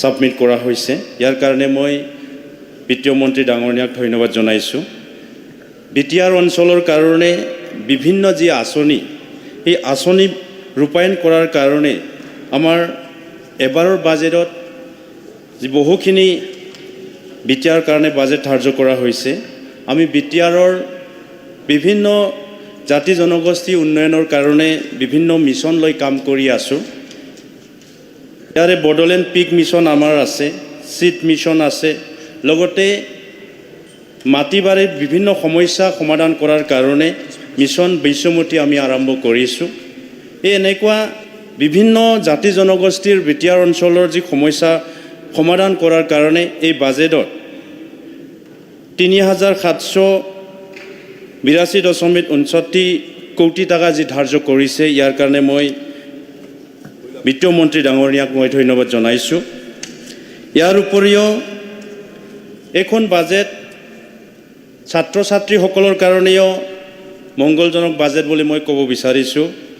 কাৰণ এখন চৰকাৰে ছাত্ৰ ছাত্ৰীৰ উন্নয়নৰ কাৰণে আৰু আমাৰ যিহেতু আমি চৰকাৰীভাৱে আমাৰ চৰকাৰৰ দিনত আমি বাল্য বিবাহ যিহেতু ৰোধ কৰাৰ কাৰণে কাম কৰি আছোঁ, আমি গ্ৰাম্য অঞ্চলৰ বিভিন্ন ছাত্ৰী বা আমাৰ ছাত্ৰসকলে বিভিন্ন দিশত সমস্যা সন্মুখীন হয় বা গাঁও অঞ্চলৰ ছাত্ৰীসকলে কম বয়সতে যি স্কুল ড্ৰপ আউট হয় বিভিন্ন আৰ্থিক সমস্যাত ভুগি, গতিকে আমাৰ চৰকাৰে এই ছাত্ৰীসকলে যাতে ভৱিষ্যতত পঢ়ি ডাঙৰ মানুহ হ'ব পাৰে বা বিভিন্ন দিশত আগবাঢ়ি যাব পাৰে, ইয়াৰ কাৰণে ছাত্ৰীসকলক যিহেতু আৰ্থিকভাৱে সাহায্য কৰাৰ কাৰণে এই বাজেটত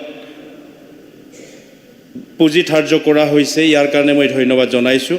আমি আশা ৰাখিছোঁ গাঁও অঞ্চলৰ ছাত্ৰীসকলে এই আঁচনিৰ জৰিয়তে উপকৃত হ'ব। ইয়াৰ উপৰিও মই দুটামান মোৰ সমষ্টি ইয়াত এড কৰিব বিচাৰিছোঁ। আমি কেতিয়াও কল্পনা কৰা নাছিলোঁ তামোলপুৰবাসীয়ে যে আমাৰ সমষ্টিত ইমান তেনেকুৱা উন্নয়নৰ কাম আৰম্ভ হ'ব।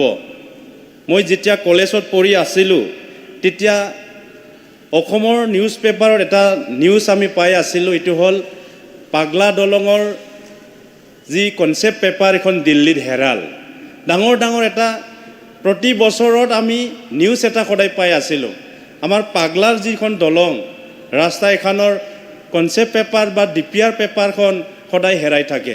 কিন্তু এইখন চৰকাৰত অহাৰ পিছত আমাৰ চৰকাৰৰ দিনত আমাৰ সন্মানীয় মুখ্যমন্ত্ৰী ডাঙৰীয়াৰ প্ৰচেষ্টাত আমি বৰ্তমান কুমাৰীঘাটাৰ পৰা যি নয়াবস্তি যোৱা পাগলা ৰিভাৰ, পাগলা ব্ৰিজত আমি ব্ৰিজ বনাই আছোঁ অসম মালাৰ আণ্ডাৰত। আমি কেতিয়াও ভবা নাছিল যে তামোলপুৰৰ পৰা বৰ্মা যোৱা যি ৰাস্তা এখন ইমান ধুনীয়াকৈ পৰৱৰ্তী সময়ত এইটো বনোৱা হ'ব। কাৰণ আমি আগৰ দিনবোৰত আমাৰ তামোলপুৰবাসী বা আমাৰ এই সমষ্টিত আমি তেনেকুৱা উন্নয়ন কেতিয়াও দেখা নাছিলোঁ যে তামোলপুৰৰ পৰা বৰ্মা আমি অসম মালা এতিয়া আৰম্ভ হ'ব। এতিয়া ৰঙিয়াৰ পৰা আমাৰ নাগৰিজুলি অসম মালা সম্পূৰ্ণ হোৱাৰ দিশত। ইয়াৰ উপৰিও তামোলপুৰবাসী কেতিয়াও ভবা নাছিল আমি যে আমি কল্পনা কৰা নাছিলোঁ যে অসমৰ বিভিন্ন জিলাৰ নিচিনা তামোলপুৰ জিলাতো মেডিকেল কলেজ নিৰ্মাণ হ'ব। গতিকে মই এই চেগতে অসমৰ মুখ্যমন্ত্ৰী ডাঙৰীয়া বিত্তমন্ত্ৰী ডাঙৰীয়াকো মই ধন্যবাদ জনাইছোঁ যে ইয়াৰ কাৰণে এই যিটো বাজেট আজি বাজেট আমি ধাৰ্য কৰা হৈছে এইটো সকলোৰ মংগলৰ কাৰণে। আমি বিটিআৰ অঞ্চলৰ আমি বহু বছৰৰ পৰা আমাৰ এই অঞ্চলত কলেজ নিৰ্মাণ কৰিছিলোঁ, কলেজ ইষ্টাব্লিছ কৰিছে যদিও এই কলেজবিলাক কেতিয়াও প্ৰভিঞ্চিয়েলাইজ হোৱা নাছিল। কিন্তু এবাৰ আমি বিটিআৰ অঞ্চলত 10খন কলেজ প্ৰভিঞ্চিয়েলাইজ কৰিব পাৰিছোঁ।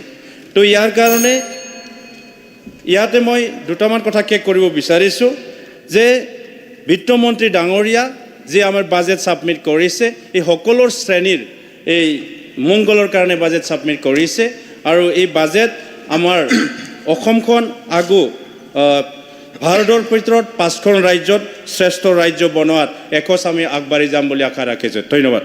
Thank you. এতিয়া মাননীয় মুখ্যমন্ত্ৰী ডাঙৰীয়া বক্তব্য। মাননীয় অধ্যক্ষ মহোদয়, আমাৰ দলৰ বাবে আবণ্টিত সময়ৰ কিছু সময় মই আপোনাৰ অনুমতি সাপেক্ষে ব্যৱহাৰ কৰি আমাৰ চৰকাৰে প্ৰস্তুত কৰা বাজেটখনৰ বিষয়ে দুআষাৰ বক্তব্য ৰাখিব খুজিছোঁ আৰু এখন আত্মবিশ্বাসী আৰু আত্মনিৰ্ভৰ অসমৰ বুনিয়াদ ৰচনা কৰিব পৰা বাজেট বিধানসভাত উপস্থাপন কৰাৰ বাবে মই বিত্তমন্ত্ৰী অজন্তা নেওগ ডাঙৰীয়াক ধন্যবাদ আৰু অভিনন্দন জনাইছোঁ। প্ৰধানমন্ত্ৰী নৰেন্দ্ৰ মোদী ডাঙৰীয়াই নাৰী শক্তি বন্দন এই বিষয়টো ৰাজ্যৰ আৰু ৰাষ্ট্ৰৰ সন্মুখলৈকে লৈ আহিছে। ৱেষ্টাৰ্ণ পশ্চিমীয়া কনচেপ্টত যাক আমি ওমেন এম্পাৱাৰমেণ্ট বুলি কওঁ, প্ৰধানমন্ত্ৰী মোদী ডাঙৰীয়াই তাক নাৰী শক্তি বন্দন অৰ্থাৎ যি ভাৰতীয় সংস্কৃতিত নাৰীৰ এক কেন্দ্ৰীয় ভূমিকা অতীজৰে পৰা আছিল, ইয়াত পাৱাৰ শ্বেয়াৰিং নাছিলে, নাৰীৰ আমাৰ সমাজ ব্যৱস্থাত মুখ্য ভূমিকাই আছিলে। প্ৰথমবাৰৰ বাবে অসমৰ ইতিহাসত এগৰাকী মহিলা বিত্তমন্ত্ৰীয়ে 4টাকৈ বাজেট এই সদনত উপস্থাপন কৰিব পৰাটো আন এক ইতিহাস আৰু ই আমাৰ নাৰী শক্তি বন্দনৰ এক জীৱন্ত উদাহৰণ। অধ্যক্ষ মহোদয়, যিকোনো চৰকাৰৰ কাম কাজৰ কেন্দ্ৰবিন্দু হৈছে দৰিদ্ৰ লোকসকল। আমি সকলোৱে জানো যে 2014 চনত ভাৰতৰ প্ৰধানমন্ত্ৰী নৰেন্দ্ৰ মোদী ডাঙৰীয়াই দায়িত্ব গ্ৰহণ কৰে। নৰেন্দ্ৰ মোদী ডাঙৰীয়াৰ প্ৰচেষ্টা আছিলে যে আমি কেনেকৈ এটা নিঅ মিডল ক্লাছ সৃষ্টি কৰিব পাৰোঁ, অৰ্থাৎ দৰিদ্ৰতাৰ কৰাল গ্ৰাসৰ পৰা ৰাইজক ওপৰলৈ লৈ গৈ এটা নতুন মধ্যবিত্ত সমাজৰ সৃষ্টি কৰা। আৰু মধ্যবিত্ত সমাজ মানে এছপাৰেশ্যনেল ছ'চাইটি, আকাংক্ষী সমাজ, এটা আকাংক্ষী সমাজৰ নিৰ্মাণ কৰা। আমাৰ ৰাজ্যত 2014 চনৰ আগতে আমাৰ ৰাজ্যৰ 36.97 37% লোক দৰিদ্ৰতাৰ সীমাৰেখাৰ তলত আছিল। যোৱা 10টা বছৰত হোৱা কৰ্মযজ্ঞৰ ফলত আমাৰ ৰাজ্যখনৰ 80 লাখ লোক বৰ্তমান দৰিদ্ৰতাৰ পৰা ওলাই আহিছে আৰু তেওঁলোকে এখন নতুন মধ্যবিত্ত সমাজৰ সৃষ্টি কৰিছে। আজি আমাৰ অসমত মাল্টি ডাইমেনশ্যনেল পভাৰ্টি ইণ্ডেক্স 37%ৰ পৰা 14.47%লৈকে হ্ৰাস পাইছে। অসমৰ বাবে ইমান ডাঙৰ প্ৰাপ্তি, স্বাধীনতাৰ পিছত কেতিয়াও অসমে ইমান ডাঙৰ প্ৰাপ্তি লাভ কৰিব পৰা নাছিল। আৰু এই প্ৰাপ্তি কোনো চৰকাৰৰ নহয়, এটা এটা পৰিয়াল যেতিয়া দৰিদ্ৰতাৰ কৰাল গ্ৰাসৰ পৰা ওলাই আহে, থ্ৰু এ চাইলেণ্ট ৰিভলিউশ্যন। ইয়াত বুৰ্জোৱাৰ কথা নাই, প্ৰলেটৰিয়েটৰ কথা নাই, কেপিটেলিষ্টৰ কথা নাই, এটা নীৰৱ বিপ্লৱৰ মাজেৰে 80 লাখ লোক আজি দৰিদ্ৰতাৰ কৰাল গ্ৰাসৰ পৰা মুক্ত হৈছে। জাতিৰ বাবে ই এক মহান প্ৰাপ্তি আৰু এইখনত মই প্ৰধানমন্ত্ৰী মোদী ডাঙৰীয়া আৰু অসম বিধানসভা আৰু অসমৰ ৰাইজক অভিনন্দন জনাইছোঁ আৰু মই প্ৰতিশ্ৰুতি দিছোঁ যে বাকী 14% লোককো আমি দৰিদ্ৰতাৰ কৰাল গ্ৰাসৰ পৰা উলিয়াই লৈ আহিম। সেই সংকল্পৰ যাত্ৰা আমি অব্যাহত ৰাখিম। অধ্যক্ষ মহোদয়, প্ৰধানমন্ত্ৰী নৰেন্দ্ৰ মোদী ডাঙৰীয়াৰ আশীৰ্বাদ আৰু গৃহমন্ত্ৰী অমিত শ্বাহ ডাঙৰীয়াৰ প্ৰচেষ্টাত আজি অসম এক শান্তিৰ নতুন দ্বীপলৈ পৰিৱৰ্তিত হৈছে।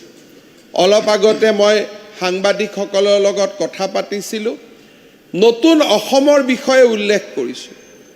কাছাৰ জিলাৰ উপায়ুক্ত কাৰ্যালয়ত যেতিয়া লাচিত বৰফুকনৰ প্ৰতিমূৰ্তি প্ৰতিষ্ঠা হয়, অধ্যক্ষ মহোদয়, সাংস্কৃতিক মহাসংগ্ৰামত যেতিয়া বৰাক উপত্যকাত জ্যোতি সংগীত, ৰাভা সংগীতৰ চৰ্চা হয়, প্ৰতিযোগিতা হয়, আৰু ব্ৰহ্মপুত্ৰ উপত্যকাৰ অসমীয়া ভাষী লোকে যেতিয়া ৰবীন্দ্ৰ সংগীতত প্ৰথম, দ্বিতীয়, তৃতীয় পুৰস্কাৰ লাভ কৰে, সি এখন নতুন অসমৰ প্ৰতিচ্ছবি আমাৰ সন্মুখলৈকে কঢ়িয়াই আনে।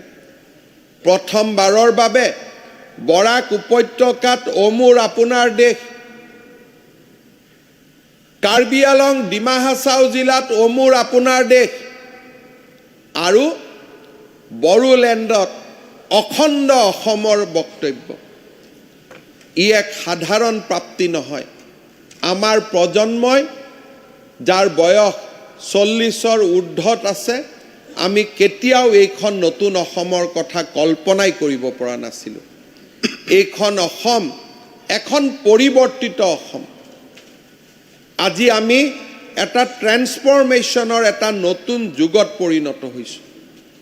বৰাক, ব্ৰহ্মপুত্ৰ, কাৰ্বি আলং, ডিমা হাছাও, আদিবাসী, জনজাতীয় লোকসকল, অনুসূচিত জাতিৰ লোকসকলৰ মাজত আত্মবিশ্বাস আৰু আস্থা আৰু সংকল্পৰ এটা নতুন পৰিৱেশ গঢ়ি উঠিছে। সামাজিক যেতিয়া এখন ৰাজ্যত সামাজিক শান্তি বিৰাজ কৰে, তাৰ প্ৰথম বেনিফিটটো পায় অৰ্থনীতি। যদি কোনোবা এখন ৰাজ্যত সামাজিক শান্তি যদি বিনষ্ট হয়, the first casualty is economy. আৰু যদি সমাজত শান্তি আৰু শৃংখলা প্ৰতিষ্ঠা হয়, তেতিয়াও first beneficiary is the economy. আজি অধ্যক্ষ মহোদয়, আমাৰ ৰাজ্যখন এটা সময়ত ডিপেণ্ডেণ্ট ষ্টেট আছিল। আমি আন্দোলন কৰিছিলোঁ, দিল্লী আমাক দিব লাগে, দিব লাগে। আৰু দিল্লীৰ ওচৰত বিচাৰি বিচাৰিয়ে আমাৰ প্ৰজন্মটো ডাঙৰ হৈছিল। আজি ভাৰতৰ যি ইকনমি, যিটো ফিফ্থ ইকনমি, পঞ্চম ইকনমি, সেই পঞ্চম ইকনমিটোত অসমে অলমষ্ট 2% কণ্ট্ৰিবিউশ্যন আজি অসমৰ পৰা আহিছে। 2% contribution to the India's GDP আজি ক'ৰ পৰা আহিছে? আমাৰ ৰাজ্যখনৰ পৰা আহিছে। প্ৰথমবাৰ আমি ডিপেণ্ডেণ্ট ষ্টেটৰ পৰিৱৰ্তে কণ্ট্ৰিবিউটৰী ষ্টেটলৈকে আমি আমাৰ যাত্ৰা আগুৱাই লৈ গৈছোঁ। এতিয়া আমাক কোনেও ক'ব নোৱাৰে যে we are A dependent state. May B A humble, may B A beginning, কিন্তু এতিয়া আমি ভাৰতৰ অৰ্থনীতিৰ 2% যি গ্ৰ'থ আছে, তাত অসমে পজিটিভ কণ্ট্ৰিবিউশ্যন ৰাখিছে, নিগেটিভ কণ্ট্ৰিবিউশ্যন নহয়। অধ্যক্ষ মহোদয়, 2022-23ত 4,93,000 টকা আমাৰ GDP আছিল। 4,93,000 কোটি টকা যোৱা বছৰ 5,70,00,000 কোটি টকাত ভৰি দিলে। অৰ্থাৎ আজি যদি আমি চাব যাওঁ যে যোৱা বছৰ আৰু এই বছৰৰ মাজত 80,000 কোটি টকা আমাৰ গ্ৰ'থ হৈছে, আমি আগবাঢ়িছোঁ। যেতিয়া লোনৰ কথা আহে, 4.93 যিটো 3% আছিল, অবভিয়াছলি এই বছৰ 80,000 কোটি টকা আমাৰ ইকনমি বাঢ়িছে। গতিকে 80,000 কোটিৰ 3%, অৰ্থাৎ আৰু 2,400 কোটি টকা যোৱাবাৰতকৈ এইবাৰ আমি বেছি ঋণ ল'ব পাৰোঁ। অৰ্থাৎ ফিস্কেল স্পেচ বাঢ়িছে। এখন ৰাজ্যৰ পজিটিভ কথা কি? GDP বাঢ়িব। GDP বাঢ়িলে টেক্স GDP ৰেচিঅ' বাঢ়ে। আজি অসমৰ tax GDP ratio' is almost 5%। অৰ্থাৎ যদি এই বছৰ আমাৰ 5,70,000 কোটি টকা আমাৰ GDP, তাৰ 5% আমি টেক্স উঠাব পাৰোঁ। Tax GDP ratio' is 5%। আৰু সেইকাৰণে যোৱা বছৰত প্ৰথমবাৰৰ বাবে ঘৰুৱা কৰ আমি 30,000 কোটি টকা সংগ্ৰহ কৰাৰ লক্ষ্যৰ ফালে আমি ধাৱমান হৈছোঁ। What is the significance of this 30,000 crore? তাৰ ছিগনিফিকেঞ্চটো হৈছে অসমক প্ৰতি মাহে দৰমহা দিবৰ কাৰণে আমাক 2,400 কোটি টকা লাগে। আৰু 12 মাহৰ দৰমহা দিবৰ কাৰণে এতিয়া আমি কেন্দ্ৰীয় চৰকাৰৰ বাবে অপেক্ষা কৰিব নালাগে। কেন্দ্ৰীয় চৰকাৰে টেক্স ডিভলিউশ্যনৰ টকা 11 তাৰিখে পঠায় আৰু আমি দৰমহা দিওঁ। উপাধ্যক্ষ মহোদয়, এইটোতো ইয়াততো বেছি দেখুৱাইছে দৰমহাটোত।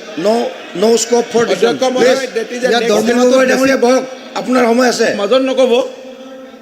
মহাৰ পেঞ্চন দুইটা লগ লগালেও আপোনাৰ টাইমত ক'ব অধ্যক্ষ অখিল গগৈ ডাঙৰীয়া অধ্যক্ষ আমাৰ ওন টেক্স ৰেভিনিউ আৰু নন টেক্স ৰেভিনিউ কোনো পধ্যে নোজোৰেগে অধ্যক্ষ মহোদয় মই Please, আপোনাৰ সময় আছে, time দিম, আপুনি ক'ব। অধ্যক্ষ মহোদয় চাওক মই হৈছোঁ প্লেইন আৰু চিম্পল তাতে আমি দিছোঁ দৰমহা আৰু পেঞ্চন আৰু মই কৈ আছোঁ দৰমহা পেঞ্চনত আমাক 1700 কোটি টকা কিমান অখিল গগৈ প্লিজ অধ্যক্ষ মহোদয় ডিবেটৰ পাৰ্ট লৈ আছে মুখ্যমন্ত্ৰী ডাঙৰীয়াই মই যদি কিবা ভুল তথ্য দিছোঁ আপুনি প্ৰিভিলেজ নটিচ লৈ আহিব ঠিক আছে সংসদত তাৰ প্ৰচেষ্টা আছে অধ্যক্ষ মহোদয় আজি আমাৰ দৰমহাৰ টকা 1 তাৰিখে আমি দৰমহা দিওঁ টেক্স ডিভলিউশ্যনৰ পুঁজি 11 তাৰিখে আহে তাৰমানে কেন্দ্ৰীয় চৰকাৰে দৰমহা দিয়াৰ 10 দিন আগত ৰাজ্য চৰকাৰে প্ৰতি মাহৰ দৰমহা ক্লিয়াৰ কৰি যাব পাৰে তাৰ সামৰ্থ্য আজি ৰাজ্য চৰকাৰে সংগ্ৰহ কৰিছে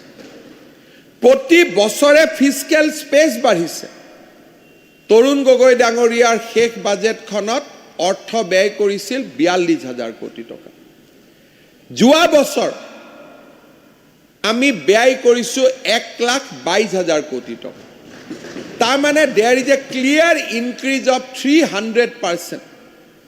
অসম বিধানসভাত মই 20টা বছৰ এইখন বিধানসভাত আছোঁ within a span of 8 years ৰাজ্যৰ বাজেটৰ ব্যয় 300% ইনক্ৰিজ হোৱা আমাৰ ৰাজ্যৰ সমসাময়িক ইতিহাসত তাৰ দ্বিতীয় উদাহৰণ নাই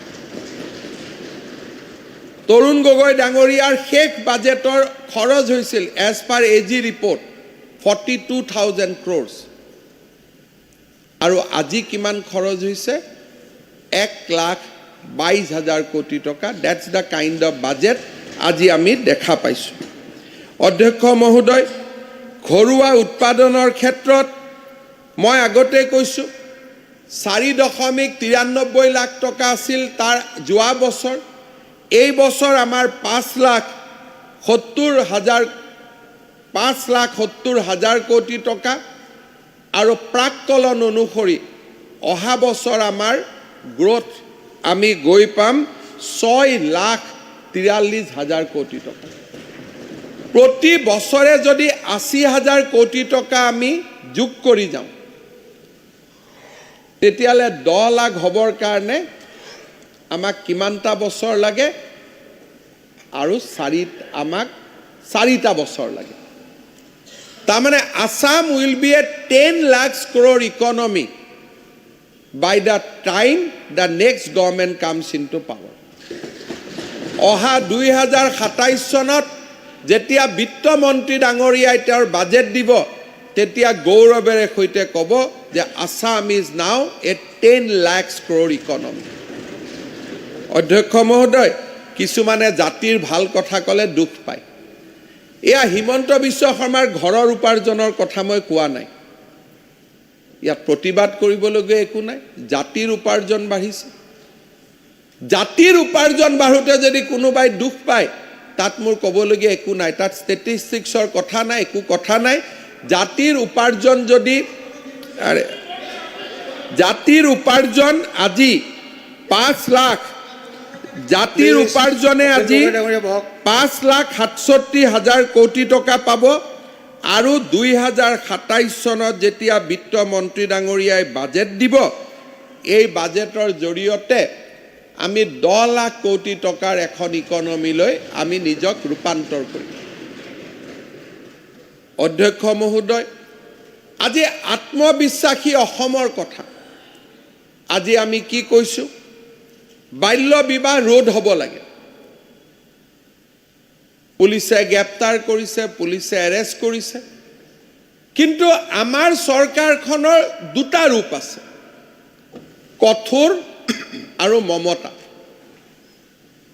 আমি কঠোৰৰ পৰা কঠোৰতম যেতিয়া কোনোবাই আইন ভংগ কৰে কিন্তু যেতিয়া কোনোবাই দৰিদ্ৰতাৰ কাৰণে আইন ভংগ কৰে তাৰ কাৰণে মমতা আৰু কৰুণাৰ হাত এখন আগবঢ়াই দিয়াটো আমাৰ চৰকাৰৰ দায়িত্ব অধ্যক্ষ মহোদয় ৰাজ্যৰ শিক্ষামন্ত্ৰী হৈ থকাৰ সময়ত মই বিনামূলীয়া নামভৰ্তিৰ কনচেপ্ট আৰম্ভ কৰিছোঁ Assam is a leading state তাতো কোনোবাই মনত দুখ পালে মই সহায় কৰিব নোৱাৰোঁ হায়াৰ ছেকেণ্ডাৰীৰ পৰা পোষ্ট গ্ৰেজুৱেটলৈকে বিনামূলীয়া নামভৰ্তি দিয়া আসাম এখন লিডিং ষ্টেট মোৰ এটা অভিজ্ঞতা হৈছে শিক্ষামন্ত্ৰী হৈ থকাৰ সময়ত বলিন চেতিয়া ডাঙৰীয়াৰ সমষ্টিত এবাৰ মই গৈছিলোঁ তেতিয়া মই নাজানিছিলোঁ যে এডমিশ্যন ফিজ ফাৰ্ষ্ট ছেমিষ্টাৰটো থাকে ছেকেণ্ড ছেমিষ্টাৰটো থাকে থাৰ্ড ছেমিষ্টাৰটো থাকে সৰু ছোৱালী এজনীয়ে মোৰ ওচৰত আহি মোক এখন কাগজ দিলে যে ছাৰ আপোনাৰ বিনামূলীয়া নামভৰ্তিৰ কাৰণে দেউতাৰ পৰা কাজিয়া কৰিও মই শদিয়া কলেজত এডমিশ্যন লৈছোঁ কিন্তু যদি ছেকেণ্ড ছেমিষ্টাৰৰ নামভৰ্তিটো ফ্ৰী নহয় মই আকৌ কলেজখন এৰিব লাগিব আমি সিদ্ধান্ত লৈছিলোঁ যে first semester second semester third semester 6লৈকে সকলোতে 2 লাখ টকাৰ তলৰ উপাৰ্জন থকা সকলো মানুহে বিনামূলীয়া নামভৰ্তি কৰিব অধ্যক্ষ মহোদয় নামভৰ্তিৰ পিছত স্কুটি যুগ হ'ল পোষ্ট গ্ৰেজুৱেটত পঢ়া ছোৱালীবিলাকক এতিয়া আমি কি দিওঁ মোবিলিটি ফাণ্ড তাৰ মানে ৰঞ্জিত দত্ত ডাঙৰীয়া আছে বিহালী কলেজত এবাৰ তেখেতৰ লগত মই গৈছিলোঁ বিহালী কলেজত ছোৱালীসকলে মোৰ লগত ওচৰত আহি কথা পাতোতে মই ছোৱালীজনীক সুধিছিলোঁ তোমালোক কেনেকৈ আহা বাগিচাৰ ছোৱালী আছিলে বোলে ছাৰ আমি বাছত আহোঁ ইয়াত আহিলে কি খোৱা বোলে ছাৰ কিছুমানে পৰঠা খায় কিছুমানৰ পইচা নাই কাৰণে আমি খাব নাপাওঁ আমি নাখাওঁ আমি তেনেকৈ গুচি যাওঁ ঘৰত ভাত খাওঁ সিদিনাখন আমি সিদ্ধান্ত লৈছিলোঁ যে পোষ্ট গ্ৰেজুৱেট পঢ়া ছোৱালীসকলক আমি 15,000 টকাকৈ দিম অন্ততঃ 1,000 টকা দেউতাক মাকৰ এডমিশ্যনৰ পইচা মোবিলিটি এডমিশ্যনৰ পিছত আমি মোবিলিটি তেওঁলোকৰ যাতায়ত আৰু পৰঠা এখন খোৱা পইচাটো চৰকাৰে দিব ই হ'ল মমতা আৰু কৰুণাৰ চৰকাৰ এইবাৰ আমি তাক আগুৱাই লৈ গৈছোঁ এডমিশ্যন দিয়াৰ সময়ত দেউতাক মাকৰ মনত প্ৰশ্ন আহে ঘৰত কাজিয়া লাগে যে এডমিশ্যনটোতো ফ্ৰী কৰি দিব কি CMে কি কিতাপৰো বিনা পইচাত দিব নেকি CMে বহি বিনা পইচাত দিব নেকি বহুত ল'ৰা ছোৱালীয়ে মোক কয় ছাৰ এডমিশ্যন ফিজটো আছে ফ্ৰীটো পাম কিন্তু বাকি সুবিধা নোহোৱাৰ কাৰণে আমি কলেজত যাব নোৱাৰোঁ দেউতা মাই কয় বিয়া হৈ যায় এইবাৰ আমি কি কৰিছোঁ যে হায়াৰ ছেকেণ্ডাৰী ফাৰ্ষ্ট ইয়াৰত ছোৱালীয়ে নাম লগোৱাৰ লগে লগে উইদিন 2 মান্থছ আমি 10,000 টকা তেওঁলোকৰ একাউণ্টত ট্ৰেন্সফাৰ কৰিম গ্ৰেজুৱেট পোৱাৰ লগে লগে আমি 12,500 টকা আমি তেওঁলোকৰ একাউণ্টত ট্ৰান্সফাৰ কৰি দিম আৰু পোষ্ট গ্ৰেজুৱেট পঢ়া ছোৱালীজনীয়ে 15,000 টকা মোবিলিটিটো পাই আছিলেই তাৰ লগত আৰু 15,000 টকা পোষ্ট গ্ৰেজুৱেটত পোৱাৰ লগে লগে তেওঁলোকে নামভৰ্তি কৰিব পাৰিব মোৰতো এজনী ছোৱালী বাকি ছোৱালীবোৰতো আপোনালোকৰ ছোৱালী হাত চাপৰি মৰাত কি যায় প্লিজ অখিল গগৈ প্লিজ বহক মাননীয় আপোনাৰ সময় দিয়া হ'ব সেইটো সময়ত আপুনি ক'ব মাননীয় অধ্যক্ষ মহোদয় আপোনাৰ সময় আছে তাত ক'ব মহিলা উদ্যমিতা আঁচনি অখিল গগৈ প্লিজ অখিল গগৈ আপোনাৰ সময় আছে বিধানসভাত বেলেগ কয় শিৱসাগৰত বেলেগ কয় গতিকে টেনশ্যন নাই গতিকে অহা মাহত মই শিৱসাগৰত কেবিনেট লৈ যাম তেতিয়া আকৌ আমাক প্ৰশংসা কৰিব টেনশ্যন নাই গতিকে সেইটো লৈ পেলাই আগৰ ছিষ্টেম বদলি গৈছে এতিয়া অখিল গগৈক ডিল কৰাৰ কাৰণে আমি নতুন নিয়ম বুজিব লাগে শিৱসাগৰত তেওঁ আমাৰ লগত বাহিৰত তেওঁ আমাৰ বিৰোধী ঠিক আছে উই হেভ একচেপ্টেড ডেট কোনো আপত্তি নাই চাৰ্কিট হাউচ চেংচন হৈ গৈছে একদম মই কৈ আছোঁ স্কুলত নপঢ়া এইটোলৈকে মই আহি আছোঁ ছেকেণ্ড পৰ্যায়লৈকে আহক ইমান ধুনীয়াকৈ খালি ধৈৰ্য ধৰি অধ্যক্ষ মহোদয় একেবাৰে ল'ব নোৱাৰে ল'লে এৰেষ্ট হ'ব 2 লাখ টকাৰ তলৰ যদি কোনোবা ল'ৰা ছোৱালীৰ এডমিশ্যন কোনোবা কলেজৰ প্ৰিন্সিপালে লয় মাত্ৰ এখন FIR দিব কালি ৰাতিয়ে মই জেলত ভৰাই দিব এইখন কঠোৰ চৰকাৰ মই আগতে কৈছোঁ ন ইয়াৰ দুটা ৰূপ আছে কঠোৰ আৰু মমতা আমি এনে পইচা দি থাকোঁ নেকি 150 কোটি টকা দিওঁ ৰনোজ দা নাই 150 crores দিওঁ কলেজবিলাকক চবৰ নামত বিল লয় অধ্যক্ষ মহোদয়, মহিলা কোনো এখন সমাজত মাতৃজাতিক সশক্তিকৰণৰ অবিহনে সমাজ আগবাঢ়িব নোৱাৰে। আজি আমি মাতৃসকলৰ বাবে এটাৰ পিছত এটা আজি মই গৌৰৱ অনুভৱ কৰোঁ। মাজত কংগ্ৰেছৰ এটা যাত্ৰা হৈছিল, ইয়াত মই নাম লৈ কৈছোঁ, কিন্তু মই কাৰো বিপক্ষে নকওঁ। মৰিয়নিত যাত্ৰা ৰখিলে, আৰে এটনা মহিলা কিয় হে? বোলে আমাৰ মহিলাবিলাকে ফৰ্ম ফিল আপ কৰিব আহিছে, মহিলা উদ্যমিতা। ফটো উঠিছে, ভাল কথা, ফটো মোৰ লগত উঠিব লাগে বুলি কি কথা, চবৰ লগতে ফটো উঠিব লাগে। কিন্তু দেখি গ'ল যে অসমত কেনেকৈ ওমেন এম্পাৱাৰমেণ্টৰ কাম হৈছে। আত্মসহায়ক গোট সকলোতে আছে, কংগ্ৰেছ ৰুল গভৰ্ণমেণ্টতো আত্মসহায়ক গোট আছে। The next level self help গ্ৰুপৰ গ্ৰুপ হ'ল। এইবাৰ আমি কি কৰিছোঁ যে 10,000 টকাকৈ আমি সকলো মহিলাক দিম। তাৰমানে গ্ৰুপটোত কিমান জমা হ'ল? 1 লাখ টকা একেলগে জমা হ'ল। গাইগুটীয়াভাৱে ব্যক্তিগতভাৱে 1 লাখ টকাৰ তেওঁলোকে কাম কৰিব পাৰিব, আঁচনি ল'ব পাৰিব। আৰু ফৰ্ম ফিল আপৰ ডেট হৈছে 3, 4, 5 মাৰ্চ। আমাৰ মহিলাসকলে ফৰ্ম ফিল আপ কৰি 3, 4, 5 মাৰ্চত আমাক উভতাই দিব। তাৰপিছত আমি কি কৈছোঁ? আমি হিতাধিকাৰী সৃষ্টি কৰিব খোজা নাই। উই ৱান্ট টু ক্ৰিয়েট এণ্টাৰপ্ৰেনিয়ৰ্ছ। যদি কোনোবাই মাতৃশক্তিক তেওঁলোক ভোট বেংক সজাব খুজিছে বুলি কৈ অপমান কৰে, তাত মোৰ ক'বলগীয়া একো নাই। কিন্তু মই নিজে জানো বাগবৰ আৰু জনীয়া সমষ্টিত মই যদি মাতৃজাতিৰ হাতত 1 লাখ টকাও তুলি দিওঁ, স্বামীয়ে মোক ভোট দিব, তেওঁলোকক নিদিয়ে। গতিকে তেওঁলোক ভোট বেংক হ'বই নোৱাৰে। আৰু দোৱাটো মোৰ লগত থাকিব। চেয়াৰমেনদাই কৈছে আগে পিছে। প্লিজ, আপোনাক ক'বলৈ যদি সময় লাগে ডিবেটত এতিয়া বহক। আকৌ মোৰ প্লিজ, মই 20 মিনিটে লৈছোঁ মোৰ পাৰ্টিৰ পৰা। প্লিজ চেয়াৰমেনদা, মই যদি মোক মাজত কৰে, কাৰণ এইটোত মই মুখ্যমন্ত্ৰী হিচাপে, চেয়াৰমেনদা প্লিজ, এইটোত মই মুখ্যমন্ত্ৰী হিচাপে, প্লিজ চেয়াৰমেনদা, please nothing will go on record, please.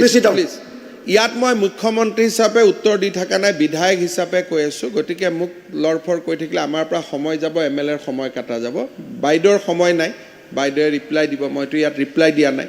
সেইকাৰণে মোক কাটকুট নকৰিলে ভাল হ'ব, নহ'লে মই ষ্টপ ৱাটছ লগাব ক'ম যে এই সময়খিনি ৰখাই দিব। মাননীয় অধ্যক্ষ মহোদয়, ইয়াত আমি কি কৰিব খুজিছোঁ? নেক্সট লেভেলত এই সফল মহিলা যিসকলে 10,000 টকাৰ সফল প্ৰয়োগ কৰিব, তেওঁলোকক আমি 25,000 টকা কৈ দিম। তাৰে 12,500 ছাবচিডি হ'ব আৰু 12,500 লোন হ'ব। আৰু ভগৱানে সহায় কৰিলে লাখপতি বাইদেউলৈকে আমাৰ সংকল্প আছে। আমি আশা কৰিম যে লাখপতি বাইদেউলৈকে লৈ যাম। মই এবাৰ প্ৰধানমন্ত্ৰী ডাঙৰীয়াকো অনুৰোধ কৰিছোঁ যে অহাবাৰ অসমত আহিলে আপুনি আমাৰ 1000মান লাখপতি বাইদেউক লগ কথা পাতক। কেনেকৈ ওমেন এম্পাৱাৰমেণ্ট, নাৰী শক্তি বন্ধনৰ আমি এক নতুন কৰ্মসূচী হাতত লৈছোঁ। অধ্যক্ষ মহোদয়, অৰুণোদয় আঁচনিখন আমি সকলোৱে জানো। তাত আমি আঁচনি ঘোষণা কৰা আমাৰ উদ্দেশ্য নহয়, হিতাধিকাৰী সৃষ্টি কৰা আমাৰ উদ্দেশ্য নহয়। তথাপিতো হিতৰ অধিকাৰী হ'লে আমি গৌৰৱ অনুভৱ কৰোঁ। Anybody who is became empowered through benefits, হিতৰ অধিকাৰী, ইমান শুৱলা শব্দ। আমিতো সন্মিলন পাতি দিওঁ, হিতাধিকাৰী সন্মিলন, লাভাৰ্থী সন্মিলন। কিয়? হিতৰ অধিকাৰীতকৈতো আৰু ডাঙৰ কথা একো নাই। কিছুমানে আন্দোলনৰ অধিকাৰী কৰে, আমি হিতৰ অধিকাৰী কৰোঁ। গতিকে হিতৰ অধিকাৰী, হিতাধিকাৰী, very sweet and good word. আৰু আমি সদায় ব্যৱহাৰ কৰিব লাগে, টানা ফালকে বলনা চাহিয়ে কি আমি হিতাধিকাৰী সৃষ্টি কৰিছোঁ, গৌৰৱেৰে সৈতে ক'ব লাগে। যি নহওক, অধ্যক্ষ মহোদয়, অৰুণোদয় মধ্যপ্ৰদেশত লাডলি লক্ষ্মী, কৰ্ণাটক লাডলি বেহেন, কৰ্ণাটকৰ কংগ্ৰেছ চৰকাৰ, everyone is drawing inspiration from Assam's Arunodoi model. এতিয়া আমি অৰুণোদয়ক এটা নতুন পৰ্যায়ত লৈ যাব খুজিছোঁ। বিশ্বনাথ জিলা আৰু চৰাইদেউ জিলাৰ বিধায়কসকলে বাজেট পঢ়ি থাকোঁতে বস্তুটো বুজি পোৱা নাই, এতিয়া মই বুজাব খুজিছোঁ যে বিশ্বনাথ আৰু চৰাইদেউ জিলাত এইবাৰ পাইলট বেচিছ আমি হিতাধিকাৰী হাজাৰত নাযাওঁ, যাৰ যাৰ ৰেচন কাৰ্ড আছে চবকে আমি অৰুণোদয় দি দিম। তাৰমানে কি হ'ল, এটা পৰিয়ালে ৰেচন কাৰ্ড পালে, এটা পৰিয়ালে অৰুণোদয় পালে, এটা পৰিয়ালে প্ৰধানমন্ত্ৰীৰ আয়ুষ্মান যোজনা পালে, মুখ্যমন্ত্ৰীৰ আয়ুষ্মান অসম পালে, এটা পৰিয়ালে উজ্জ্বলা গেছ পালে। উজ্জ্বলা গেছ মানে 300 টকা প্ৰত্যেক মাহত গেছ কিনোতে বিনামূলীয়া। এতিয়া আমি তাক আৰু অলপ আগুৱাব খুজিছোঁ।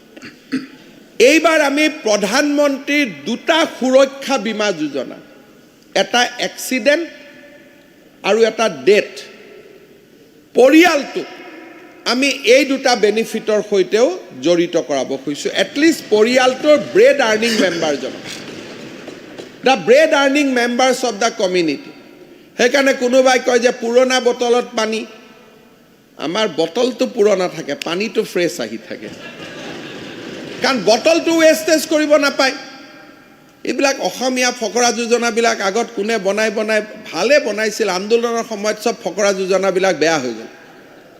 আন্দোলনৰ সময়ত আগত শুদ্ধ আছিলে, যেতিয়া ডাকৰ বচন আছিল, মাজত চব আৰে পুৰণা বটলত নতুন পানী এইটো ঢালিব লাগিব, কাৰণ বটলটো ৱেষ্ট কৰিব নোৱাৰে নহয়, পৰ্যাৱৰণৰ সমস্যা হৈ যাব।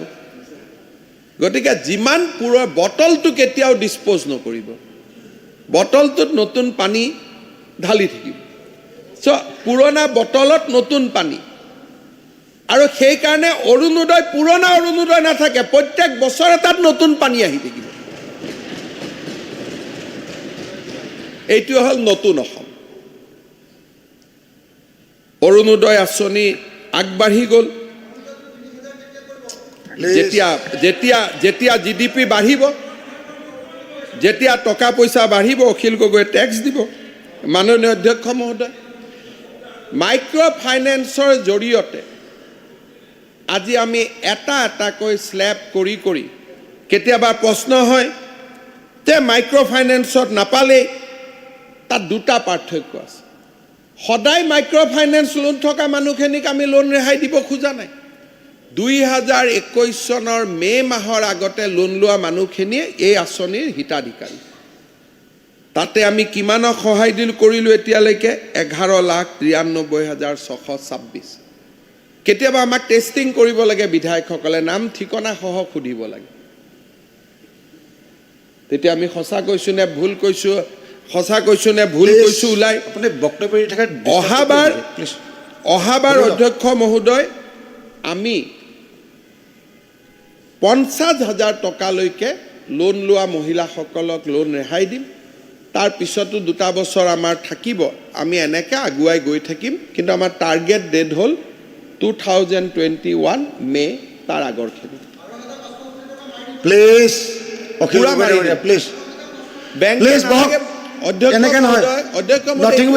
এইটো কি হেবিট মই নাজানো, কিন্তু এটা মই কৈছোঁ যে বেংকৰ হাঁ আছে নেকি আমাৰ পৰা 12,500 ল'ব? আমাৰ লগত কম্প্ৰমাইজ কৰি টকাই কমাই দিলে। আমি NOC দিম, টকাত নাযাব। বেংকৰ দম আছে নেকি আমাৰ পৰা ইমান পইচা লওঁ? আমিওতো কিবা এখন চৰকাৰ চলাই আছোঁ নহয়। অসমৰ 12,500 টকা আমি কিয় দিম? মহিলাসকলক NOC দিম যে আপোনালোক ঋণমুক্ত, একদম ঋণমুক্ত অলৰেডি।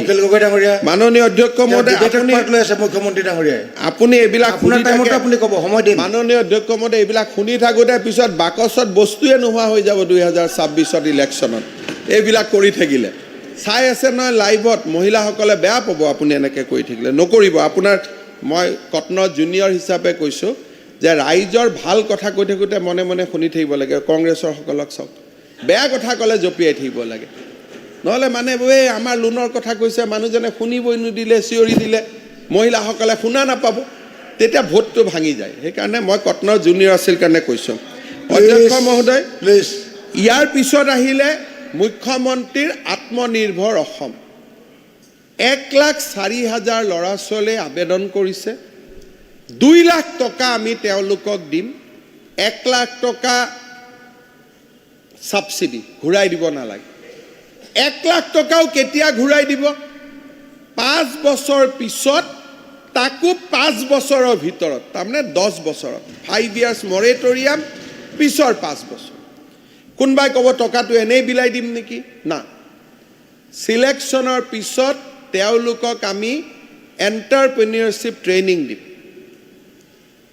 ভাৰতৰ বিভিন্ন প্ৰতিষ্ঠানত আমি তেওঁলোকক লৈ যাম আৰু এজন হিতাধিকাৰীৰ লগত এজন মেণ্টৰ থাকিব আমাৰ উদ্দেশ্য হৈছে 2 লাখ টকা খৰচ কৰাৰ পিছত ল'ৰাজনে যাতে প্ৰধানমন্ত্ৰীৰ মুদ্ৰা আঁচনিৰ অধীনত লোন ল'ব আৰু লোন ল'ব পাৰে আৰু এই আঁচনিটো এতিয়া আমি স্থায়ী কৰিব খুজিছোঁ যে প্ৰত্যেক বছৰে অন্তত 50,000 হিতাধিকাৰীক এই আঁচনিটোৰ অধীনত আমি কৰি গৈ থাকিব পাৰোঁ নেকি ওৱান টাইম নহয় এইবাৰ আমি সিদ্ধান্ত লৈছোঁ ইয়াত 2টা ভাগ আছে যিসকলে ইঞ্জিনিয়াৰ পাছ কৰিছে এগ্ৰিকালচাৰ পাছ কৰিছে ভেটেনাৰী পাছ কৰিছে তেওঁলোকক আমি 5 লাখ টকা দিম আৰু বাকীসকলে 2 লাখ পাব 5 লাখৰ 2.5 লাখ লোন বাকী 2.5 লাখ 10 বছৰৰ ভিতৰত ঘূৰাই দিব লাগিব অহা 8 মাৰ্চত আমি প্ৰথম যেটো 5 লাখ টকা পোৱাসকলক 8 মাৰ্চতে আমি পুঁজি দি দিব খুজিছোঁ বাজেট নিয়মত হয় 1 এপ্ৰিলৰ পৰা আমি এপ্ৰিললৈকে ৰখাই নাই মাৰ্চৰ পৰাই গাড়ী চলাই দিওঁ কিবা কৈছে আপুনিহে বুজি পাব কিবা অখিল গগৈ ডাঙৰীয়া এনেকুৱা ধৈৰ্য থাকিব লাগে শুনিবলৈ শুনক আপোনাক সময় দিম একো মানুহে একো নোখোৱাকৈ নিচা লাগে নেকি মই খাই নিচা লগা মানুহ শুনিছোঁ একো নোখোৱাকৈ নিচা লগাটো শুনা মোৰ কথাত নিশ্চয় কিবা এটা অমৃত আছে নিচা লাগিলে অধ্যক্ষ মহোদয় 1 লাখ নিযুক্তি কেতিয়া হ'ব আজি চাওঁতে আমি আজি অসমত 94,506 নিযুক্তি দিয়াটো ডাঙৰ কথা নহয় এটাও কোৰ্ট কেছ নোহোৱা নিযুক্তি হয়তো কোনোবা ডাঙৰ গভৰ্ণমেণ্টে 5 লাখো দিব বাট দ্য কাইণ্ড অফ ট্ৰেন্সপাৰেঞ্চি টেটৰ পৰা আৰক্ষীৰ পৰা গ্ৰেড 3 গ্ৰেড 4লৈ 16 তাৰিখে এছিএছত ল'ৰা এপইণ্টমেণ্ট পাব 8-16 তাৰিখে আমি এছিএছৰ এপইণ্টমেণ্ট লেটাৰ দিম এই 94 to 95 লৈকে আহি যাব এটাও কোৰ্ট কেছ নাই হাউচক মই জনাবলৈ পাই ভাল পাইছোঁ এটাও কোৰ্ট কেছ নাই কিমান উত্তেজিত কৰাৰ চেষ্টা হৈছিল ৱেট লিষ্ট বুলি কেছ কৰক কিবা বুলি কেছ কৰক ডাবল বুলি কেছ কৰক কোনেও নকৰিলে আৰু এইবাৰ কি হ'ল যোৱাবাৰ যিবিলাক ল'ৰা ছোৱালীয়ে পৰীক্ষা দিয়া নাছিল এইবাৰ নতুনকৈ যেতিয়া আমি 35,000 নিযুক্তি দিলোঁ এডভাৰটাইজ কৰিলোঁ এইবাৰ নাম্বাৰ অফ ষ্টুডেণ্টো বাঢ়িছে এপ্লিকেণ্টো বাঢ়িছে আমাৰ ওপৰত বিশ্বাস আৰু আস্থা উভতি আহিছে প্ৰাইভেট সেক্টৰত কাম কৰি থকা যি নিবনুৱা নহয় তেওঁলোকেও চাকৰিত এতিয়া আবেদন কৰিছে যে এইখন গভৰ্ণমেণ্ট য'ত চাকৰি নামত কোনেও টকা পইচা নলয় আমি আৰু অলপ আগুৱাই গৈছোঁ ডেমক্ৰেটাইজেশ্যন অফ গভৰ্ণমেণ্ট জব যে চৰকাৰী চাকৰিৰো গণতান্ত্ৰিকৰণ হ'ব লাগে এখন ঘৰত মই 3টা চাকৰি আছে কাষৰ ঘৰখনত এটাও চাকৰি নাই মাৰ্কছৰ ডিফাৰেন্স কিমান 1 নম্বৰ 2 নম্বৰ আজি আমি সিদ্ধান্ত লৈছোঁ যে চৰকাৰী চাকৰি নথকা পৰিয়ালৰ ল'ৰা ছোৱালীক অন্তত 5% আমি এডভান্টেজ দিম সবতে নহয় গ্ৰেড 3 আৰু গ্ৰেড 4 ডেমক্ৰেটাইজেশ্যন অফ গভৰ্ণমেণ্ট জব চৰকাৰী চাকৰিটো গণতান্ত্ৰিকতা আজি অসম চৰকাৰে ই এক নতুন সিদ্ধান্ত হাতত লৈছে। অধ্যক্ষ মহোদয়, অসম মালাৰ আঁচনি ঘোষণা কৰা হৈছে অহা বছৰৰ কাৰণে, কিন্তু আমি যোৱাকালি এই কেবিনেটত গোটেইকেইটা আঁচনিৰ আমি অনুমোদন দিলোঁ যাতে মডেল কোড অফ কণ্ডাক্টৰ ভিতৰতে কণ্ট্ৰেক্টৰে কাম আৰম্ভ কৰিব পাৰে। ৱৰ্ক অৰ্ডাৰ আমি আগতেই দি দিম, 20 তাৰিখৰ আগতে আমি দি দিম, যাতে আমি বানপানীৰ সময়টো ক্ষতি কৰিব নালাগে। এনেকুৱা আগত কেতিয়াও দিয়া নাছিল। বিত্তমন্ত্ৰীৰ বাজেট 1 এপ্ৰিলৰ পৰা, আমি এই মাহৰ পৰাই কাম হাতত ল'লোৱেই। বাইদেউ আপুনি কৈছে যেতিয়া হ'ব আৰু পইচা পাই থাকিম, আৰম্ভ কৰি দিওঁ। আজি অসম মালাৰ আঁচনি, অমৃতকালৰ প্ৰকল্প, নতুন অসম, গুৱাহাটীৰ ৰিং ৰোড, কাজিৰঙাৰ এলিভেটেড কৰিডৰ, মাজুলী, সিদিনাখন মই গন্তি কৰি আছোঁ, শদিয়াৰ ঢলা, বগীবিল, অলপ আগুৱাই আহক মাজুলী আকৌ যোৰহাটলৈও, আৰু চেলেক ধূনাগুৰি দি বিহপুৰীয়ালৈ, আকৌ গৈ ঘূনাসুতিৰ ওপৰত দলং, আকৌ আগত আহক কমাৰবন্ধা গহপুৰৰ মাজত তলেদি, কাজিৰঙা আহিলে ওপৰেদি, কলিয়াবৰৰ ওপৰত এখন দলং আছিল, 2খন হৈ গ'ল। দিনা ৰাতি মই ফটো এটা উঠি আহিছোঁ। অলপ আগুৱাই আহক, এইবাৰ মোৰ কল্পনা একদম মোদীজীৰ কথা কৈ আছোঁ। আপুনি চেণ্ট্ৰেলৰ লগত আছেতো, আপুনি চেণ্ট্ৰেলত মোদীজীৰ কথা কৈ আছোঁ, মোদীজীৰ বন্দন কৰি আছোঁ। এইবিলাক মোদীজী, নৰেন্দ্ৰ মোদী সৰ্বোচ্চ নেতা আমাৰ। মোদী থাকিলে আমি আছোঁ, গতিকে মোদীজীৰ বন্দন কৰিলে আমাৰ বন্দন নালাগে। তাৰপিছত কিন্তু ভাল পাইছোঁ, মোদীজীক ধন্যবাদ দিছে, থেংক ইউ ছ' মাছ। হয় নহয়, মোদীজীক দিছে। এটা প্ৰস্তাৱ লৈ ল'ম বিধায়িনী দলত। মই সাংবাদিকক কৈছিলোঁ 20% আছে, কিন্তু মই দেখিলোঁ মনে মনে মোদীজীৰ লগত পূৰা আছে, তাৰমানে 50-50। অধ্যক্ষ মহোদয়, এতিয়া মোৰ মনত এটা প্ৰেৰণা জাগিছে যে দৰং আৰু মৰিগাঁৱৰ মাজতো এখন ব্ৰহ্মপুত্ৰ দলং বনাব পাৰি নেকি। আমাৰ নুৰুল হুদাই মানুহ পঠিয়াই নগাঁৱৰ পৰা দৰঙলৈকে, দৰং নহয় শোণিতপুৰলৈকে পঠায়। মই দলঙে বনাই দিব খুজিছোঁ যাতে কষ্ট কৰি পঠিয়াব নালাগে, ৰাস্তাই হৈ যায়। গৈ আছোঁ দৰং আহিহে, মৰিগাঁও আহিহে পালোঁ, আৰুতো আগুৱাব লাগে না।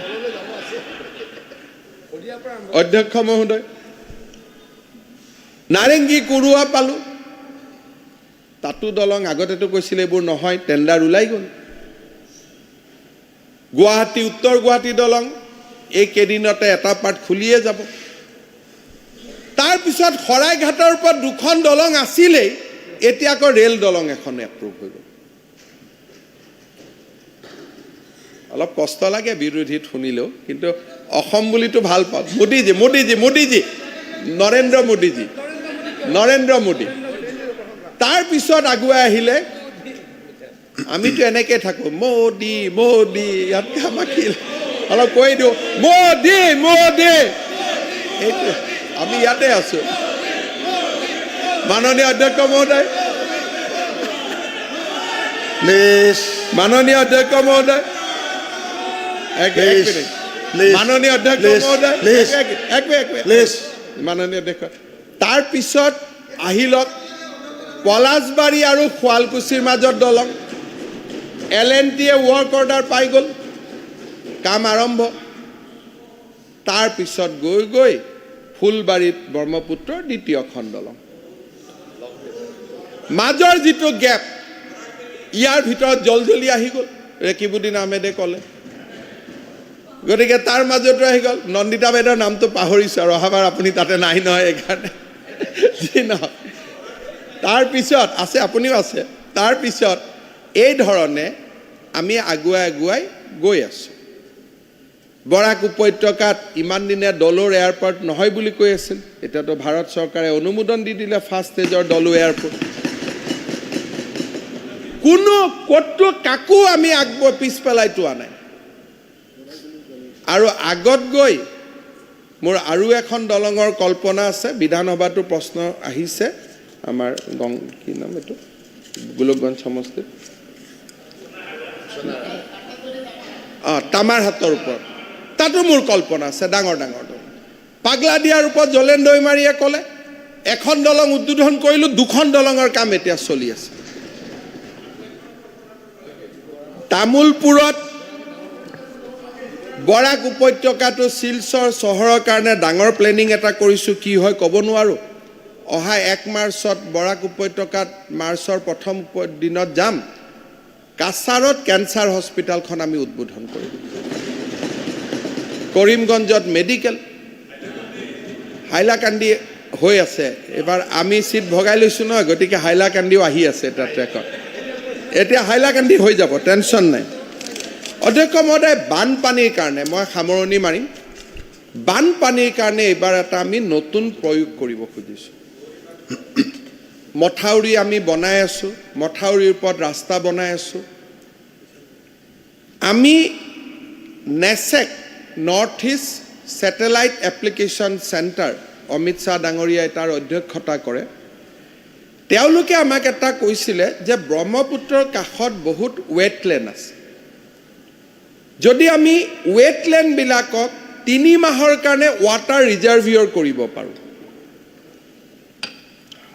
ব্ৰহ্মপুত্ৰ নদী আছে চাৰণ বিললৈকে আমি পানী চেনেলাইজ কৰি লৈ গ'লোঁ আৰু বানপানীৰ সময়ত পানীখিনি আমি ৰাখি দিলোঁ এইবাৰ আমি দীপৰ বিলত কৰিছোঁ দীপৰ বিলত আমি এইবাৰ আপোনালোকে গ'লে দেখিব তাত পুৰা পানী আমি আবদ্ধ কৰি থৈ দিছোঁ পুৰণা পানীৰ জেগাত নতুন পানী আহিলে মাছ কাছয়ো অক্সিজেন পালে আৰু এটা আৰ্টিফিচিয়েল ৰিজাৰ্ভিয়ৰ হ'ল বানপানী যোৱাৰ পিছতে ছুইচ গেট দি আমি পানীটো খুলি দিম প্ৰথমবাৰৰ বাবে উজনিত নহ'ব কাৰণ উজনিত ই মাটি লৈ আহে নদীয়ে কিন্তু নামনিৰ ফালে মাটিটো কমি কমি গৈ থাকে প্ৰথমবাৰৰ বাবে সফল হওঁনে নহয় নাজানো কিন্তু প্ৰথমবাৰৰ বাবে বানপানীৰ ওপৰতো এটা বিকল্প চিন্তা অন্তত এইখন চৰকাৰে কৰিছে যে মথাউৰিৰ ওপৰত গৈ কিবা এটা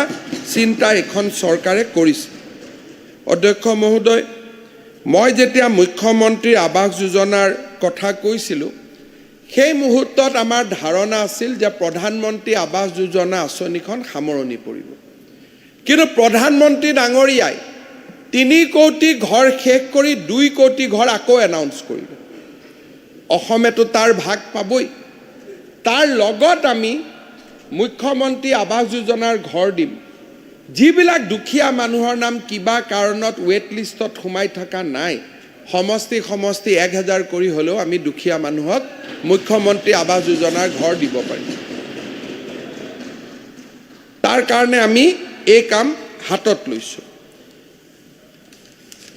অধ্যক্ষ মহোদয় আৰক্ষীৰ বাবে housing satisfaction is very important আৰক্ষীৰ ল'ৰা ছোৱালীবিলাক সাধাৰণতে গাৰ্জেনৰ মৰম নাপায় পিতৃৰ মৰম নাপায় দিনে ৰাতিয়ে তেওঁলোকে থানাত ডিউটি কৰে কৰোঁতে কৰোঁতে মুখ কথাবিলাকো তেওঁলোকৰ অলপমান সাধাৰণ লোকৰ কাৰণে এনেকুৱা হৈ যায় যে তেওঁলোকে গৰম মেজাজত কথা পাতে কিন্তু মানুহজনৰ কথাও আমি চিন্তা কৰিব লাগিব 8 ঘণ্টাৰ ডিউটি 16 ঘণ্টা 24 ঘণ্টা পিতৃৰ মৰম তেওঁলোকে তেওঁলোকৰ সন্তানক দিব নোৱাৰে আৰক্ষীৰ হাউচিং ছেটিছফেকশ্যন এইবাৰ আমি বঢ়াব খুজিছোঁ 2000 কোৱাৰ্টাৰ আমি প্ৰথমবাৰ বনাব খুজিছোঁ 10,000 কোৱাৰ্টাৰ বনোৱা আমাৰ লক্ষ্য এতিয়া আপোনালোকে বাহিৰত পুলিচবিলাক চাব ডেকা ল'ৰা সৰু সৰু ল'ৰা ছোৱালী দেখিলে মন মৰম লাগি যায় আগৰ পুলিচৰ লগত এতিয়া পুলিচ নিমিলে আন 5 ইয়াৰ্ছত it will completely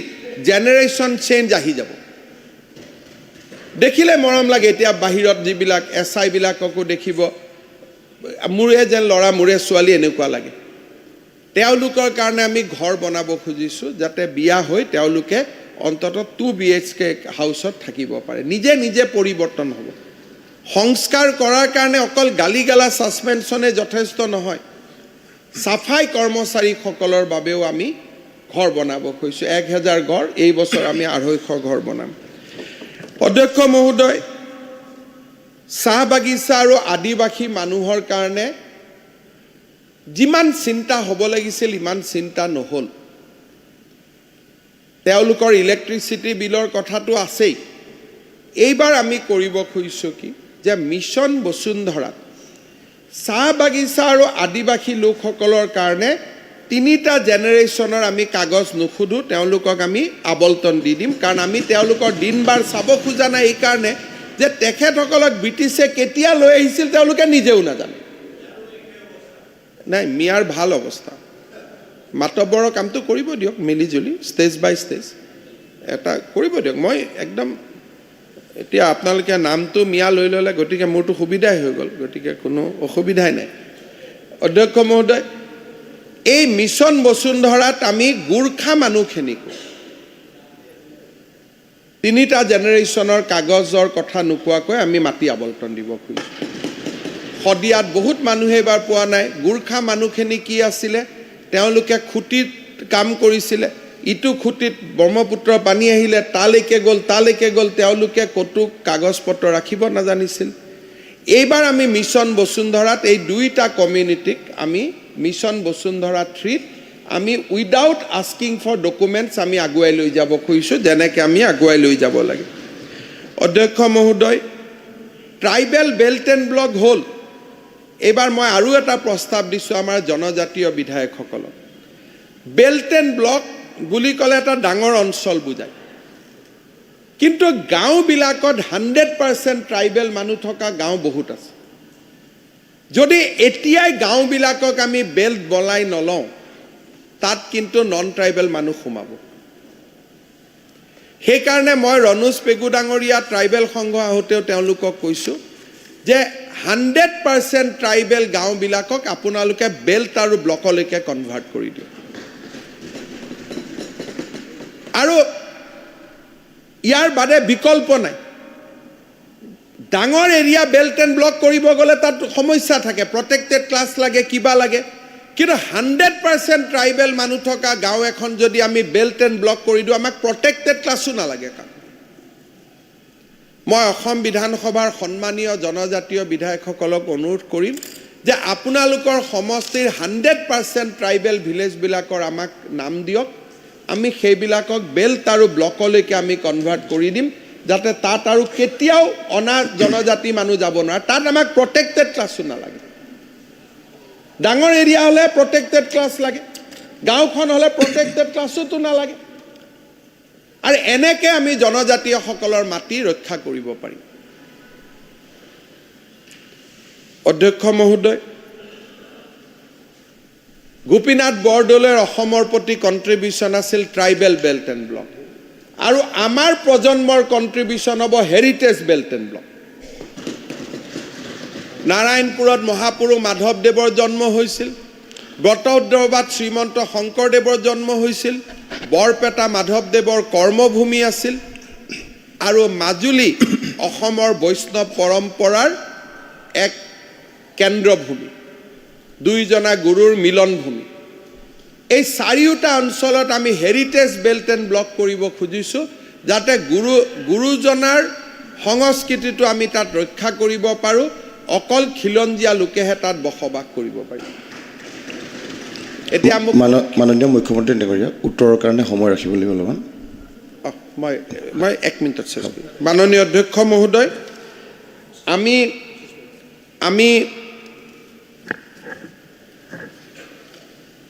film industry সমষ্টিৰ বিধায়কসকলে অলপ চেষ্টা কৰক নিজৰ সমষ্টিত এটা ভাল ফিল্ম ষ্টুডিঅ' হ'ব লাগে 50 লাখ টকা আমি দিম চিনেমা হল আৰু MLA ফাণ্ডৰ পৰাও তাত দিব পাৰিব NGOই বনাব পাৰিব ক্লাবেও বনাব পাৰিব কোনো যোনে ব্যক্তিগতই বনাব পাৰিব লাগিলে মই পিছত আৰু 10-5 লাখ টকা আৰু দি দিম 126টা সমষ্টি যদি আমি কৰি ল'ব পাৰোঁ অসমীয়া চিনেমা সদায় আগবাঢ়ি যাব অধ্যক্ষ মহোদয় ইমানবিলাক কাম কৰাৰ পিছতো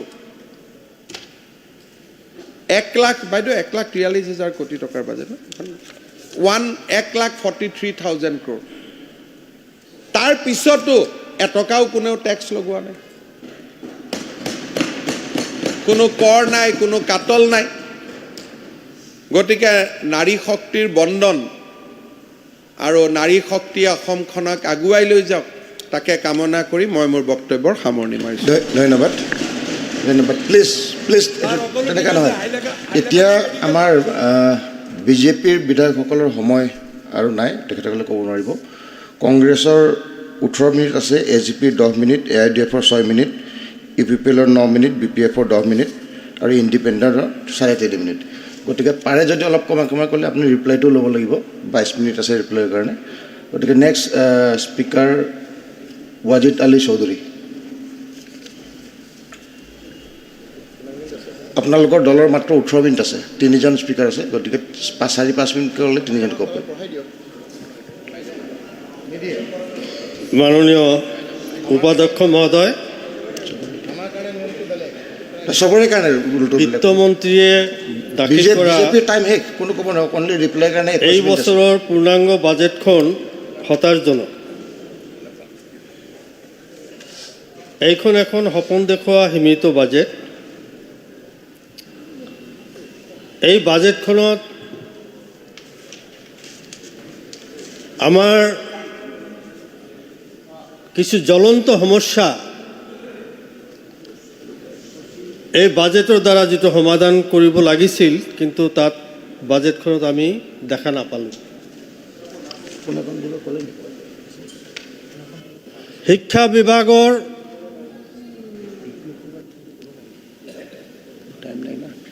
যেতিয়া ভেঞ্চাৰ স্কুলবিলাক চৰকাৰীকৰণ কৰা হ'ল,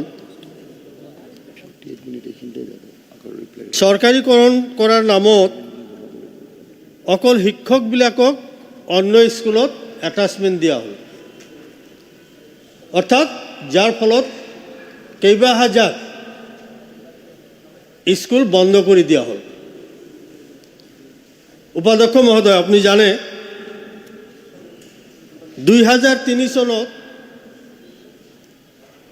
চৰ এৰিয়াৰ এটা ছাৰ্ভে হৈছিল। এই ছাৰ্ভেত দেখা গৈছিল চৰৰ শিক্ষাৰ হাৰ আছিল মাত্ৰ 19% আৰু চৰৰ মহিলাৰ শিক্ষাৰ হাৰ আছিল মাত্ৰ 3%। এটা দুখ লগা অৱস্থা আছিল।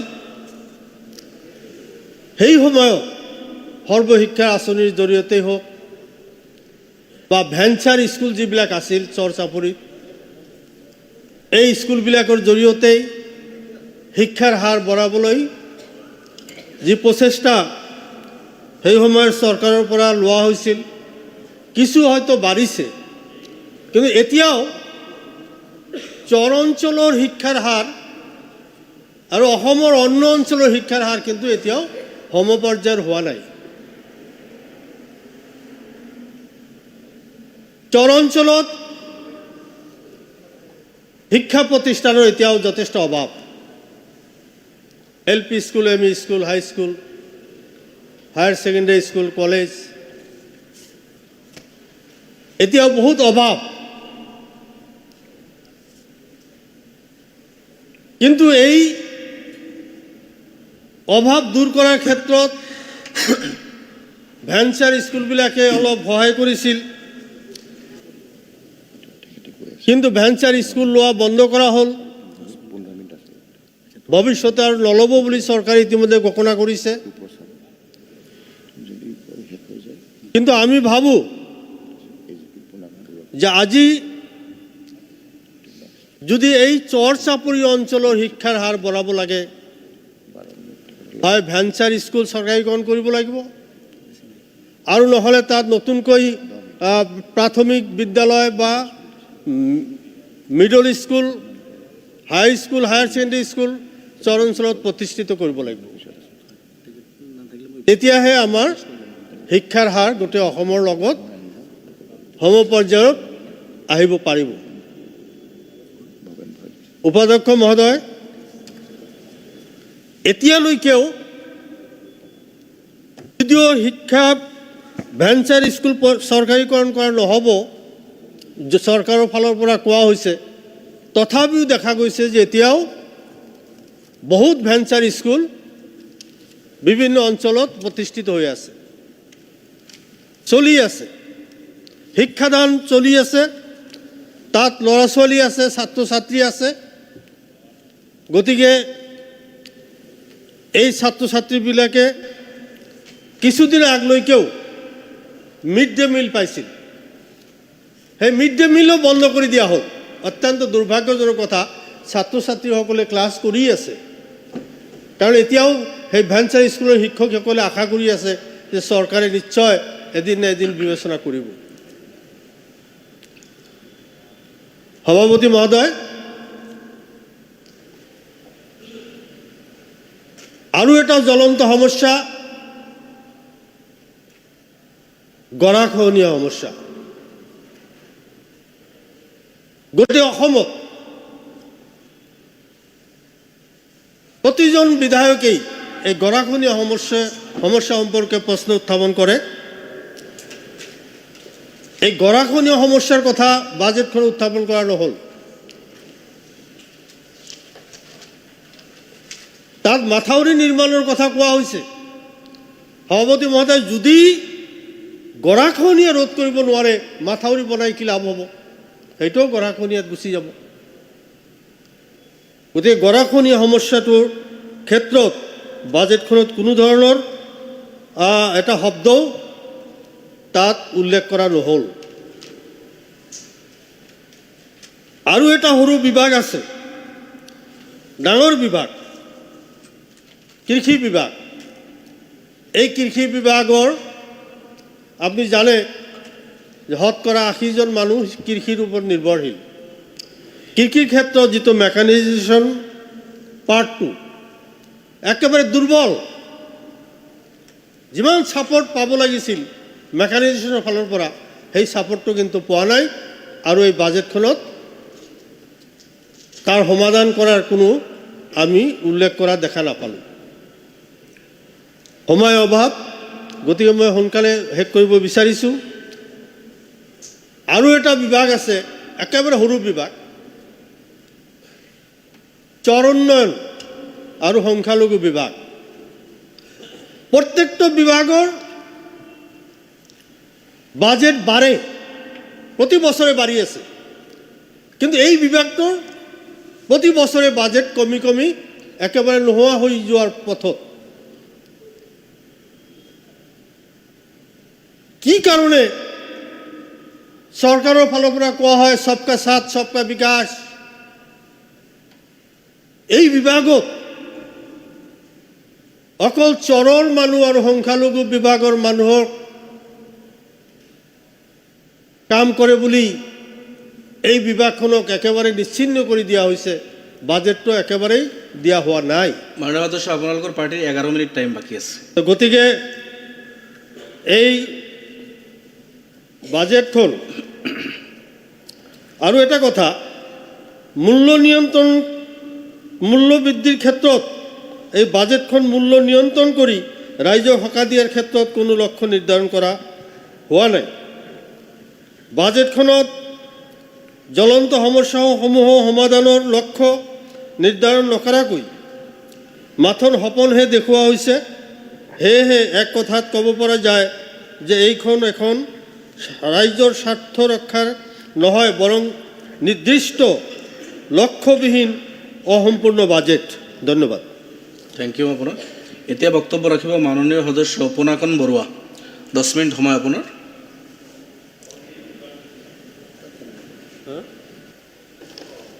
অধ্যক্ষ মহোদয়, এই সুযোগ দিয়াৰ বাবে মই ধন্যবাদ জ্ঞাপন কৰিছোঁ।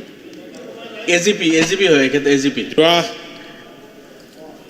12 মাৰ্চত 12 ফেব্ৰুৱাৰীত অসমৰ মাননীয় বিত্তমন্ত্ৰী অঞ্জনা নেওগ বাইদেৱে যি বাজেট সদনত দাখিল কৰিলে, সেই বাজেট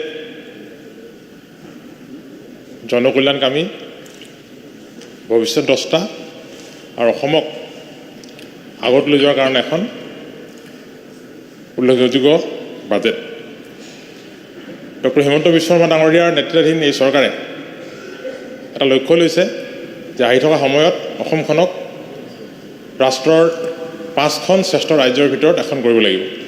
আৰু সেই যাত্ৰাত এই বাজেট এক বিশিষ্ট মাইলৰ খুঁটি হ'ব বুলি আমি অনুভৱ কৰোঁ। এই বাজেটে ৰাজ্যখনৰ কৃষি, স্বাস্থ্য, ৰাজ্যখনৰ আৰ্থসামাজিক বিকাশ, শিক্ষা সকলো দিশতে আমাৰ হৃদয়ক চুই যোৱা ধৰণে বাজেটখনত প্ৰতিটো বাক্য, প্ৰতিটো শব্দ উল্লেখ হৈছে। মোৰ হাতত সময় যিহেতু সীমিত, মই বিস্তাৰিতভাৱে সকলো বিষয়লৈ যাব বিচৰা নাই। মই দুটামান বিষয় চুই যাব বিচাৰিছোঁ যে এখন ৰাজ্যৰ বিকাশ, এখন সমাজৰ বিকাশ হ'বলৈ হ'লে প্ৰথম আমাৰ শিক্ষাৰ আৱশ্যকতা আমি কোনো নুই নকৰোঁ। শিক্ষাৰ বিকাশৰ কাৰণে আমাৰ চৰকাৰখনে এই বাজেটত কেতবোৰ উল্লেখনীয় পদক্ষেপ গ্ৰহণ কৰিছে। তৃণমূল পৰ্যায়ৰ পৰা আজি সমাজ কল্যাণ বিভাগৰ জৰিয়তে অংগনবাড়ী কেন্দ্ৰবিলাক নিৰ্মাণ কৰা হৈছে। আমাৰ যিবিলাক অংগনবাড়ী কেন্দ্ৰ আছিল, পূৰ্বৰ যেতিয়া কংগ্ৰেছ চৰকাৰ আছিল বনোৱা হৈছিল, জুপুৰি ঘৰ সদৃশ, দুৰ্বল আন্তঃগাঁথনি, তাত শিশুৰ শাৰীৰিক আৰু মানসিক বিকাশ সম্ভৱে নহয়, তাত পতনহে হ'ব। তেনেকুৱা বিল্ডিঙত যোৱা সময়ছোৱাত আমাৰ শিশুসকলক তাত আমি লৈ গৈছিলোঁ। সেই অংগনবাড়ী কেন্দ্ৰবিলাকলৈ অভিভাৱকসকলে নিজৰ শিশুক পঠাবলৈ অনীহা প্ৰয়াস কৰে, হীনমন্দাত ভোগে। ছাত্ৰ ছাত্ৰীসকলেও তালৈ যাব নিবিচাৰে, শিশুসকল তালৈ যাব নিবিচাৰে। কিন্তু এতিয়া আমাৰ চৰকাৰে ইয়াক আদৰ্শ অংগনবাড়ী কেন্দ্ৰলৈ ৰূপান্তৰ কৰি এটা সুন্দৰ বিল্ডিং নিৰ্মাণ কৰিছে। চহৰবিলাকত যিবিলাক প্লে স্কুল আছে, সেই প্লে স্কুলবিলাকতকৈ ধুনীয়া আন্তঃগাঁথনিৰে বিল্ডিংবিলাক নিৰ্মাণ হৈছে। যোৱা 23 বৰ্ষত মোৰ চাবুৱা বিধানসভা সমষ্টিতে আমি 11টাকৈ অংগনবাড়ী কেন্দ্ৰ নিৰ্মাণ কৰিছিলোঁ। ৰাজ্যখনত হাজাৰ হাজাৰ অংগনবাড়ী কেন্দ্ৰ নিৰ্মাণ হৈছে। আৰু মই এই মুহূৰ্তত কৈ গৌৰৱ অনুভৱ কৰিছোঁ যে অংগনবাড়ী কেন্দ্ৰবিলাক নিৰ্মাণ কৰোঁতে আমি নিজে চোৱা চিতা কৰিছিলোঁ আৰু ৰাজ্য চৰকাৰে অংগনবাড়ী কেন্দ্ৰবিলাক চোৱা চিতা কৰিবৰ কাৰণে গ্ৰেড ছিষ্টেম কৰিছিলে আৰু সেই গ্ৰেডত আমি A+ পাবলৈ সক্ষম হৈছোঁ। মাননীয় বিত্তমন্ত্ৰী মহোদয়ে এই কথাটো মোক জনাইছে। গতিকে মই গৌৰৱ অনুভৱ কৰিছোঁ। গতিকে শিশুৰ শাৰীৰিক আৰু মানসিক বিকাশ কৰিবৰ কাৰণে যি অংগনবাড়ী কেন্দ্ৰ নিৰ্মাণ কৰিছে তাৰ বাবে আমাৰ চৰকাৰ ধন্যবাদৰ পাত্ৰ।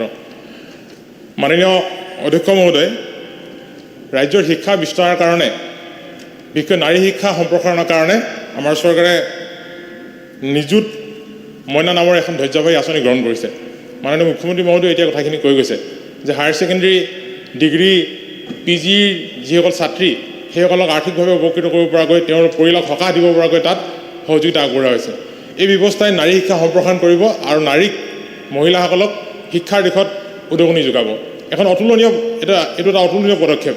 এনেকুৱা সিদ্ধান্ত, এনেকুৱা আঁচনি ভাৰতবৰ্ষৰ কোনো ৰাজ্যতে কেতিয়াও হোৱা নাই।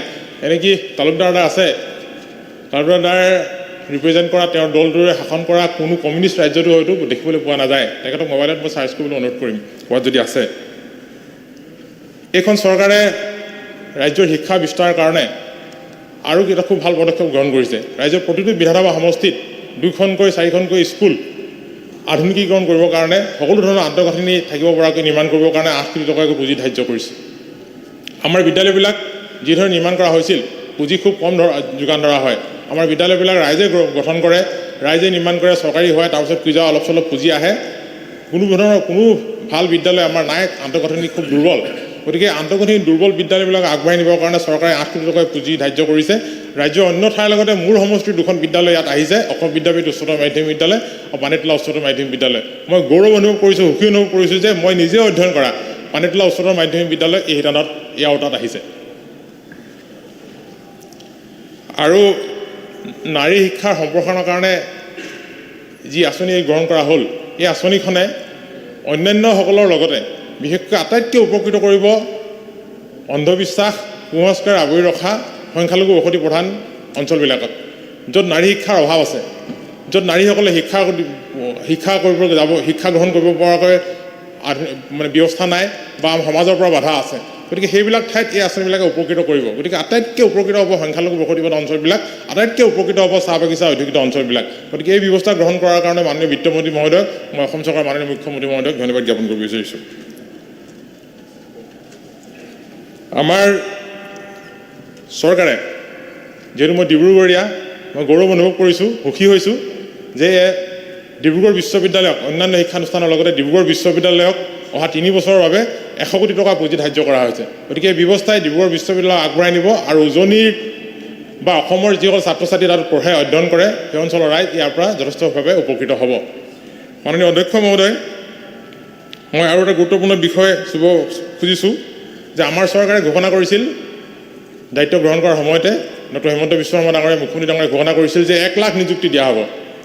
অখিল গগৈ ডাঙৰীয়া থকা হ'লে ক'লোহেঁতেন, মই এটা টক শ্ব'ত অখিল গগৈ ডাঙৰীয়াক দেখিছিলোঁ যে অখিল গগৈ ডাঙৰীয়াই সম্ভৱ নহয় বুলি কৈছিল, কিন্তু মাননীয় মুখ্যমন্ত্ৰী মহোদয়ে এইটো সম্ভৱ কৰি দেখুৱালে আৰু নিৰ্দিষ্ট সময়ৰ ভিতৰত এতিয়ালৈকে 96 লাখতকৈ অধিক 96,000তকৈ অধিক লোকক স্বচ্ছভাৱে নিকাভাৱে নিযুক্তি দিয়া সম্ভৱ কৰিলে আৰু 35,000 নিবনুৱাক নিযুক্তি দিবলৈ প্ৰক্ৰিয়া আৰম্ভ হৈছে। খুব কম সময়ৰ ভিতৰতে নিযুক্তি হ'ব। অহা 2 দিনৰ ভিতৰতে আৰু 800-900 নিবনুৱাই নিযুক্তি লাভ কৰিব আৰু এই নিযুক্তিবিলাক হওঁতে খুব স্বচ্ছতাৰে কৰা হৈছে, খুব নিকাভাৱে কৰা হৈছে, খুবেই শৃংখলাবদ্ধভাৱে কৰা হৈছে। আজি পৰিৱেশ এনেকুৱা আহিছে যে গাঁৱে ভূঞে গ'লে মানুহে পঢ়াৰ পৰিৱেশ এটা আহিছে, চৰকাৰৰ ওপৰত আস্থাৰ বিশ্বাস ঘূৰি আহিছে। এটা সময় আছিল যে নিযুক্তিবিলাক ৰাজনৈতিকভাৱে হয়, যে আমাৰ লগত লাগি থকা ৰাজনৈতিক ব্যক্তি আমি আমাৰ লগত লাগি থকা লাগি থকা লোকসকলক আমি উপযুক্ততকৈ আমাৰ লগত লাগি আছে কাৰণে নিবনুৱা সমস্যা সমাধান কৰিবৰ কাৰণে আমি দায়িত্ব সাৰিবৰ কাৰণে আমি নিযুক্তি দিছিলোঁ। কিন্তু সেই ব্যৱস্থা নাইকিয়া কৰি মাননীয় মুখ্যমন্ত্ৰী মহোদয়ে খুব স্বচ্ছতাৰে এটা নিযুক্তি ব্যৱস্থা ভাল ৰাখিছে। মোৰে সমষ্টিত মোৰ দলৰ মহিলা পৰিষদ কৰে এগৰাকী মহিলা, নামটো নকওঁ, তেওঁৰ জীয়েক এগৰাকী ছোৱালী 3rd গ্ৰেড 4th গ্ৰেডৰ কাৰণে চাকৰি ইণ্টাৰভিউ দি আছে, চাকৰি হোৱা নাই। আমাক খুব গালি গালাজ কৰে। এতিয়া যোৱা 3-4 দিনৰ আগত মই কথা পাতিছোঁ, কথা পতাৰ পাছত এটা উপলব্ধি কৰিলোঁ, কৈছে যে কি কৰিছে, ছোৱালী পঢ়ি আছে। ছোৱালী এতিয়া ভাবিলে যে নপঢ়িলে চাকৰি নহ'ব, গতিকে পঢ়িছে, পৰীক্ষা দিবৰ কাৰণে পঢ়া শুনা কৰিছে। গতিকে এটা পৰিৱেশ ঘূৰি আহিছে, চৰকাৰৰ পৰা আস্থা আৰু বিশ্বাসৰ বাতাবৰণ তৈয়াৰ হৈছে যে পঢ়িলে, ভালকৈ পৰীক্ষা দিলে, ইণ্টাৰভিউ পাছ কৰিলে চাকৰি পাব, সেইটো এটা গেৰাণ্টি হৈছে। আজি গাঁৱে গাঁৱে নগৰে চহৰে খেলপথাৰবিলাকত ৰাতিপুৱা দৌৰাৰ পৰিৱেশ আৰম্ভ হৈছে যে পুলিচৰ ইণ্টাৰভিউ দিব লাগিব, ভালকৈ দৌৰিলে, ভালকৈ পাছ কৰিলে মই চাকৰিটো পাম। কিন্তু আগতে কি আছিলে, আমি নিজেও প্ৰত্যক্ষ কৰিছোঁ যে দৌৰে ফাৰ্ষ্ট হয়, লিষ্টত নামটো লিখে, কিন্তু লাষ্টত গৈ তেওঁৰ নামটো নোলায়। যি দৌৰাই নাই, যি প্ৰতিযোগিতাত যোৱাই নাই, দৌৰাই নাই, পিছফালৰ পৰা তেওঁৰ নামটো গৈ 1 নম্বৰত আহি যায়, পিছত তেনেধৰণৰ নিযুক্তি পোৱা ঢেৰ উদাহৰণ আছে। গতিকে এতিয়া গোটেই ব্যৱস্থাটোৰ ওপৰত স্বচ্ছতা আহিছে, নিকা হৈছে, শৃংখলাবদ্ধ হৈছে আৰু সেইকাৰণে চৰকাৰৰ ওপৰত আস্থা আৰু বিশ্বাসৰ ভাৱ গঢ়ি উঠিছে। গতিকে সমালোচনাৰ কাৰণে সমালোচনা নকৰি বিৰোধী দলৰ মাননীয় সদস্যসকলক অনুৰোধ কৰিম, এই বাজেটক আপোনালোকে সমৰ্থন জনাওক আৰু আমাৰ হাতে সহযোগ কৰক, চৰকাৰ উন্নয়নমুখী যাত্ৰাত আপোনালোকে সহযোগ কৰক।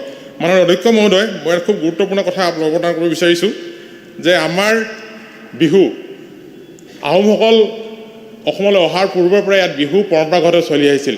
সেই বিহু নিজস্ব পৰম্পৰাৰে ইমান দিনে চলি আছিল, কিন্তু আমাৰ চৰকাৰে দায়িত্ব গ্ৰহণ কৰাৰ পিছত, ডক্টৰ হিমন্ত বিশ্ব শৰ্মা ডাঙৰীয়া মুখ্যমন্ত্ৰী হোৱাৰ পিছত এই বিহুক আজি বিশ্বজনীনতা প্ৰদান কৰা হ'ল।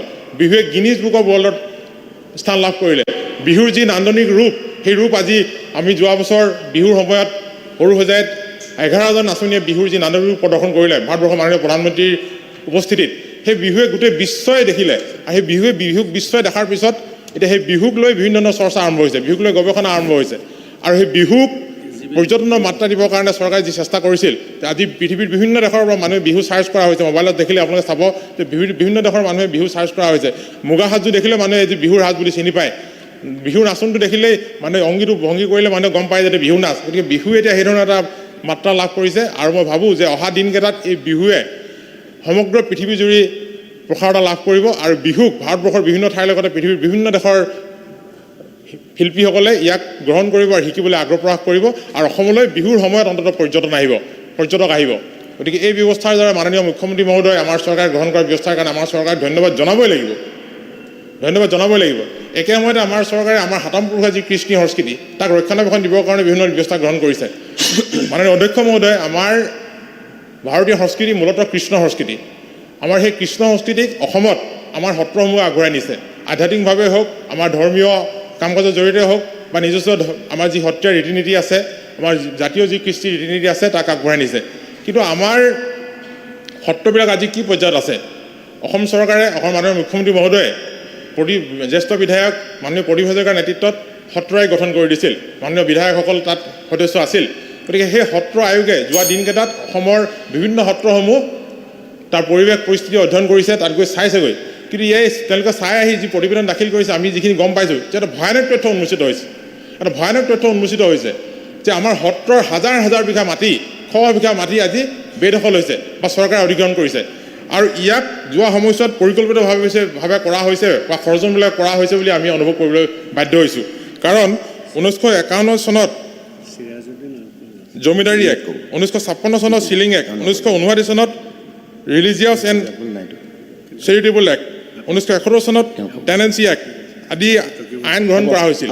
আৰু এই আইনবিলাক হয় মই সামৰিছোঁ এই আইনবিলাক মই অনুভৱ কৰিছোঁ যে আইনবিলাক চৰকাৰে খৰ্জনমূলভাৱে গ্ৰহণ কৰিছিল কাৰণ যোৱা স্বাধীনতাৰ পিছত যি কংগ্ৰেছ চৰকাৰ বেছি সময় আছিল সন্দেহযুক্ত লোকক মাটিখিনি অধিগ্ৰহণ সন্দেহযুক্ত লোকক মাটিখিনি বেদখল কৰাৰ সুযোগ দিবৰ কাৰণে বোধহয় এনে আইনবিলাক গ্ৰহণ কৰা হৈছিল গতিকে আইনবিলাক সংশোধন কৰিবৰ কাৰণে এই আইনবিলাক বাতিল কৰিবৰ কাৰণে মাননীয় অধ্যক্ষ মহোদয়ৰ জৰিয়তে মই অসম চৰকাৰক অনুৰোধ জনাম থেংক ইউ আৰু বেদখলকৃত সত্ৰৰ মাটিসমূহ উদ্ধাৰ কৰিবৰ কাৰণে চৰকাৰে যদি অধিগ্ৰহণ কৰিছিল মাটিখিনি মুক্ত কৰি দিব লাগে বেদখল কৰি আছে তাক যদি বেদখল যদি কোনোবাই কৰি আছে তাক মুক্ত কৰি সত্ৰসমূহত কৃষ্ণ সংস্কৃতি প্ৰচাৰ কৰিবৰ কাৰণে অসমৰ সত্ৰীয়া সংস্কৃতিক আগবঢ়াই নিবৰ কাৰণে অসমৰ ধৰ্ম অসমৰ কৃষ্টি সংস্কৃতি আগবঢ়াই নিবৰ কাৰণে সুবিধা কৰি দিব মাননীয় অধ্যক্ষ মহোদয় এই সুযোগ দিয়াৰ কাৰণে মই ধন্যবাদ জনাইছোঁ আৰু এই যিখন বাজেট বিধানসভাত মাননীয় অধ্যক্ষ মহোদয় এখন সৰ্বগ্ৰহণযোগ্য বাজেট মানে বিৰোধী দলৰ সদস্যসকলক ইয়াক প্ৰত্যাহাৰ কৰি মাননীয় মুখ্যমন্ত্ৰী মহোদয় অসমৰ ভাৰতবৰ্ষৰ শ্ৰেষ্ঠ 5খন ৰাজ্য কৰাৰ যি যাত্ৰা সেই যাত্ৰাত সহযোগ আগবঢ়াবলৈ অনুৰোধ জনাই মই ক'বলৈ কিনে সামৰিছোঁ ধন্যবাদ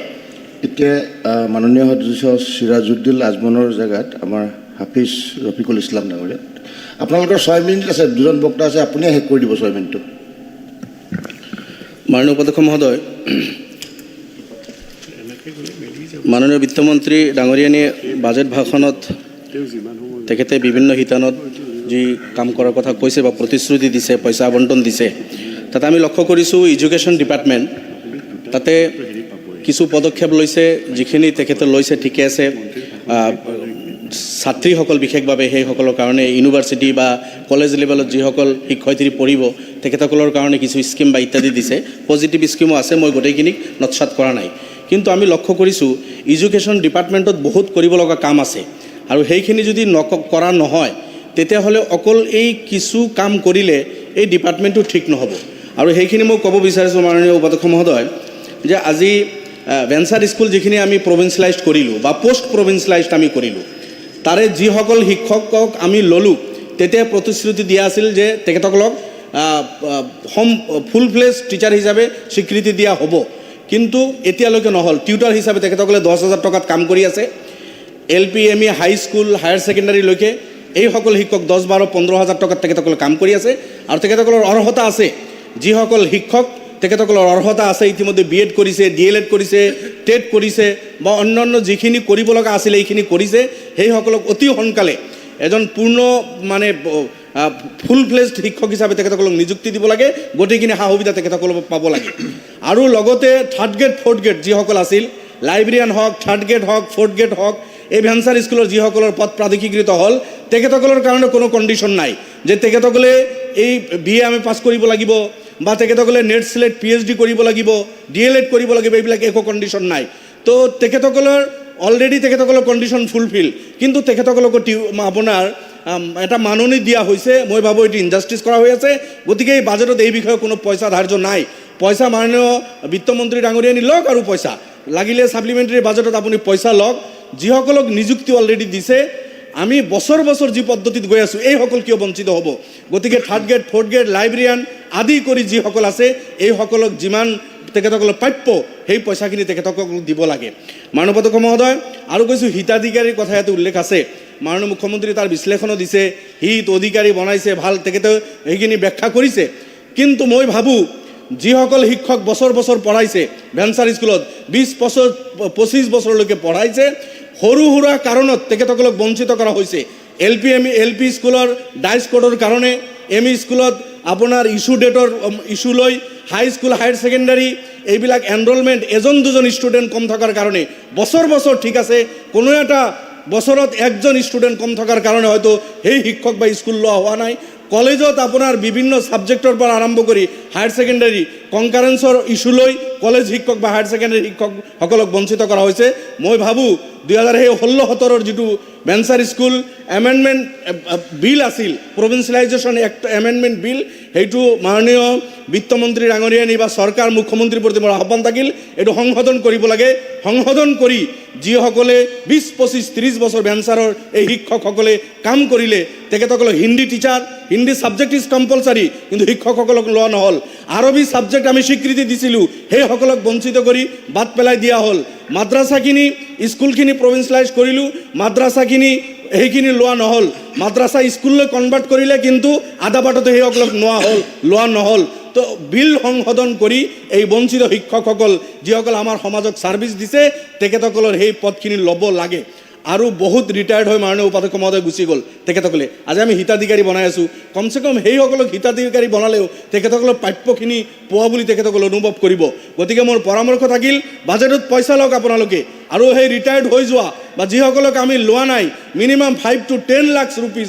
তেখেতসকলক এককালীন সাহায্য দি কমচে কম সেইসকল আমাক যে ছাৰ্ভিচ দিলে সমাজক ৰাজ্যক সেইসকলৰ এই প্ৰাপ্যখিনি আমি আদায় দিব লাগে তাৰ কাৰণে ভেঞ্চাৰ স্কুল প্ৰভিন্সিয়েলাইজেশ্যন এমেণ্ডমেণ্ট এক্টটো সংশোধন কৰি এই যিসকল প্ৰাপ্য মানুহ আছে সেইসকলৰ পদখিনি প্ৰাধিকৃত কৰিব লাগে মাননীয় উপাধ্যক্ষ মহোদয় শিক্ষাত বহুদিনৰ পৰা আমি কৈ আছোঁ বৰপেটা বিশ্ববিদ্যালয়ৰ কথা আজি অসমত বহুত জেগাত বিশ্ববিদ্যালয় দিছে ভাল কথা বৰপেটা গোৱালপাৰা শালমাৰা ধুবুৰী মই আগতো কৈছোঁ এতিয়ালৈকে বিশ্ববিদ্যালয় নাই এই বৰপেটাৰ পৰা ধুবুৰীলৈকে 2-250 কিলোমিটাৰ এইটো বেল্টত যদি ব্ৰহ্মপুত্ৰৰ কাষে কাষে যায় এখনো বিশ্ববিদ্যালয় নাই এইটো দুখৰে মই ক'ব লগা হৈছে গতিকে বাজেটত পইচা লওক আপোনালোকে এইটো ঘোষণা কৰক বৰপেটা বহুকেইখন কলেজ আছে MC college Barpeta BS college বৰপেটাত আছে নৱজ্যোতি মহাবিদ্যালয় কলগাছিয়া মন্দিয়া আঞ্চলিক কলেজ চেঙা এমকো কলেজ কোনোবা এখন কলেজ কেন্দ্ৰ কৰি বৰপেটা বিশ্ববিদ্যালয় ঘোষণা কৰিব লাগে তাৰ কাৰণে পইচা লওক আমাৰ কোনো আপত্তি নাই মোৰ বেকিৰ পাৰত 200 বিঘা মাটি আছে জনিয়াত লওক আপোনালোকে আমি দি দিম বৰপেটা এখন বিশ্ববিদ্যালয় লাগে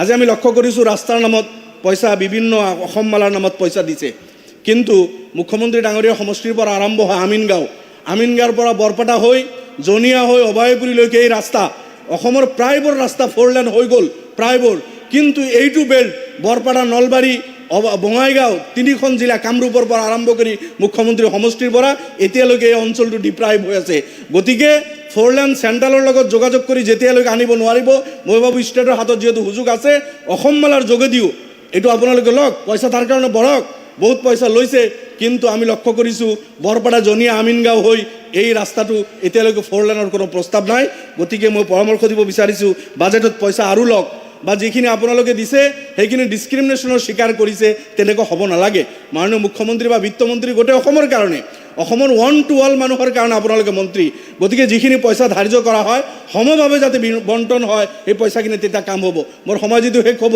মই বসুন্ধৰাৰ কথা মুখ্যমন্ত্ৰী ডাঙৰীয়াই কৈছে যে চাহ বাগান শেষ কৰিছোঁ মই মাননীয় উপাধ্যক্ষ মহোদয় 10 মিনিটত চাহ বাগানৰ তেখেতসকলে বসুন্ধৰা 3 টানি তেখেতসকলক মাটি এলাৰ দিব ভাল কথা সেইসকল বহুত বঞ্চিত কিন্তু লগে লগে চৰচাপৰি সংখ্যালঘু অধ্যুষিত অঞ্চলত তেখেতসকলৰ হাতত আজি ভূমি নাই ভূমিহীন মানুহ নদী ভঙা মানুহ গৰাখহনীয়াগ্ৰস্ত মানুহ চৰকাৰী মাটিত আছে কেইদিন পিছে পিছে তেখেতসকলক উচ্ছেদ কৰি ঘৰ বাৰী ভাঙি দিয়া হয় ল'ৰা ছোৱালী পৰীক্ষা দিব যাব পৰা নাই এই ঠাণ্ডা পৰীক্ষাৰ সময়ত তেখেতসকলক উচ্ছেদ কৰি থকা হৈছে গতিকে এতিয়া বসুন্ধৰা 3 যদি আনে চাহ বাগানৰ লগে লগে চৰচাপৰি মাইনৰিটি অধ্যুষিত অঞ্চলত এই ভূমিহীন মানুহ যিসকলৰ হাতত মাটি নাই চৰকাৰী ল্যান্ড আছে এইখিনি লগে লগে আবণ্টন যাতে দিয়া হয় ইয়াতে যাতে কোনো ডিছক্ৰিমিনেশ্যনৰ শিকাৰ কৰা নহয় মাননীয় মুখ্যমন্ত্ৰীৰ প্ৰতি এইটো আমাৰ আহ্বান থাকিল যে আপুনি মুখ্যমন্ত্ৰী গতিকে অসমৰ 1/3 পপুলেশ্যন বাদ দি বাকীখিনিৰ কাৰণে কাম কৰি থাকিলে ৰাজ্যখন কেতিয়া আগুৱাই নাযায় আকৌ এইখিনি কথা কৈ বৰপেটা বিশ্ববিদ্যালয় বসুন্ধৰাত মাইনৰিটি মানুহখিনিক মাটি দিয়া আৰু আমিনগাঁও মুখ্যমন্ত্ৰী সমষ্টিৰ পৰা বৰপেটা জনিয়া হৈ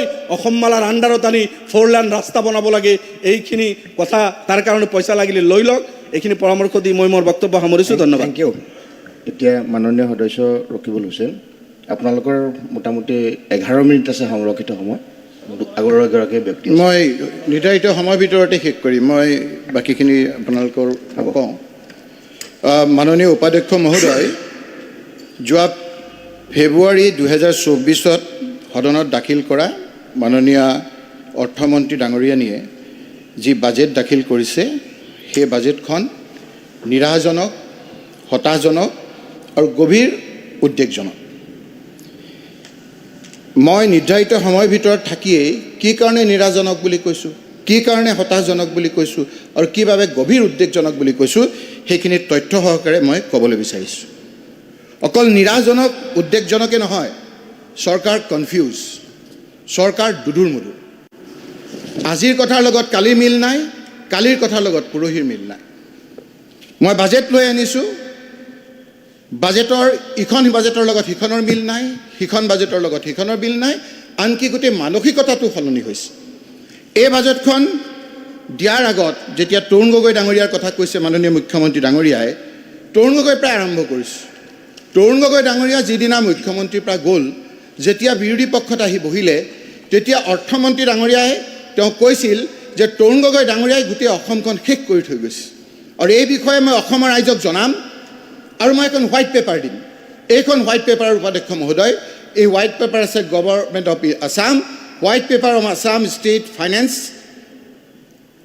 as on 24th May 2016 placed on the table of the House on 3rd June 2016 গোটেইখিনি সময় নাই তাত কৈছে অসমৰ মানুহে বহুত আশা কৰিছিল তাত কনক্লুজনত কৈছে 9.1 from the above it is clear that the new government has to begin in the journey with an extremely negative financial position of about rupees 10,000 crore তেওঁ যিখন হোৱাইট পেপাৰ দিছে তাত কৈছে যে বিগত চৰকাৰে 10,000 কোটি টকাৰ ধাৰৰ বুজাত হৈ গৈছে আৰু সেইকাৰণে আমি এটা এক্সট্ৰিমলি নেগেটিভ পজিশ্যনৰ পৰা গভৰ্ণমেণ্টখন চলাবলগীয়া হৈছে অকল সেইটোৱে নহয় প্ৰত্যেকখন পেপাৰত ডাঙৰ ডাঙৰকৈ উঠাইছে 10,000 কোটি ঋণৰ গৰাহত ৰাজ্য ভয়াৱহ আৰ্থিক সংকটত উদঙাই সদনত বিত্তমন্ত্ৰী হিমন্ত বিশ্ব শৰ্মাই স্বেতস্পত্ৰ দাখিল কৰিছে গগৈ চৰকাৰে এৰি গ'ল উদং ৰাজকোষ আনকি টাইমছ অফ ইণ্ডিয়াত উপাধ্যক্ষ মহোদয়ে ক'লে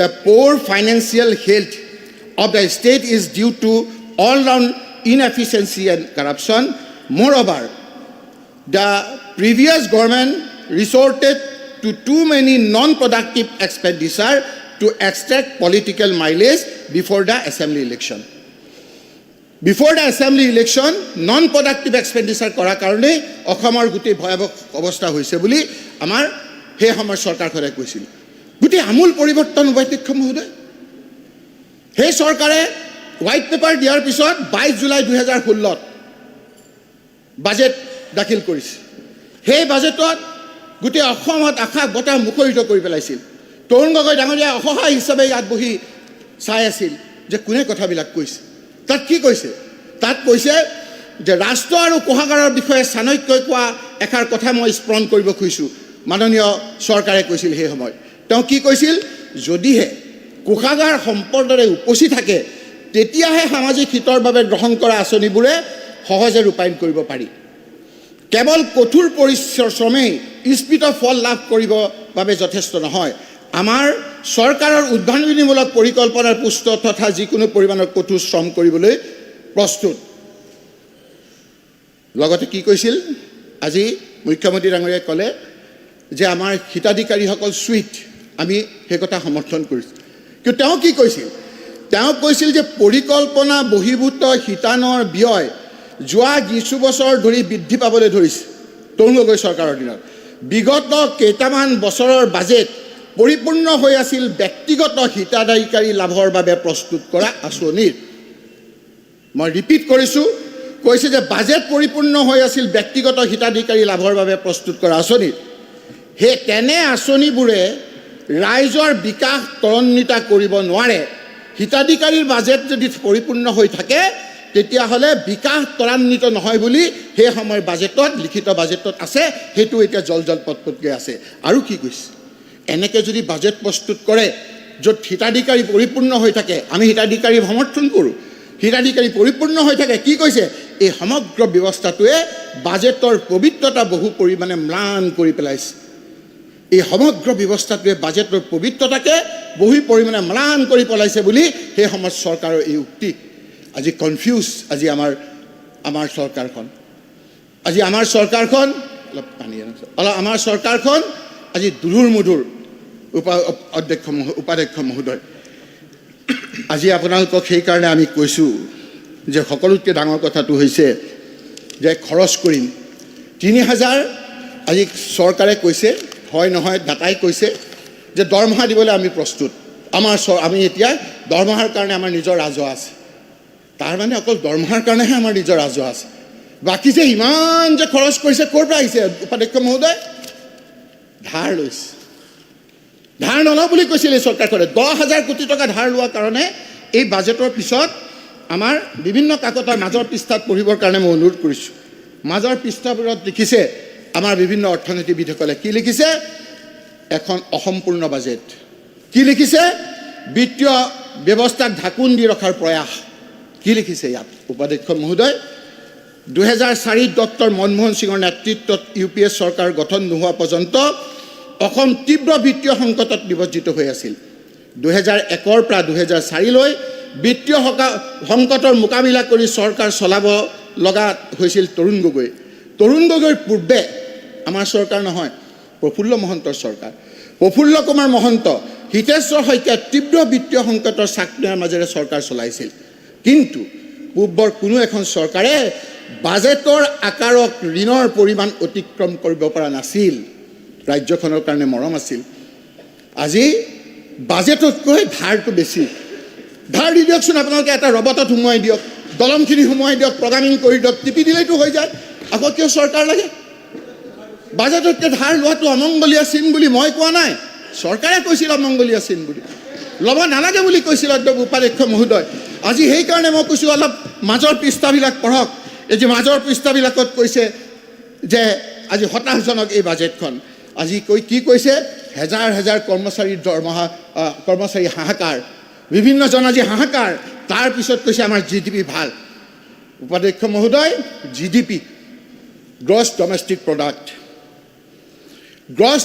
প্ৰডাক্টৰ অন্যতম এটা জোখাৰ যন্ত্ৰ হ'ল কৃষি গ্ৰছ ডমেষ্টিক প্ৰডাক্টৰ অসমীয়াটো হ'ল ঘৰুৱা উৎপাদন অসমত ঘৰুৱা উৎপাদন কৃষি 1 নম্বৰ ইয়াত কৈছে কেন্দ্ৰীয় মন্ত্ৰীয়ে কৈছে যে GDP-লৈ কৃষিখণ্ডৰ বৰঙণি হ্ৰাস কৃষিখণ্ডৰ বৰঙণি আমাৰ কমি গৈছে উপাধ্যক্ষ মহোদয় কিহত বাঢ়িছে ইনফ্ৰাষ্ট্ৰাকচাৰত বাঢ়িছে দলং কৰাত বাঢ়িছে এটা ঘৰ ভাঙি দিছে তাত বাঢ়িছে কিহত বাঢ়িছে উদ্বেগজনক উপাধ্যক্ষ মহোদয় চিন্তনীয় কথা কি কথা উপাধ্যক্ষ মহোদয় যে আজি আমাৰ দলং হৈছে আমি চিমেণ্ট কিনিছোঁ আমি সেইটো GDP-ক দেখাইছোঁ ৰড কিনিছোঁ আমি GDP-ক দেখাইছোঁ কিন্তু তাৰ পইচাটো ক'ৰ পৰা আহিছে সেইটো আমি দেখুওৱা নাই সেইকাৰণে আমি নহয় বিজেপিৰ জ্যেষ্ঠ নেতা সুব্ৰমণিয়ম স্বামী ডাঙৰীয়াই নিজৰ কিতাপত লিখিছে ৰিছেটত তাত লিখিছে ৰিগেইনিং ইণ্ডিয়াছ ইকনমিক লিগেচিত লিখিছে যে এই গোটেই methodology to determine the GDP is defective গোটেই নিয়মটো যিটো পদ্ধতিটো লৈছে সেই পদ্ধতিটোৱে ডিফেক্টিভ কাৰণ আজি ইনফ্ৰাষ্ট্ৰাকচাৰৰ ক্ষেত্ৰত যদি আপোনাৰ ইনফ্ৰাষ্ট্ৰাকচাৰৰ ক্ষেত্ৰত চিমেণ্ট কিনিছে ইনফ্ৰাষ্ট্ৰাকচাৰ দলং বনোৱাৰ ক্ষেত্ৰত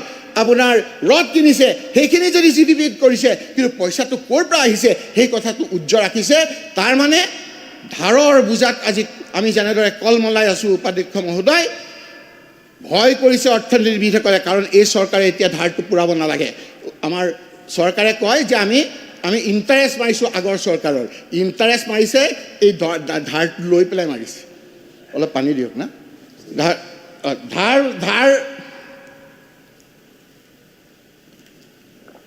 ইণ্টাৰেষ্ট লৈ পেলাই আজি ধাৰটো মাৰিছে সেইকাৰণে আজি হতাশজনক এখন ছবি উপাধ্যক্ষ মহোদয় আজি যিটো ইণ্ডেক্স দেখাইছে মই কম চৰকাৰক যে আপোনালোকে অকণমান এই কথাবিলাক নীতি আয়োগৰ যিবিলাক আমি নেটত পাইছোঁ কথাবিলাক কিন্তু আপোনাৰ ভাল নহয় পাৰ কেপিটা ইনকামত 29 নম্বৰত স্থানত অসম BPL ৰেংক দুখীয়া ৰাজ্যৰ ভিতৰত অসম 23 নম্বৰ পুষ্টিহীনতাৰ ক্ষেত্ৰত অৱস্থা বেয়া মেল নিউট্ৰিশ্যনত ইণ্ডিয়া ইন'ভেশ্যন ইণ্ডেক্সত 1 পৰা 17লৈকে নামেই বিচাৰি নাপালোঁ অসমৰ কিন্তু এটাত উপাধ্যক্ষ মহোদয় খুব ভাল স্কুল বন্ধ 9049খন চৰকাৰী প্ৰাথমিক বিদ্যালয় বন্ধ 214খন চৰকাৰী মাধ্যমিক স্কুল বন্ধ উচ্চতৰ মাধ্যমিক বিদ্যালয় বন্ধ স্কুল বন্ধ সেইটোত একে আগুৱাই আছে আৰু এটাত আগুৱাই আছে উপাধ্যক্ষ মহোদয় মদৰ দোকান খোলাত আমাৰ চৰকাৰ বহুত আগুৱাই আছে কোনো চৰকাৰে পাৰা নাই দলৰ সময় শেষ হ'ল গতিকে ঠিক আছে আপুনি আৰু দুখীয়া ৰাজ্যৰো অৱস্থাটো বেয়া দুখীয়া ৰাজ্য ধনী ৰাজ্যটো আমাক যে কৈছিল যে ৰাজ্যৰ ভিতৰত 5 নম্বৰ কৰিছে দুখীয়াৰ ভিতৰত আমি 5 নম্বৰ তলৰ ফালৰ পৰা গতিকে এইখিনি কথাকে ক'লোঁ আৰু আৰু এটা কৈছোঁ এই ষ্টুডেণ্টৰ কথা কৈ আছে উপাধ্যক্ষ মহোদয় ষ্টুডেণ্টে যে নাম এটা সলনি কৰিব লাগে তাৰ কাৰণে যে ষ্টাম্প পেপাৰ কিনে সেইটো 1000% বাঢ়ি গৈছে ষ্টাম্প পেপাৰ কাৰোবাৰ ডেট অফ বাৰ্থটো ভুল হ'ল যদি সংশোধন কৰিবলৈ ষ্টাম্প পেপাৰ কিনিব লাগে 100%, 1000% বাঢ়ি গৈছে। অলপ চৰকাৰখনে দৃষ্টিগোচৰ কৰিব। এইখিনিকে ক'লোঁ আৰু বহুত ক'বলগীয়া আছিল। ধন্যবাদ। এতিয়া মাননীয় সদস্য লৰেন্স ইছলাৰী, আপোনাৰ 6 মিনিট আছে শেষ কৰি। মাননীয় উপাধ্যক্ষ মহোদয়, অমৃতকালৰ সময়ত অসমৰ প্ৰথমগৰাকী মহিলা বিত্তমন্ত্ৰীয়ে চতুৰ্থবাৰৰ কাৰণে যি বাজেট দাখিল কৰিছে, সঁচাকৈ আমি ধন্যবাদ দিব লাগিব। এনেকুৱা এটা সময়ত য'ত আমাৰ অসমৰ সন্মানীয় মুখ্যমন্ত্ৰী ডাঙৰীয়াই অসমখন ভাৰতৰ 5খন শ্ৰেষ্ঠ ৰাজ্যৰ ভিতৰত এখন কৰিবলৈ এটা পৰিকল্পনা কৰিছে। এনেকুৱা যি বাজেট, এই বাজেটটো দেখাৰ লগে লগে আমি ইয়াৰ এটা উমান আমি পাব পাৰোঁ। মাননীয় উপাধ্যক্ষ মহোদয়, অসম বিধানসভাৰ সন্মানীয় অধ্যক্ষ ডাঙৰীয়াৰ লগত যোৱাবাৰ আমি বাংলাদেশত যাবলৈ এটা সুবিধা আমি পাইছিলোঁ। এই দেশৰ প্ৰধানমন্ত্ৰী, লোকসভাৰ অধ্যক্ষ, ফৰেন মিনিষ্টাৰ, ইণ্ডাষ্ট্ৰী মিনিষ্টাৰসকলক লগ কৰাৰ এটা সুবিধা হৈছিলে আমাৰ সজাতি দল। তাতে তেওঁলোকৰ লগত আলোচনা হৈছিলে। তেওঁলোকে কৈছে যে বাংলাদেশৰ যিমানবিলাক ইণ্ডাষ্ট্ৰী আছে, এই ইণ্ডাষ্ট্ৰীবিলাকত 50% ৱৰ্কাৰ, কৰ্মচাৰীবিলাক মহিলা বুলি তেওঁলোকে কৈছিলে। আৰু যিসকল মহিলা ইণ্ডাষ্ট্ৰীত নাহিলেও তেওঁলোকে নিজৰ ঘৰতে বহুত ধৰণৰ বয় বস্তু নিৰ্মাণ কৰে বুলি তেওঁলোকে আমাক জনাইছিল। আমি আগতে কৈছিলোঁ বাংলাদেশ দুখীয়া এখন দেশ, কিন্তু এতিয়া বাংলাদেশৰ যিটো অৰ্থনীতি লাহে লাহে বহুত আগুৱাই আহিছে। ইয়াৰ কাৰণ হয়তো হ'ব পাৰে যে তেওঁলোকৰ দেশৰ যিবিলাক মহিলা, এই মহিলাবিলাক এনেই থকা নাই। যিসকলে ইণ্ডাষ্ট্ৰীত নাযায় তেওঁলোকেও নিজৰ ঘৰত আচাৰ, পাপৰ, চকলেট ইত্যাদি বহুত কিবা কিবি বস্তু বনাই পেলাই দেশৰ যিটো অৰ্থনীতি, সেই অৰ্থনীতিত তেওঁলোকে অহিৰণা যোগাইছে। তো আমি এই বাজেটত দেখিবলৈ পাইছোঁ যে আমি আমাৰ ৰাজ্যখনত থকা যিমানবিলাক ছেল্ফ হেল্প গ্ৰুপৰ মহিলাসকল আছে, এই মহিলাসকলক গাইপতি 10,000কৈ দিয়াৰ যিটো পৰিকল্পনা এই বাজেটত আমি দেখিবলৈ পাইছোঁ। আগতে গ্ৰুপক দিয়া হৈছিলে, এতিয়া পাৰ মেম্বাৰ সকলো সদস্যক যিসকলে ছেল্ফ হেল্প গ্ৰুপত আছে গাইপতিকৈ 10,000 দিয়াৰ ব্যৱস্থা কৰা হৈছে। আৰু যদি লাগে বুলি কৈছে, আৰু যদি লাগে তেওঁলোকে 25,000কৈ লোন দিয়াৰ ব্যৱস্থা তেওঁলোকক কৰা হ'ব। আমি দেখিলোঁ নিজেও বহুত কেইটা, আমি VCDCত আছিলোঁ, আমি BTC অঞ্চলৰ মানুহ, গতিকে আমাৰ পঞ্চায়ত নাই। আমাৰ VCDCবিলাকত প্ৰপত্ৰবিলাক দিয়া হৈছিলে। মই 3-4টা VCDCত মই আছিলোঁ। বহুত ভিৰ লাগিছে, মানুহবিলাকে সংগ্ৰহ কৰিছে প্ৰপত্ৰবিলাক।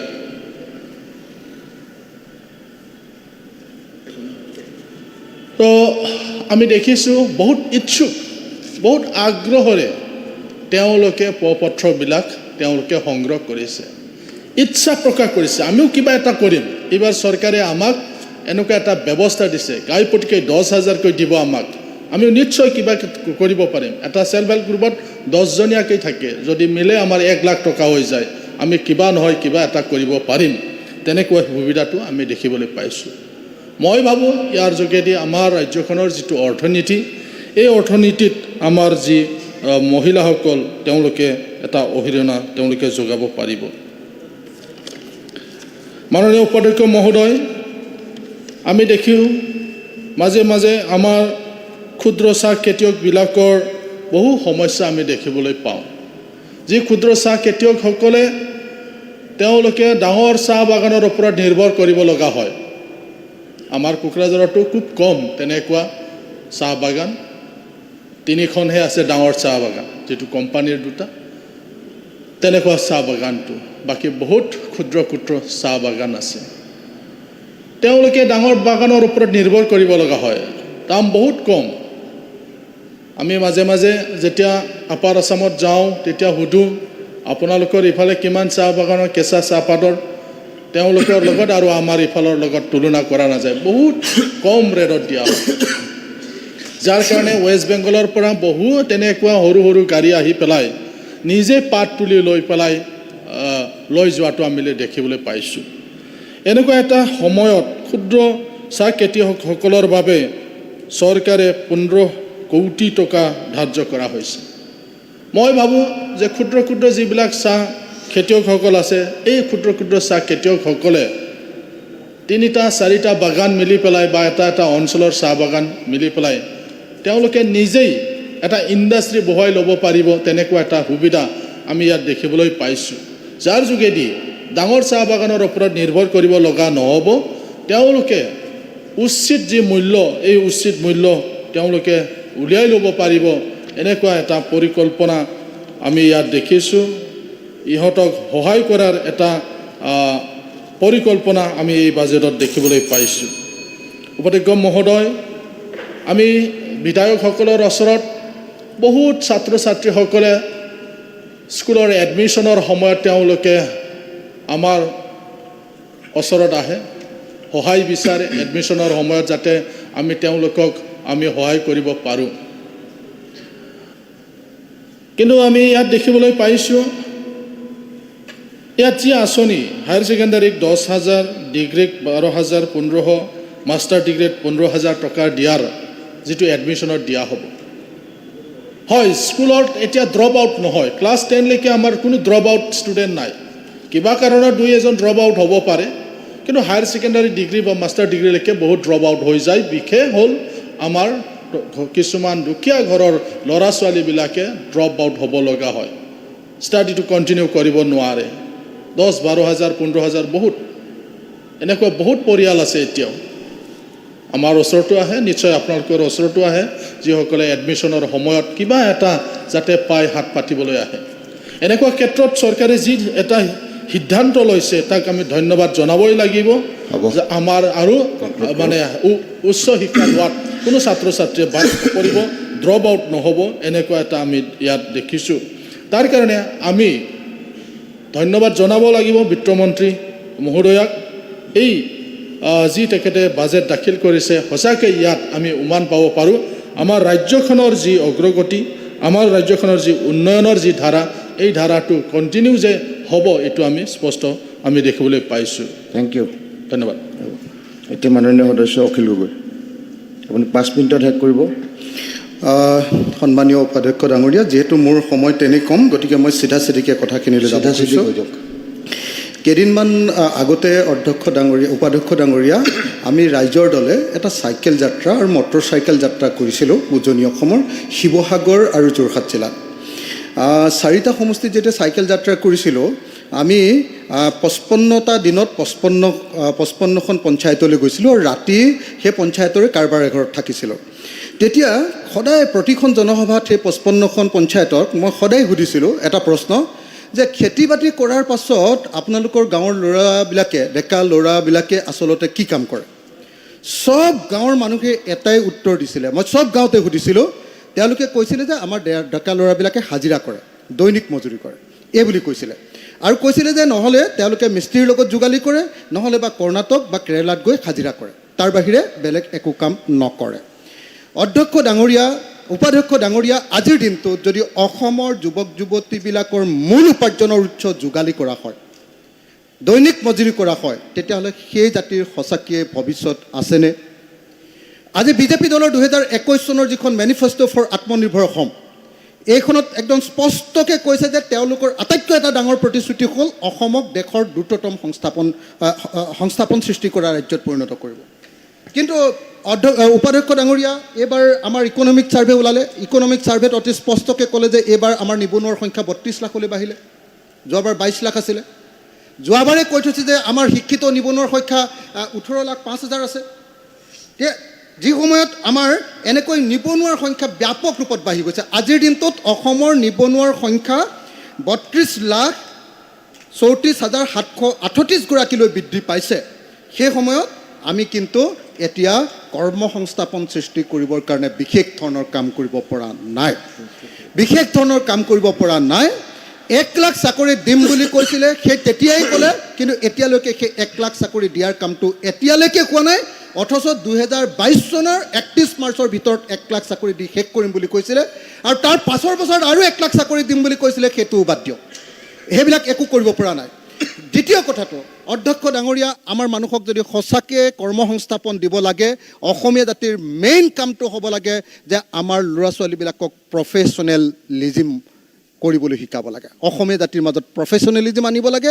পেচাদাৰিত্ব যদি সঁচাকৈ নাহে, অসমীয়া জাতিয়ে কেতিয়াও কোনো পধ্যে উন্নতি লাভ কৰিব নোৱাৰে। কিন্তু এই পেচাদাৰিত্ব কৰিবৰ কাৰণে বা পেচাদাৰী কৰিবৰ কাৰণে, পেচাদাৰী মানসিকতা গঢ়িবৰ কাৰণে বা কৰ্মসংস্থাপন সৃষ্টি কৰিবৰ কাৰণে কিন্তু এই বাজেটত বিশেষ একো নাই। এই বাজেটৰ মূল উদ্দেশ্যটো হ'ল বেনিফিচাৰী সৃষ্টি কৰা। আজি মুখ্যমন্ত্ৰীয়ে একদম মানে হাঁহি হাঁহি কৈ আছে যে বেনিফিচাৰী সৃষ্টি কৰাটোৱে বোলে তেওঁৰ চৰকাৰৰ আটাইতকৈ ডাঙৰ ক্ৰেডিট, আৰু বেনিফিচাৰী সৃষ্টি কৰিবলৈ পোৱাটো বোলে তেওঁৰ সৌভাগ্যৰ কথা। তো তেনেকুৱা এজন মুখ্যমন্ত্ৰীৰ দিনত অসমৰ আচলতে প্ৰকৃত উন্নতি কেতিয়াও সম্ভৱপৰ নহয়। যদি সঁচাকৈ অসমৰ মানুহক প্ৰকৃত অৰ্থত সংস্থাপন দিব লাগে, অসমক যদি ধনী কৰিব লাগে, তেতিয়াহ'লে আমি 5টা কাম কৰিবই লাগিব। 1 নম্বৰ, অসমৰ পথাৰবিলাকক সকলো সময়তে 12 মাহে খেতি কৰা অৱস্থালৈ লৈ যাব পাৰিব লাগিব। 12 মাহে খেতি কৰা ৰাজ্যত ব্যৱস্থা কৰিব লাগিব। দ্বিতীয় কথা, স্থানীয় মানুহৰ হাতলৈ বজাৰখিনি আমি আনিব পাৰিব লাগিব। তৃতীয় কথা, গাঁৱে ভূঞে নগৰে চহৰে ক্ষুদ্ৰ উদ্যোগ, অসমৰ উৎপাদিত সামগ্ৰীৰ ওপৰত ক্ষুদ্ৰ উদ্যোগ গঢ়ি তুলিব লাগিব। চতুৰ্থ কথা, ওচৰ চুবুৰীয়া ৰাজ্য আৰু ওচৰ চুবুৰীয়া যিবিলাক দেশ আছে, যেনেকৈ ধৰক ওচৰত ভূটান আছে, ওচৰত বাংলাদেশ আছে, এই দেশবিলাকৰ লগত আমাৰ বাণিজ্য কেনেকৈ বৃদ্ধি কৰিব লাগে, এই কথাটোৰ ওপৰত গুৰুত্ব দিব লাগিব। আৰু পঞ্চম কথা, যে দেশৰ অগ্ৰণী পৰ্যটন ৰাজ্যৰূপে আমি অসমক প্ৰতিষ্ঠা কৰিব লাগিব। কিন্তু মুখ্যমন্ত্ৰী ডাঙৰীয়াই কালি কৈছে যে নহয়, আমাৰ উন্নয়নৰ প্ৰধান হেঙাটো হ'ল জনসংখ্যা। তেওঁ কৈছে যে জনসংখ্যা বৃদ্ধিৰ কাৰণেহে আমি উন্নত হ'ব পৰা নাই। কিন্তু জনসংখ্যা বৃদ্ধি আচলতে আশীৰ্বাদ নে জনসংখ্যা বৃদ্ধি আচলতে অভিশাপ, এই কথাটো এটা অত্যন্ত গুৰুত্বপূৰ্ণ কথা। মই ভাবোঁ যে প্ৰকৃত অৰ্থত আমাৰ জনসংখ্যাক যদি প্ৰশিক্ষিত আৰু পেচাদাৰী কৰি তুলিব পৰা যায়, আৰু ৰাখি যদি বাণিজ্য কেন্দ্ৰ, ৰাখি ক্ষুদ্ৰ উদ্যোগ আৰু এখন ভাল পৰ্যটন অসম যদি গঢ়ি তুলিব পৰা যায়, এই জনসংখ্যা বৃদ্ধিটো কেতিয়াও অভিশাপ নহয়, এই জনসংখ্যা বৃদ্ধিটো বৰং আমাৰ কাৰণে আশীৰ্বাদ হ'ব পাৰে। আমি দেখিছোঁ যে আজি গোৱাৰ নিচিনা সৰু ৰাজ্যখনৰ আটাইতকৈ বেছি পাৰ কেপিটা ইনকাম, আটাইতকৈ বেছি 5 লাখ টকাতকৈ এবছৰত এজন মানুহৰ ইনকাম 5 লাখ টকাতকৈ বেছি। আজি আমাৰ ইয়াত কৈছে বাজেটত যে আমাৰ অসমৰ এজন মানুহৰ গড় পাৰ কেপিটা ইনকাম কিমান, গড় এবছৰৰ ইনকাম কিমান, কৈছে যে 1,20,000 টকা। গোৱাৰ কিন্তু সৰু ৰাজ্য, 5 লাখতকৈ বেছি। আমাৰ ওচৰৰ ছিকিমৰ তেওঁলোকৰ 5,19,000 টকা, কিন্তু আমাৰ অসমৰ 1,20,000 টকা এজন মানুহৰ। যি সময়ত অসমৰ মানুহৰ 1,20,000 টকা, সেই সময়ত আমাৰ কি কৰিছে, আমাৰ 1,20,000 টকা আমাৰ কি কয় এইটো অৰুণোদয় আঁচনিত 2 লাখ টকা। 2 লাখ টকা মানে কৈছে যে 2 লাখ টকাত অৰুণোদয় আঁচনি দিব পৰাটোৱে অসমৰ মুখ্যমন্ত্ৰীৰ আটাইতকৈ ডাঙৰ। কৈছে যে আমাৰ অসমখনটো একদম মডেল ষ্টেট হৈ গৈছে। কেনেকুৱা মডেল? অৰুণোদয় মডেল। কি মডেলত অৰুণোদয়? যে 2 লাখ টকা দুখীয়া মানুহবিলাকক এটা স্কিম দিছে। কিমান টকা? 1250 টকা। 1250 টকা মানে কিমান? 1250 টকা মানে $15। $15 কিমান চাউল পোৱা যায় আমেৰিকাত? $15 3 কেজি চাউল পোৱা যায় আমেৰিকাত। 3 কেজি চাউল পাব পৰা যোগ্যতা থকা অসম এখন বনাবৰ কাৰণে অসমৰ মুখ্যমন্ত্ৰীৰ সপোন। অসমৰ মুখ্যমন্ত্ৰীৰ সপোনটো হ'ল সেইটো। আজি আমি দেখিছোঁ যে আজি কিন্তু অসমৰ অৱস্থা, তেখেতে কৈছে যে দৰিদ্ৰতা নাইকিয়া হ'ল। 1 নম্বৰ পৃষ্ঠাত কৈছে বাজেট বক্তৃতাত। কিন্তু আমি দেখিছোঁ যে আজিৰ দিনটোত অসম ভাৰতবৰ্ষৰ 8খন আটাইতকৈ দুখীয়া দৰিদ্ৰ ৰাজ্য। এইটো একদম স্পষ্ট ৰূপত handbook of statistics of Indian ষ্টেটছত স্পষ্ট ৰূপত ঘোষণা কৰিছে। আজিৰ দিনটোত অসমৰ মানুহৰ গড় আয়ুস 22খন ৰাজ্যৰ ভিতৰত আমি 4ৰ্থ নিম্ন। দুখীয়া মানুহৰ গড় আয়ুস কম থাকে, দুখীয়া ৰাজ্যৰ গড় আয়ুস কম থাকে। আজি জনমূৰি বিদ্যুৎ লাভৰ ক্ষেত্ৰত 35খন ৰাজ্য আৰু কেন্দ্ৰীয় শাসিত অঞ্চলৰ ভিতৰত 35খন ৰাজ্যৰ ভিতৰত আমাৰে আটাইতকৈ বেছি কম বিদ্যুৎ আমি লাভ কৰোঁ। আটাইতকৈ কম, নিম্নতম। আমি ভাৰতবৰ্ষৰ ভিতৰতে আটাইতকৈ কম।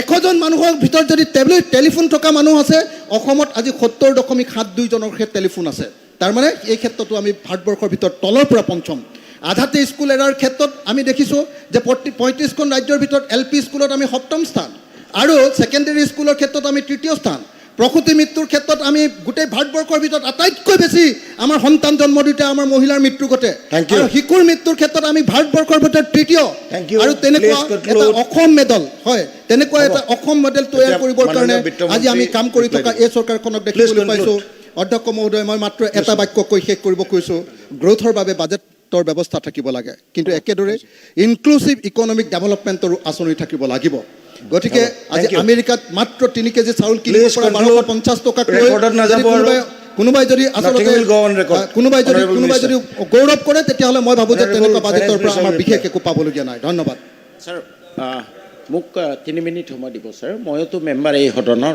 2 minute I should get the time. 2 minutes. Anyway, thank you, Honorable Deputy Speaker, sir. Yes, due to shortage of allotted time, I'll just touch on 3 striking features of the budget. Firstly, as per FRBM Act, the revenue deficit should have been eliminated by 2011, but we have failed miserably. Continuously, we are having revenue deficit. Not only having revenue deficit, the revenue deficit is increasing year by year. Number 2, the fiscal deficit should be as per FRBM Act within 4% with the conditional increment. But during 2022-23, it was 6%, 6.1%. That is violating the provisions in the FRBM Act. Third thing, our revised estimate seems to be very unrealistic. Perhaps in the supplementary demands, the provision should also be made about the surplus in other departments, which is not met. Because of that, during the last 5 to 10 years, the revised estimate seems to be very unrealistic. When the actual figure comes, it is quite different. Now, I would like to touch 3 points of my related to my constituency. Just 3 points, sir. মোৰ বাগবৰ সমষ্টিত বাগবৰ হাট এটা ব্যক্তিগত খণ্ডৰ অধীনত চলা এটা হাট পঞ্চায়ত এমেণ্ডমেণ্ট এক্টৰ 2107 ৰুল মতে no private haat is allowed until it has got prior approval of the government or the panchayat Baghbar haat does not have the prior approval so' it is illegal market number 2 for any cattle market it should have the approval of the it should be as per the provisions of the Cattle Preservation Act. That means the private cattle market should have either be registered or it should have license. Bagbor cattle market does not have either registration or it is not provided with license. So it is illegal market, sir. I have repeatedly asked questions to the Honorable Minister that why these illegal things are allowed to continue in detriment to the government run market. Kintu aziloi kar স্বার্থত মাননীয় উপাধ্যক্ষ মহোদয় এই private চলিত বজাৰখন ব্যক্তিগত খণ্ডৰ বজাৰখন kettle preservation act আৰু আমাৰ পঞ্চায়ত এক্ট ভায়োলেট কৰি পেলাই এলাউ কৰা হৈছে 2 number NFS, sir, 1 minute, 1 minute, please, sir, please, 1 minute. No, please sit down. Nothing will go on record. Please.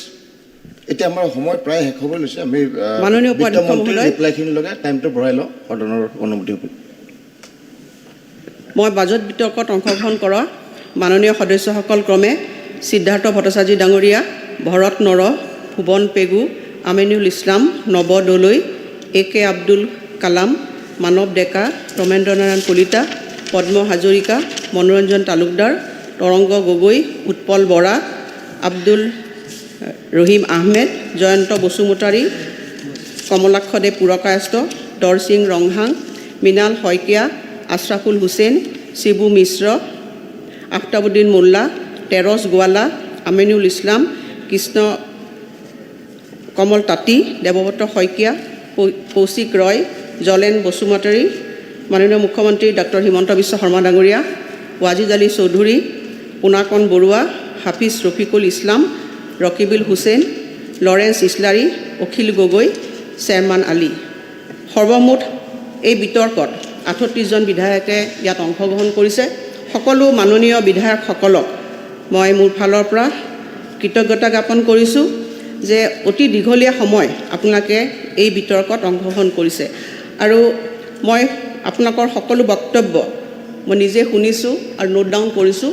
বহুতো মাননীয় সদস্যই যথেষ্টখিনি যদিও বিৰোধী দলত তেওঁলোকে প্ৰতিনিধিত্ব কৰিছে, মই আমাৰ নিজৰ দল শাসকীয় সদস্যসকলেও যথেষ্টখিনি ভাল পৰামৰ্শ দিছে আৰু বিৰোধী দলৰ পৰা মই দেখিছোঁ যে যথেষ্টখিনি ভাল পৰামৰ্শ আহিছে।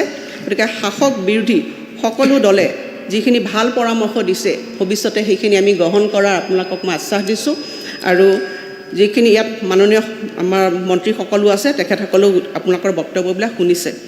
অধ্যক্ষ মহোদয়, মোৰ এইটো পৰম সৌভাগ্য যে যিখন বাজেট মই ইয়াত অধিৱেশনত উত্থাপন কৰিছোঁ এইখন মোৰ চতুৰ্থখন বাজেট আৰু যেতিয়া মই প্ৰথমখন বাজেট উত্থাপন কৰিছিলোঁ অধ্যক্ষ মহোদয় উপাধ্যক্ষ মহোদয়, তেতিয়া মই সেইখন বাজেটত মই এটা কথা কৈছিলোঁ যে কোভিড সৃষ্ট পৰিৱেশত মই প্ৰথমখন বাজেট উত্থাপন কৰিছিলোঁ আৰু সেই বাজেটখন হৈছে এখন ভিজন ডকুমেণ্ট। যদিও আমি এবছৰত এটা বছৰৰ আয় আৰু ব্যয় খতিয়ান দিব লাগে আৰু ভাৰতীয় জনতা পাৰ্টী মিত্ৰজোঁটৰ যিখন চৰকাৰৰ প্ৰথমখন বাজেট আছিলে সেই বাজেটত মই স্পেচিফিকেলি কৈছিলোঁ যে এইখন এবছৰীয়া বাজেট নহয়, ই হৈছে আমাৰ মিত্ৰজোঁট চৰকাৰৰ এখন ভিজন ডকুমেণ্ট। 5টা বছৰৰ কাৰণে আমি কিটো ডাইৰেকশ্যনে আমি চৰকাৰখন যাম, যিহেতু ৰাইজৰ আশীৰ্বাদ আমাৰ মূৰত আছে আৰু সেইকাৰণে প্ৰথমখন বাজেটে মই সেই ডাইৰেকশ্যনটো দিছিলোঁ অধ্যক্ষ মহোদয়। আৰু government is a continuous process. আজি গোটেইখিনি কাম কৰিবৰ কাৰণে যিখিনি আমি লক্ষ্য আমি তাত নিৰ্ধাৰণ কৰোঁ, সেই লক্ষ্যত কিছুমান কাম অধ্যক্ষ মহোদয় এটা বছৰতে আমি সম্পূৰ্ণ কৰিব নোৱাৰোঁ। সেইকাৰণে আমি প্ৰথমখনতে মই কৈছোঁ যে এইটো যে ভিজন ডকুমেণ্ট আৰু পিছত এইটো কথাও মই তাত উল্লেখ কৰিছিলোঁ যে আমি যিবিলাক আঁচনি তাত ধাৰ্য কৰিছিলোঁ সেই কিছুমান আঁচনিৰ আমি ধাৰাবাহিকতা থাকিব আৰু কিছুমান আঁচনি যদি পৰিৱৰ্তিত সময়ত আমি ভাবোঁ যে এই আঁচনিবিলাকৰ সংবৰ্ধন কৰিব লাগে বা কিবা ডিলিট কৰিব লাগে, তেনেধৰণে আমি আগুৱাই লৈ যাম। অধ্যক্ষ মহোদয়, প্ৰথম বছৰত মোৰ বাজেট চাইজ আছিলে প্ৰায় 2021-22 বৰ্ষত 1,07,556 কোটি টকা, 22-23 বৰ্ষত 1,19,551 কোটি টকা। এইখিনি মই বাজেট এষ্টিমেশ্যনৰ কথাহে কৈছোঁ আৰু এই কথা মই কোৱা নাই। 2024-25 বৰ্ষত 1,43,890 কোটি টকা। অধ্যক্ষ মহোদয়, আজি বাজেট এখন প্ৰস্তুত কৰোঁতে আমি কেনেধৰণে প্ৰস্তুত কৰোঁ, ইয়াৰ গোটেইখিনি কথাই আমি ইয়াৰ আয় ব্যয়ৰ আমি টকাটোৰ আয় ব্যয় উৎসটো আমি কেনেকৈ খৰচ কৰিম গোটেইখিনি ইয়াত দি আছে। উপাধ্যক্ষ মহোদয়, আমাৰ মাননীয় বিধায়কসকল বহুতো অভিজ্ঞ বিধায়ক ইয়াত হাউচত আছে। আপোনালোকে টকাটো মই কেনেধৰণে খৰচ কৰিছোঁ, ষ্টেট টেক্স ৰেভিনিউ মোৰ কিমান হ'ব, মোৰ খৰচ এক্সপেণ্ডিচাৰ কিমান হ'ব, 100 টকাটো সম্পূৰ্ণ ইয়াত দি আছে। আৰু ইয়াৰ অধ্যক্ষ মহোদয়, মই সদস্যসকলৰ এটা কথা লক্ষ্য কৰিছোঁ যে ৰূপীটোৰ বেছি সময় তেওঁলোকে পাব্লিক ডেটটোৰ ওপৰত তেওঁলোকে বেছি সমালোচনা কৰিছে। বাকী যে 80% টকাটো ক'ৰ পৰা আহিব, অধ্যক্ষ মহোদয় সেই কথাখিনি ভালকৈ কৈছে যদিও কিন্তু 20% ওপৰত বা 15% ওপৰত তেওঁলোকে বেছিকৈ জোৰ দিছে। কিন্তু 100 টকাটো উপাধ্যক্ষ মহোদয় গোটেইখিনি আচলতে 100 টকাৰ ইয়াত মানে কণ্ট্ৰিবিউশ্যন থাকে। মই প্ৰায়বিলাক সদস্যই ডেটৰ কথা মই পিছত আহিম। এতিয়া মোৰ এইবাৰৰ বাজেটখন আপোনালোকক ক'লোঁ অধ্যক্ষ মহোদয়, আমি আয় আৰু ব্যয় চ'ৰ্চটো কেনেকৈ পাম গোটেইখিনি আমি ৰিয়েলিষ্টিকেলি ইয়াত আমি দাখিল কৰিছোঁ। উপাধ্যক্ষ মহোদয়, এইখন খণ্ডত মই প্ৰায় 23 বছৰ আছোঁ। ইয়াত বাজেট প্ৰস্তুতি মই দেখিছোঁ। মই আমাৰ ভৰতন নাগৰীয়াই কিছুমান কথা ইয়াত স্থাপন কৰিছে। তেখেতে কৈছে যে এই বাজেটখন কৈছে সম্পূৰ্ণভাৱে এখন হিতাধিকাৰী সৃষ্টি বাজেট। ইয়াত তেখেতে কৈছে যে বাজেটত SDG গ'লৰ কোনো ধৰণৰ ইয়াত তথ্য দিয়া আমি নাই। GDP কথা আমি কৈছোঁ যদিও সেই GDPটো তেওঁলোকে ৰিয়েলিষ্টিক ভিত্তিত হোৱা নাই। বাজেটৰ চৰিত্ৰ সলনি হৈছে। গতিকে অধ্যক্ষ মহোদয়, আমি যেতিয়া বাজেট দিওঁ মই প্ৰথমে কৈছোঁ ইয়াত আমি ক'ৰ পৰা আয় আৰু ব্যয় ইয়াত আমি গোটেইখিনি দিয়া থাকে আৰু লগতে মই উদ্দেশ্যটোৰ কথা কৈছোঁ। ইয়াত বাজেটখন বনাওঁতে অধ্যক্ষ যদি আপুনি ইয়াৰ পেজটো যদি চৰিত্ৰটো চাইছে তাতে আপুনি SDG গ'লটো দেখাই পাব। SDG 17টা যি গ'ল আছে সেই গ'লৰ প্ৰথম বাজেটখনতে মই দি দিছোঁ যে আমাৰ ডাইৰেকশ্যনটো কি অধ্যক্ষ মহোদয়। আৰু লগতে মই 3খন বাজেট উত্থাপন কৰিছোঁ আৰু চবতে বাজেট হাইলাইট মই দি দিছোঁ। ইয়াত SDG গ'লত কিমান টকা ইয়াত খৰচ কৰা হৈছে এখন দুখন তিনিখন বাৰতে এজিজি কলৰ গোটেইখিনি কথা লক্ষ্যবিলাক লিখাই আছে হয়তো এনেকুৱা হ'ব পাৰে অধ্যক্ষ মহোদয় বহুতে কৈছে যে বাজেটখন অন্তঃসাৰ শূন্য ভিতৰতো অধ্যক্ষ মহোদয় উপাধ্যক্ষ মহোদয় যাব লাগিব এই বাজেটখন কি আছে অধ্যক্ষ মহোদয় মোৰ কাৰণে বাজেট বনোৱাটো এটা সহজ কথা নহয় মই আগতে কৈছোঁ ভুৰুকাত যেনেকৈ হাতীটো ভৰাই দিব লাগে তেনেকুৱা ধৰণৰ কথা কাৰণ 1,43,000 কোটি টকাৰ এখন বাজেট বনাওঁতে মইতো এই বক্তব্যত গোটেইখিনি কথা উল্লেখ কৰিব নোৱাৰোঁ সেইকাৰণে মই কৈছোঁ 3 বছৰ এইটো যে মানে এটা কালেক্টিভনেছ যোৱা 3 বছৰৰ যিবিলাক কাম তাৰ কালেক্টিভনেছ এই বাজেটখনত আছে গোটেইখিনি মই আপোনাক আভাসহে দিছোঁ বাকী ডিটেইল বাজেট আছে গ্ৰাণ্টছবিলাক আপোনাক দি আছে গ্ৰাণ্টছত আপোনালোকে পাব ডিপাৰ্টমেণ্টৰ যিবিলাক বাজেট আছে তাত আপোনালোকে পাব মই খালি কৈছোঁ যে মোৰ এইখিনি আয় হ'ব মোৰ এইখিনি ব্যয় হ'ব মোৰ চ'ৰ্চ কি আৰু মোৰ ডাইৰেকশ্যনটো কি হ'ব অধ্যক্ষ মহোদয় বহুতে কৈছে অধ্যক্ষ ডাইৰেকশ্যনলেছ উপাধ্যক্ষ মহোদয় মই ক'বলৈ পাই গৌৰৱ অনুভৱ কৰিম যে অসমৰ মুখ্যমন্ত্ৰী ডাঙৰীয়া তেখেতক বক্তব্য আগবঢ়াই থৈ গৈছে এই সদনে ধন্যবাদ দিব লাগিব যে এই অমৃতকালত আমি উপনীত হোৱাৰ পিছত তেখেতে কিজানি একমাত্ৰ মুখ্যমন্ত্ৰী যি অসমক 5খন শ্ৰেষ্ঠ ৰাজ্যৰ এখন ৰাজ্য কৰিবৰ কাৰণে সপোন দেখিছোঁ অধ্যক্ষ মহোদয় যে সপোন থকাটো গ'ল ডেফিনিট গ'ল থকাটো বহুত ডাঙৰ কথা অধ্যক্ষ মহোদয় আজি আমি কেতিয়া বাজেট প্ৰস্তুত কৰিছোঁ অধ্যক্ষ মহোদয় ডেফিনিট গ'ল লৈ পেলাই আজি এই মোৰ বাজেটত পাতে আপুনি পাব যে অসমক সৰ্বশ্ৰেষ্ঠ অসম হিচাপে তৈয়াৰ কৰাৰ পৰিকল্পনা অধ্যক্ষ মহোদয় মই ইয়াত কি লিখিছোঁ বাজেট বক্তব্যত আপোনালোকে চাওক যে মই লিখিছোঁ অধ্যক্ষ মহোদয় যে অসমৰ বিকাশৰ এই যাত্ৰাত আমাৰ চৰকাৰৰ মূল মন্ত্ৰ হৈছে আত্মনিৰ্ভৰশীল অসম আজি বাজেট পুৰণা বাজেট অধ্যক্ষ মহোদয় মই নেদেখা বহুত আছে দুখনমান তথাপি লৈ আহিলোঁ মই পঢ়ি চালোঁ ইয়াত কিবা পাইছোঁ নেকি আত্মনিৰ্ভৰশীল অসমৰ কথা কিবা ইয়াত গ'ল পাইছোঁ নেকি অসমখনক আগুৱাই লৈ যোৱাৰ কথা মইতো একো দেখা নাই এইবোৰ পুৰণা বাজেট অধ্যক্ষ মহোদয় 12 মাৰ্চতে দিয়া আছিলে এইখন 12ৰ বাজেট এইখন 13ৰ বাজেট আৰু বাকী 1ৰ পৰা মই আনিব পাৰিলোঁহেঁতেন মই নাই আনা ইয়াত কোনো ধৰণৰ অসমৰ ক'লৈ লৈ যাব অসমৰ মানে লক্ষ্য কি কোনো বাজেটত নাই বাজেট মানে এটা বছৰ খতিয়ান আয় ব্যয় খতিয়ান নহয় বাজেটত লক্ষ্য থাকিব লাগে কোনখন বাজেটত লক্ষ্য আছে এইখন বাজেটটো মই লিখি দিছোঁ অধ্যক্ষ মহোদয় পঢ়ি দিছোঁ মই ইয়াত লিখিছোঁ যে দেশৰ প্ৰথম 5খন ৰাজ্যৰ তালিকাত অসমৰ স্থান নিশ্চিত কৰাৰ লক্ষ্য বুকুত বান্ধি মুখ্যমন্ত্ৰী ডাঙৰীয়াই ঘোষণা কৰিছে যে অসমৰ প্ৰতিগৰাকী নাগৰিকৰ উত্তৰণ নোহোৱালৈকে আমি আমাৰ এই বিকাশৰ যাত্ৰা অব্যাহত ৰাখিম অধ্যক্ষ মহোদয় আমি কৈ দিছোঁ স্পষ্টভাৱে যে অন্তোদয়া সমাজৰ একেবাৰে শেষৰজন মানুহৰ উত্তৰণ নোহোৱালৈকে আমাৰ মুখ্যমন্ত্ৰী হিমন্ত বিশ্ব শৰ্মাৰ এই চৰকাৰখনৰ আমি বিকাশৰ যাত্ৰা অব্যাহত ৰাখিব অধ্যক্ষ মহোদয় তাৰ লক্ষ্য স্পষ্ট এই বাজেটত ইমান স্পষ্টকৈ লক্ষ্য ৰাখিছোঁ অধ্যক্ষ মহোদয় আৰু মই সদায় কৈছোঁ যে 2 কোটি প্ৰায় 40 লাখ মানুহৰ চৰণত এই মানে বাজেটখন আমি ৰাখিছোঁ সমাজৰ প্ৰত্যেকটো স্তৰৰ উন্নয়নৰ কথা আমি কৈছোঁ আৰু বিশেষভাৱে অধ্যক্ষ মহোদয় মই এগৰাকী মহিলা প্ৰথমখন বাজেটত মই কৈছিলোঁ যে এগৰাকী মহিলাৰ মমতাময়ী হৃদয়েৰে মই বাজেটখন উপস্থাপন কৰিছোঁ আৰু এইবাৰ বাজেটটো মই গৌৰৱেৰে উত্থাপন কৰিছোঁ অধ্যক্ষ মহোদয় এইবাৰ বাজেটখনত মোৰ মানে কোনকেইটা কেটেগৰীত আমি বেছিকৈ আগুৱাই লৈ যাব বিচাৰিছোঁ প্ৰথমে হৈছে অধ্যক্ষ মহোদয় মহিলা সবলীকৰণ দ্বিতীয়তে হৈছে যুৱ সবলীকৰণ তৃতীয়তে হৈছে দৰিদ্ৰৰ কল্যাণ আৰু চতুৰ্থতে হৈছে আমাৰ অসমৰ এটা হলিষ্টিক ডেভেলপমেণ্ট যিটো আমি যোৱা 8টা বছৰৰ পৰা উপাধ্যক্ষ আমি কৰি আহিছোঁ আৰু এতিয়া আমি বিস্তৃতভাৱে কৰিব বিচাৰিছোঁ আপোনাক মই ইয়াতে কৈছোঁ স্পেচিফিকেলি যে যোৱা 3 বছৰৰ সময়ছোৱাত ৰাজ্যখনত উল্লেখযোগ্য অগ্ৰগতি পৰিলক্ষিত হৈছে আৰু তাৰ প্ৰি কণ্ডিশ্যনটো হৈছে শান্তি উপাধ্যক্ষ মহোদয় আমি সকলোৱে জানো পাহাৰ ভৈয়াম সকলো লোকে বসবাস কৰিছোঁ চহৰ অঞ্চলৰ সকলো লোকে কিন্তু অসমখন অধ্যক্ষ মহোদয় আমি আগৰ অসমৰ পৰা আপোনালোকে চাওক যে যিখন অসমত এটা সময়ত পাৰ কেপিটা ইনকাম আমাৰ অসম 1 নম্বৰত আছিল সেইটোতো আমি জানো যে আহি আমি কিটো স্তৰ পাইছোঁ তাৰ কাৰণে দায়ী কোন হু ইজ ৰেছপনচিবল সেইখিনি আমি আজি সময় আহি পৰিছে সেই কথাবোৰ চোৱা গতিকে আমি ক'লে আগবাঢ়িছোঁ লক্ষ্য কি এতিয়া আমি হঠাৎ চাইছোঁ যে অসম আগুৱাই যাব লাগে এটা সময়ত অসম আছিল আমি জানো আমাৰ প্ৰত্যাহ্বানবিধ গৰাখহনীয়া বান নিবনুৱা সমস্যা আমি প্ৰত্যাহ্বান দেখি আহিছোঁ কিন্তু সেইবিলাক নাইকিয়া কৰিবৰ কাৰণে চৰকাৰখনৰ স্পেচিফিক গ'ল কি সেই গ'লখিনিতো অধ্যক্ষ মই চাব লাগিব কিন্তু যোৱা সময়ছোৱা দুৰ্ভাগ্যবশতঃ অসমৰ কোনো গ'ল আমি নেদেখিলোঁ আৰু মই সেইকাৰণে প্ৰথমখন বাৰতে কৈছিলোঁ যে মই এটা এনেকুৱা ধৰণৰ লিগেচি এটা কেৰি কৰিছোঁ যিটো লিগেচি কেৰি কৰিবৰ কাৰণে নাইকিয়া কৰিবৰ কাৰণে লাইবিলিটিছ নাইকিয়া কৰিব কাৰণে আমাক কিছু সময় লাগিব যিটো মুখ্যমন্ত্ৰী ডাঙৰীয়াই কৈ গ'ল যে আগতে মই 8 ঘণ্টা যদি কাম কৰিব লাগে এতিয়া আমি 16 ঘণ্টা কাম কৰিব লাগে অধ্যক্ষ মহোদয় সেইটোৱে কথা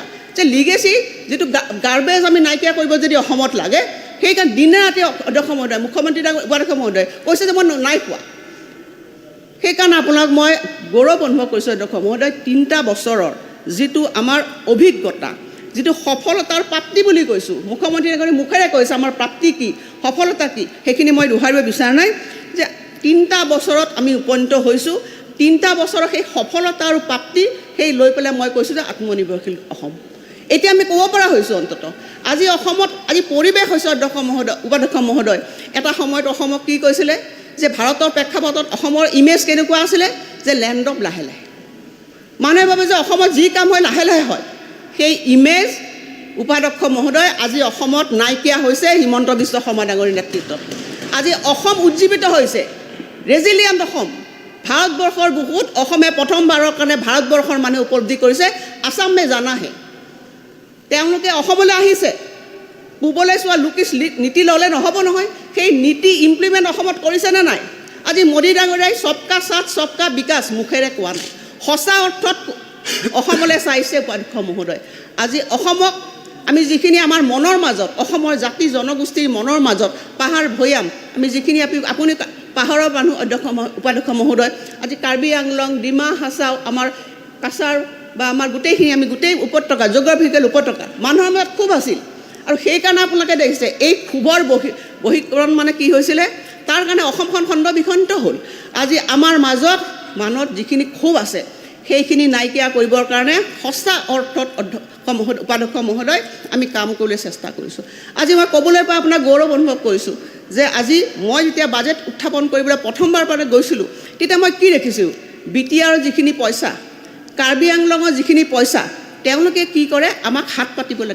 উপাধ্যক্ষ মহোদয় তেতিয়া মই মুখ্যমন্ত্ৰী ডাঙৰীয়াক নিজে কৈছিলোঁ যে এইটো কেনেকুৱা ধৰণৰ ছিষ্টেম চলি আছে আজি তেওঁলোকক আমি স্বায়ত্ব শাসন দিছোঁ যে তেওঁলোকৰ অৰ্থনৈতিক শাসন নাই আকৌ দিছপুৰলৈ আহিব লাগিব তেওঁলোকে আমাৰ পৰা এপ্ৰুভেল ল'ব লাগিব চেংচন ল'ব লাগিব আকৌ আমি পুঁজি দিম তেতিয়াহ'লে তেওঁৰ পুঁজিৰ প্ৰতি যিটো অধিকাৰ স্বায়ত্ব শাসনৰ যিটো অধিকাৰ সেইটো আছে ন উপাধ্যক্ষ মহোদয় তেতিয়া আমি দেখিলোঁ আমাৰ ৰিফৰ্মছবিলাক কেনেকৈ কৰিছোঁ এডমিনিষ্ট্ৰেটিভ ৰিফৰ্মছ আমি কাৰ্বি আংলঙৰ যিখিনি পইচা আপুনি নিজে জানে উপাধ্যক্ষ মহোদয় যে তেওঁলোকৰ বাজেটত যিখিনি ধন আমি জাধ্য কৰিছোঁ তেওঁলোকক আমি 2টা কিস্তিত মোকলাই দিছোঁ ফাৰ্ষ্ট যেনে গভৰ্ণমেণ্ট অফ ইণ্ডিয়া আমাক যেনেকৈ পইচা দিয়ে ফাৰ্ষ্ট ইনষ্টলমেণ্টত যদি 1000 কোটি হৈছে 500 কোটি টকা প্ৰথম ইনষ্টলমেণ্ট তেওঁলোকক দি দিছোঁ ইউটিলাইজেশ্যন দিছে তেওঁলোকে এছেম্বলিত তেওঁলোকে নিজৰ ধন অনুমোদন কৰি লৈছে এডোখৰ এইটো প্ৰকৃতাৰ্থত মানে তেওঁলোকৰ অৰ্থনৈতিক স্বাধীনতা হয় নহয় দৰ্শক মুখেৰে অৰ্থনৈতিক স্বাধীনতা ক'লে অধ্যক্ষ নহ'ব বাৰু সঁচা অৰ্থত আমি ইকনমিক এম্পাৱাৰমেণ্ট ইকনমিক ফ্ৰীডম দিছোঁ নে নাই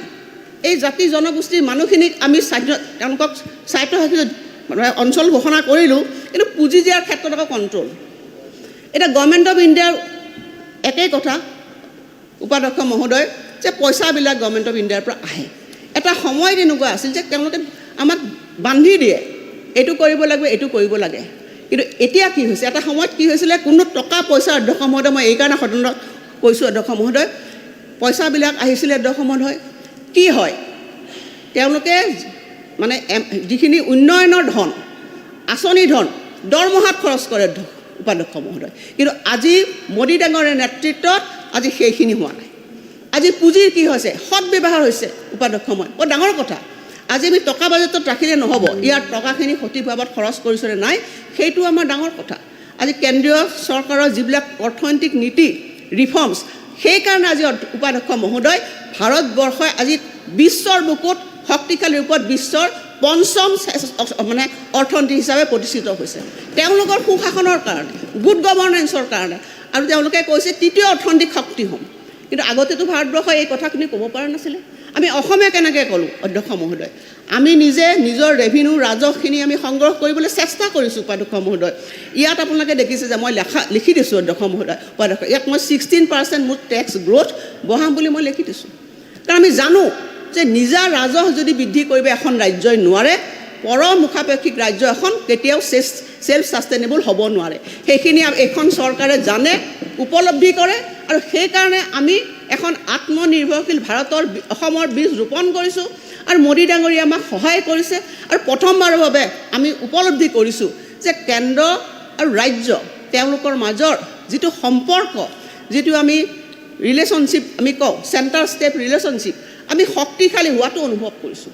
সদায় পৰামৰ্শাপেক্ষী, কিন্তু সেইটো প্ৰায় আমাৰ মনোৰঞ্জন তালুকদাৰ ডাঙৰীয়াই জানে, সদায় আপোনালোকে কৈ থাকে চেণ্টাৰ ষ্টেট ৰিলেশ্যনশ্বিপ শক্তিশালী হ'ব লাগে। আমি প্ৰথমবাৰৰ বাবে গৌৰৱেৰে ক'ব পাৰোঁ যে এইখন গভৰ্ণমেণ্টে অসমলৈ যদি পইচাও দিছে, আমি ভবা নাই যে আমাৰ শ্বেয়াৰটো নিজে পাইছোঁ, আমি কেতিয়াও তেওঁলোক খুজিব লগা হোৱা নাই। এইটো ক'বলৈ পাই ভাল পাইছোঁ উপাধ্যক্ষ মহোদয়, আমাৰ চেণ্ট্ৰেল শ্বেয়াৰ অফ টেক্সেছ কেন্দ্ৰীয় চৰকাৰে কেতিয়াবা 2 মাহ আমাক অগ্ৰিম হিচাপে আমাক দি দিয়ে। এইটো কিমান এটা ভাল ৰিলেশ্যনশ্বিপ আপোনালোকে চাওক, যে আমি আমাৰ পুঁজিৰ কাৰণে কান্দিব লগা হোৱা নাই। অসমে কেতিয়াও আমি উপলব্ধি কৰা নাই যে আমাৰ শ্বেয়াৰ অফ চেণ্ট্ৰেল টেক্সেছ যিখিনি লাগে, প্ৰাপ্য লাগে, আমাৰ সুবিধা অসুবিধাৰ কথা কেন্দ্ৰীয় চৰকাৰক আমি ক'ব পাৰিছোঁ, আৰু কোৱাৰ কাৰণে আজি যোৱা সময়ছোৱা আমি ইমান আঁচনি ল'বলৈ সক্ষম হৈছোঁ। আজি ডেপ্থৰ কথা কৈছে উপাধ্যক্ষ মহোদয়, মই আপোনাক এই সদনত সকলো দায়বদ্ধতাৰে কৈছোঁ উপাধ্যক্ষ মহোদয়, আমি লোন লোৱাৰ ক্ষেত্ৰত যিখিনি ক্ৰাইটেৰিয়া আমাৰ লাগে, সকলো ক্ৰাইটেৰিয়া আমি ফুলফিল কৰিয়ে লোন লৈছোঁ।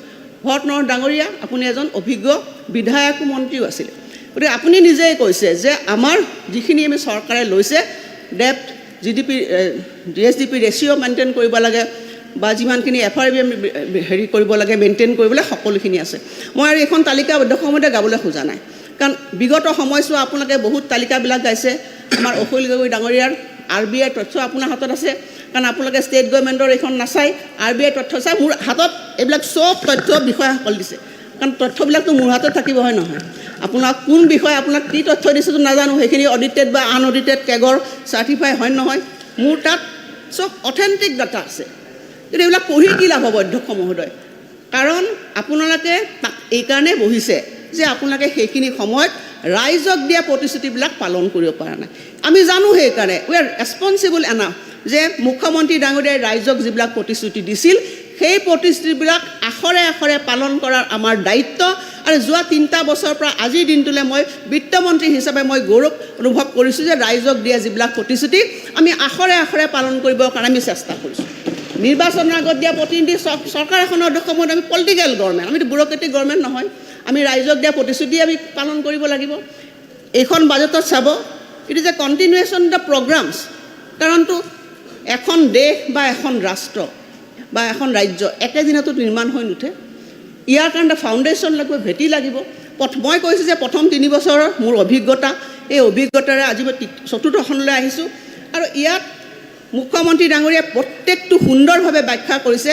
মই ভাবোঁ মোৰ কোৱাৰ প্ৰয়োজন নাই, তথাপি মই দোহাৰিছোঁ যে আমি আমাৰ কমিটমেণ্টবিলাক আমি ৰক্ষা কৰিছোঁ, কাৰণ ৰাজনীতিত কমিটমেণ্ট ৰক্ষা কৰাটো সকলোৱে এটা ডাঙৰ দায়িত্ব, ইট ইজ এ পাৰ্ট।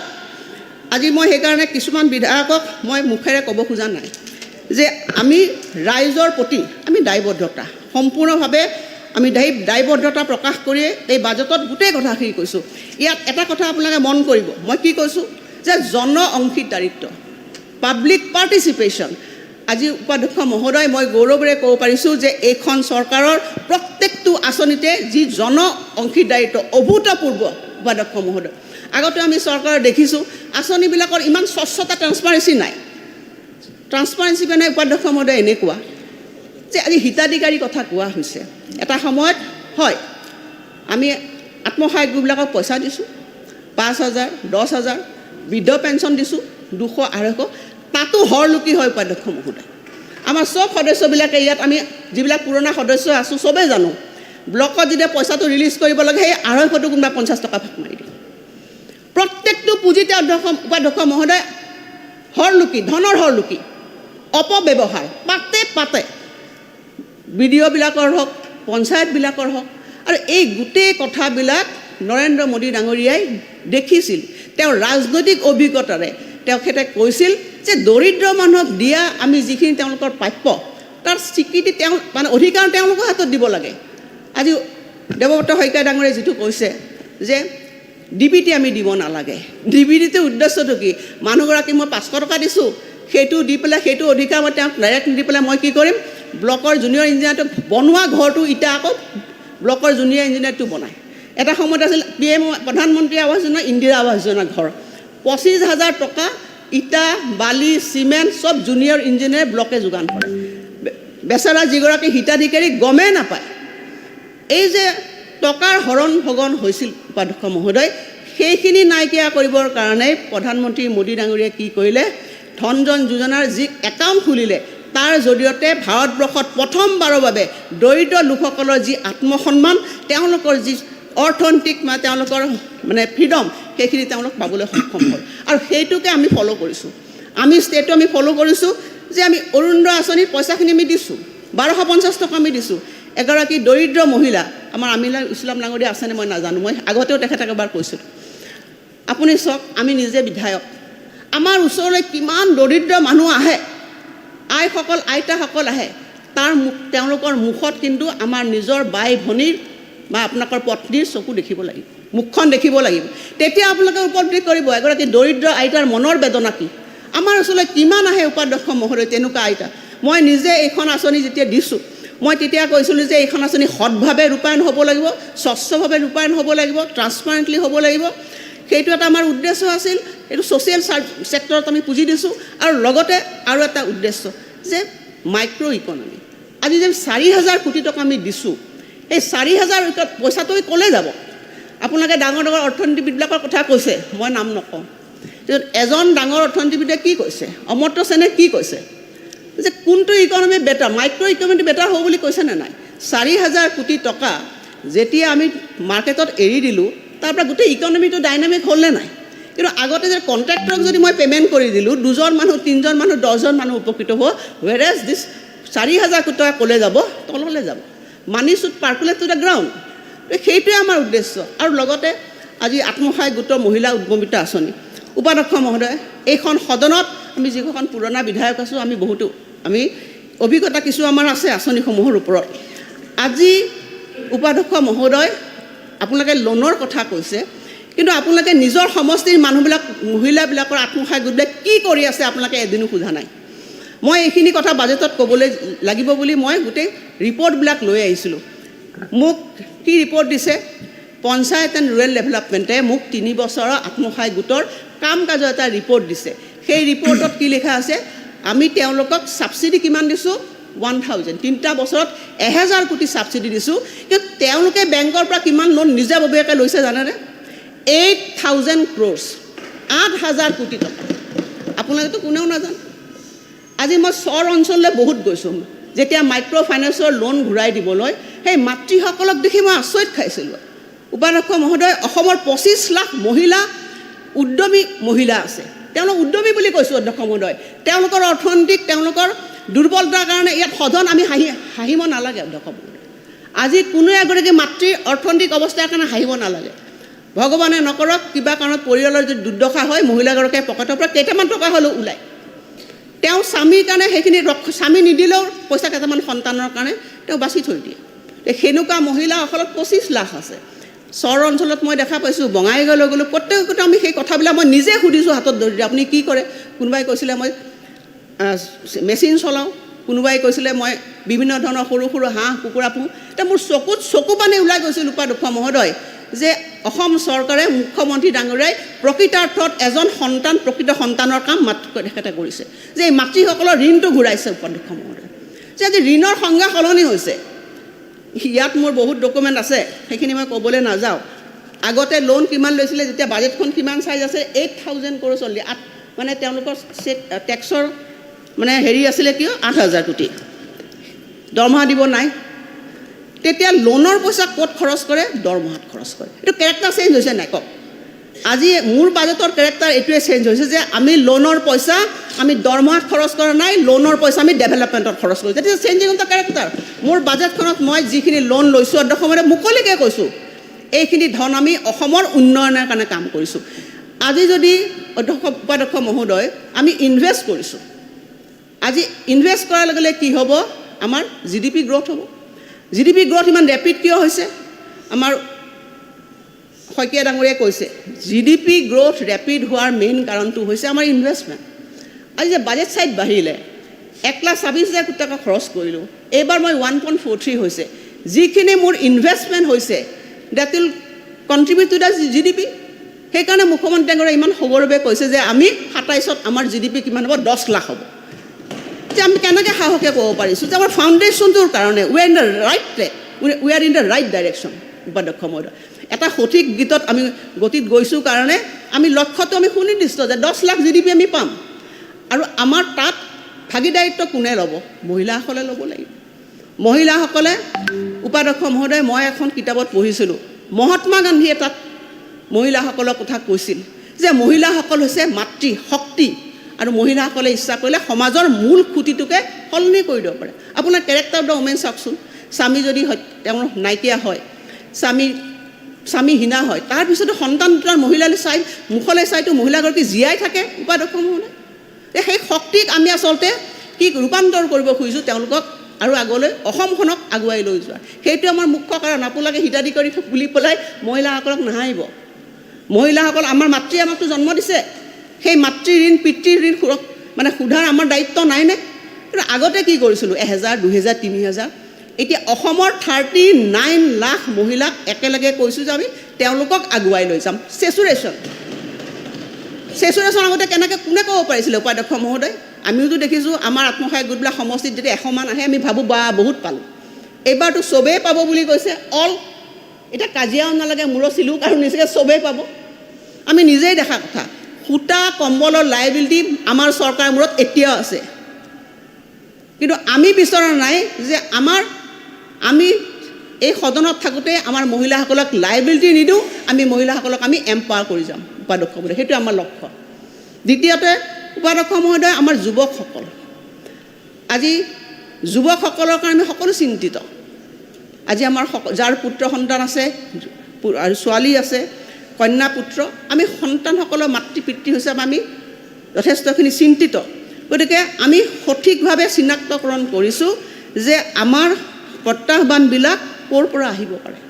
আজি চৰ অঞ্চলত মই সদায় আগতো এই অংশীদাৰ থাকোঁতে মই তেতিয়াও কৈ গৈছিলোঁ যে শিশু কন্যা সন্তানৰ বাল্য বিবাহ, কন্যা সন্তানৰ শিক্ষা আমাৰ কাৰণে গ্ৰেট চেলেঞ্জ, আমাৰ বিধায়কসকলৰ কাৰণে চেলেঞ্জ।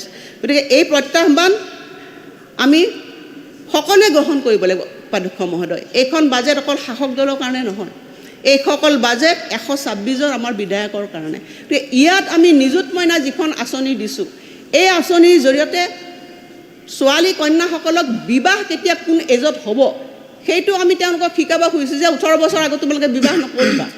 তেওঁলোকে গৰ্ভস্থ সন্তানটো দুৰ্বল হ'ব, অপুষ্টিকৰ শিশু হ'ব, কেনেকুৱা ধৰণৰ আমি নিজে দেখা কথা এইবিলাক। সেইটো যাতে নহয়।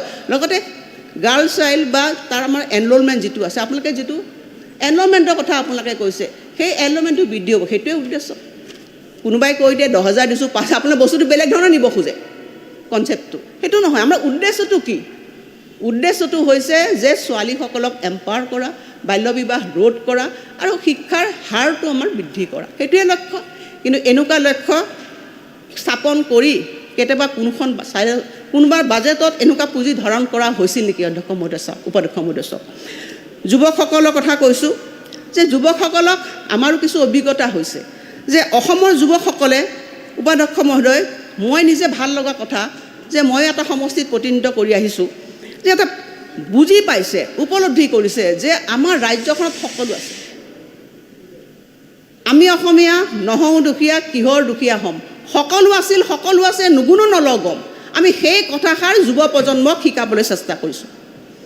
মুখ্যমন্ত্ৰী ডাঙৰীয়াৰ সেই উদ্দেশ্য যে অসমীয়া যুৱকসকলে আমাৰ ৰাজ্যতে সকলো সম্পদ আছে, সেই সম্পদক গ্ৰহণ কৰি আগুৱাই যাব লাগে। আৰু সেইকাৰণে কি কৰিছোঁ, বেংকৰ লোনটো দিবই লাগিব। আপোনালোকে যদি CD ৰেচিঅ' চাই বেংকবিলাকত, আপোনালোকে নিজেই পাব RBI ৰিপৰ্টত। অসমৰ CD ৰেচিঅ' কম কিয়? এই যে লোন ল'ব নালাগে ভয় খুৱাই থাকে আমাক যে। এটা লোনৰ প্ৰতি ঋণাত্মক, আজি যদি বিজনেছ কৰে উপাধ্যক্ষ মহোদয়, লোন ল'ব লাগিব নে নাই? আমাৰ লোন ল'ব লাগিব, লগতে লোন ঘূৰাব লাগিব। নিজে সেই কথাখিনি শিকাব লাগিব। এটা সময়ত কি হয়, আমাৰ ভয় লাগে যে লোন দিয়া 5,000 টকা কল্পতৰু দিলোঁ, দিয়াৰ লগে লগে ক'ৰ পইচা কোনে খালে কি গ'লে একো নাইকিয়া হ'ল। এতিয়া আমি কৈছোঁ কি মানে পৰিকল্পিতভাৱে আমি কৰিছোঁ যে পৰ্টেলত তেওঁলোকে নিজৰ স্কিম দিব, তেওঁলোকক ট্ৰেইনিং দিয়াৰ পিছত বেংকে লোন দিব, ছাবচিডি দিলোঁ, পিছৰ পিছত তেওঁলোকে ঘূৰাব। এজন আত্মনিৰ্ভৰশীল অসমীয়া হ'বৰ কাৰণে যুৱক হ'বলৈ তেওঁলোকে চেষ্টা কৰিব। গতিকে এটা নিৰ্দিষ্ট উদ্দেশ্য, পইচাটো মুখ্যমন্ত্ৰী ডাঙৰীয়াই কৈছে যে পইচাটো এনেই দলিয়াই দিম নেকি? পইচাটো every money is counted, every money has got its own value, it should be multiplied to 5 times 6 times। আজি ক'ব লগা আমি হৈছোঁ যে অসমৰ বিভিন্ন ধৰণৰ আমি লোক আছোঁ, কিন্তু অসমৰ যুৱকসকলক এণ্টাৰপ্ৰিনৰশ্বিপ যিটো ব্যৱসায়িক মানসিকতা সেইটো শিকাবৰ কাৰণে আজি পৰিৱেশ হৈছে। মই আপোনাক অলপ চমুকৈ পাৰিলে কৈছোঁ উপাধ্যক্ষ মহোদয়, আজি বাণিজ্যৰ কথা কৈছে, উদ্যোগৰ কথা কোৱা হৈছে। আমাৰ আমিৰ ইছলাম ডাঙৰীয়া জুনিয়ৰ তেখেতে কৈছে যে আমি চব পাৱাৰ ছেক্টৰ। এটা সময়ত এনেকুৱা হৈছে যে আমি স্বাৱলম্বী হ'ব পৰা নাই পাৱাৰ ছেক্টৰত, কিন্তু আমি পৰিকল্পনা কৰিছোঁ যে বাহিৰৰ পৰা আমি ক'ত ইনভেষ্ট কৰি আমাৰ অসমৰো ষ্টেক থাকে নেকি যে পাৱাৰ আমি দিব পাৰোঁ। এতিয়া এনেকুৱা পৰিৱেশ উপাধ্যক্ষ মহোদয় আমাৰ হৈছে যে পাৱাৰ বিক্ৰীও নকৰে বাকী ষ্টেটবিলাকে। পিক আৱাৰ্ছত পাৱাৰ পাবলৈও টান। গতিকে অসমে সেইটোলৈকে পৰিকল্পনা কৰিছে মুখ্যমন্ত্ৰী ডাঙৰীয়া, যেতিয়া আমি ছাৰপ্লাছ পাৱাৰ, আমি পাৱাৰ প্ৰজেক্ট, কপিলি প্ৰজেক্ট গোটেইখিনি দেখিছে, হাইড্ৰলিক পাৱাৰবিলাক মানে NC হিলছৰ পৰা চবেই আমি কৰি আছোঁ। কিন্তু আমাৰ আৰু এটা চিন্তা আছে যে বেলেগৰ লগত আমি বাহিৰা কোনোবা প্ৰজেক্টত আমিও নিজে ষ্টেক হ'ব পাৰোঁ নেকি। উদাহৰণস্বৰূপ চাওক, নুমলীগড় ৰিফাইনাৰী আমি কিমান টকা ল'লোঁ। অসমৰ সৰ্বশ্ৰেষ্ঠ বিনিয়োগ হৈছে প্ৰায় 2000 কোটিৰো বেছি টকা নুমলীগড়। উপাধ্যক্ষ মহোদয় যুঁজিছোঁ, অধ্যক্ষ মহোদয়, আৰু সেই যুঁজিছোঁ আমি অসমক শ্ৰেষ্ঠ ৰাজ্য হিচাপে মানে 5 চনৰ ভিতৰত নিজৰ স্থান লাভ কৰিবৰ কাৰণে। আজি বাহিৰত দিল্লীলৈ গ'লে উপাধ্যক্ষ মহোদয় মনটো ভাল লাগে। এটা সময়ত আমাৰ যেতিয়া মন্ত্ৰীবিলাকৰ যেতিয়া মানে ডিছকাশ্যনবিলাক হয় তেতিয়া মই নিজে গৈছিলোঁ। যাওঁতে মই মহিলা আৰু শিশু কল্যাণ বিভাগৰ পাৱাৰ পইণ্ট দেখাইছিলোঁ। যেতিয়া মই কৈছিলোঁ যে Assam is going to invest almost মানে 1500-1600 কোটি টকা আমি অংগনবাদী কেন্দ্ৰত আমি কনষ্ট্ৰাকশ্যন মডেল কৰিছোঁ, চবে আমাক অসমক কৈছিল Assam should take the lead, যে নতুন ইন'ভেশ্যন আমি আনিব চেষ্টা কৰিছোঁ। সদায় আমি খুজিয়ে থাকিম নেকি উপাধ্যক্ষ মহোদয়। আজি ৰাজ্য প্ৰশাসনত নতুনত্ব আহিছে, গতিকে মই সেইখিনি কথা আপোনালোকৰ প্ৰত্যেকটো কথাৰে মই আপোনালোকক মানে হয়তো উত্তৰটো দিব পৰা নাই, বহুখিনি কথা আপোনালোকক কৈছে, কিন্তু অসম সঠিক পথত গৈছে। আজি আইকনিক প্ৰজেক্ট উপাধ্যক্ষ মহোদয়, মুখ্যমন্ত্ৰী ডাঙৰীয়া আজি আমি দিল্লী চাবলৈ যাওঁ, অখিল গগৈ ডাঙৰীয়া তেওঁলোকৰ পুত্ৰ কন্যাক লৈ পেলাই বাহিৰলৈ দিল্লী চাবলৈ যায়। আজি অসম চাবলৈ বাহিৰৰ পৰা মানুহ আহিব। আজি বটদ্ৰৱা প্ৰজেক্ট যেতিয়া আমি কমপ্লিট কৰিম, বাহিৰৰ পৰা মানুহ অসম চাবলৈ আহিব। আজি অযোধ্যা চাবলৈ নিছোঁ যে কি কাৰণে, যে অযোধ্যাত তাত গৈ পেলাই যিটো ধৰ্মীয় পৰ্যটন অসমতো আমি কৰিবলৈ গৈ আছোঁ। ৰংমহল কি বুলি কয়, আমাৰ যিটো আমাৰ ৰংঘৰৰ যিটো আমি পৰ্যটন, যে আজি কামাখ্যা কৰিডৰ, ভব্য কৰিডৰ, এটা সময়ত সপোন দেখিছিলোঁ নেকি উপাধ্যক্ষ মহোদয় যে এনেকুৱা ধৰণৰ প্ৰজেক্টবিলাক অসমলৈ আহিব, আইকনিক প্ৰজেক্ট আমি যাত ইনভেষ্ট কৰিব পাৰিম।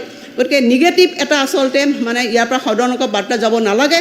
আমি চৰকাৰখনে সুনিৰ্দিষ্ট লক্ষ্যৰে আমি উপনীত হৈছোঁ, আৰু মোৰ বাজেটখন হৈছে বাজেট অফ হোপ। অধ্যক্ষ মহোদয়, মই কৈছোঁৱে গভীৰ প্ৰত্যাশাৰে মই বাজেটখনত সোমাইছোঁ।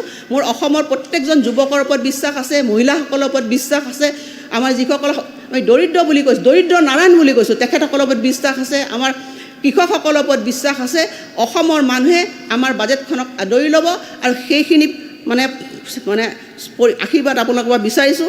আৰু মই বিত্তমন্ত্ৰী হিচাপে সদনৰ সকলোৰে পৰা বাজেটখন ইমপ্লিমেণ্টেশ্যন হোৱাৰ ক্ষেত্ৰত আপোনালোকৰ সদিচ্ছা বা আপোনালোকৰ মানে সক্ৰিয় সহযোগিতা বিচাৰিছোঁ। আৰু পিছৰ কথা হ'ল, আমাৰ যদিও মই বিত্তমন্ত্ৰী, মই ধন দিওঁ, বাকী মন্ত্ৰীসভাৰ সদস্যসকলে বিভাগৰ মানে বিভাগীয় মন্ত্ৰীসকলে তেওঁলোকে এইবিলাক ইমপ্লিমেণ্ট কৰে। আৰু মই প্ৰত্যেকজন মোৰ সতীৰ্থ মন্ত্ৰীকে মই ধন্যবাদ জ্ঞাপন কৰিছোঁ যে বিগত সময়ছোৱা সঠিকভাৱে তেওঁলোকৰ দিয়া পুঁজিবিলাক তেওঁলোকে ৰূপায়ণ কৰিছে। আৰু এইবাৰো যিখন বাজেট ৰাখিছোঁ সেইখন বাজেটো এখন ৰিয়েলিষ্টিক বাজেট হিচাপে মই আগবঢ়াইছোঁ, আৰু আশা কৰিছোঁ যে এইখন আশাৰ বাজেট, প্ৰত্যাশাৰ বাজেট আৰু আত্মনিৰ্ভৰশীল অসমৰ বাজেট। এইখিনি কথা কৈ মই বহুত ধন্যবাদ। এতিয়া সদন 21 ফেব্ৰুৱাৰী 2024 চনৰ পুৱা 9:30 বজালৈ স্থগিত ৰখা। উপাধ্যক্ষ মহোদয়,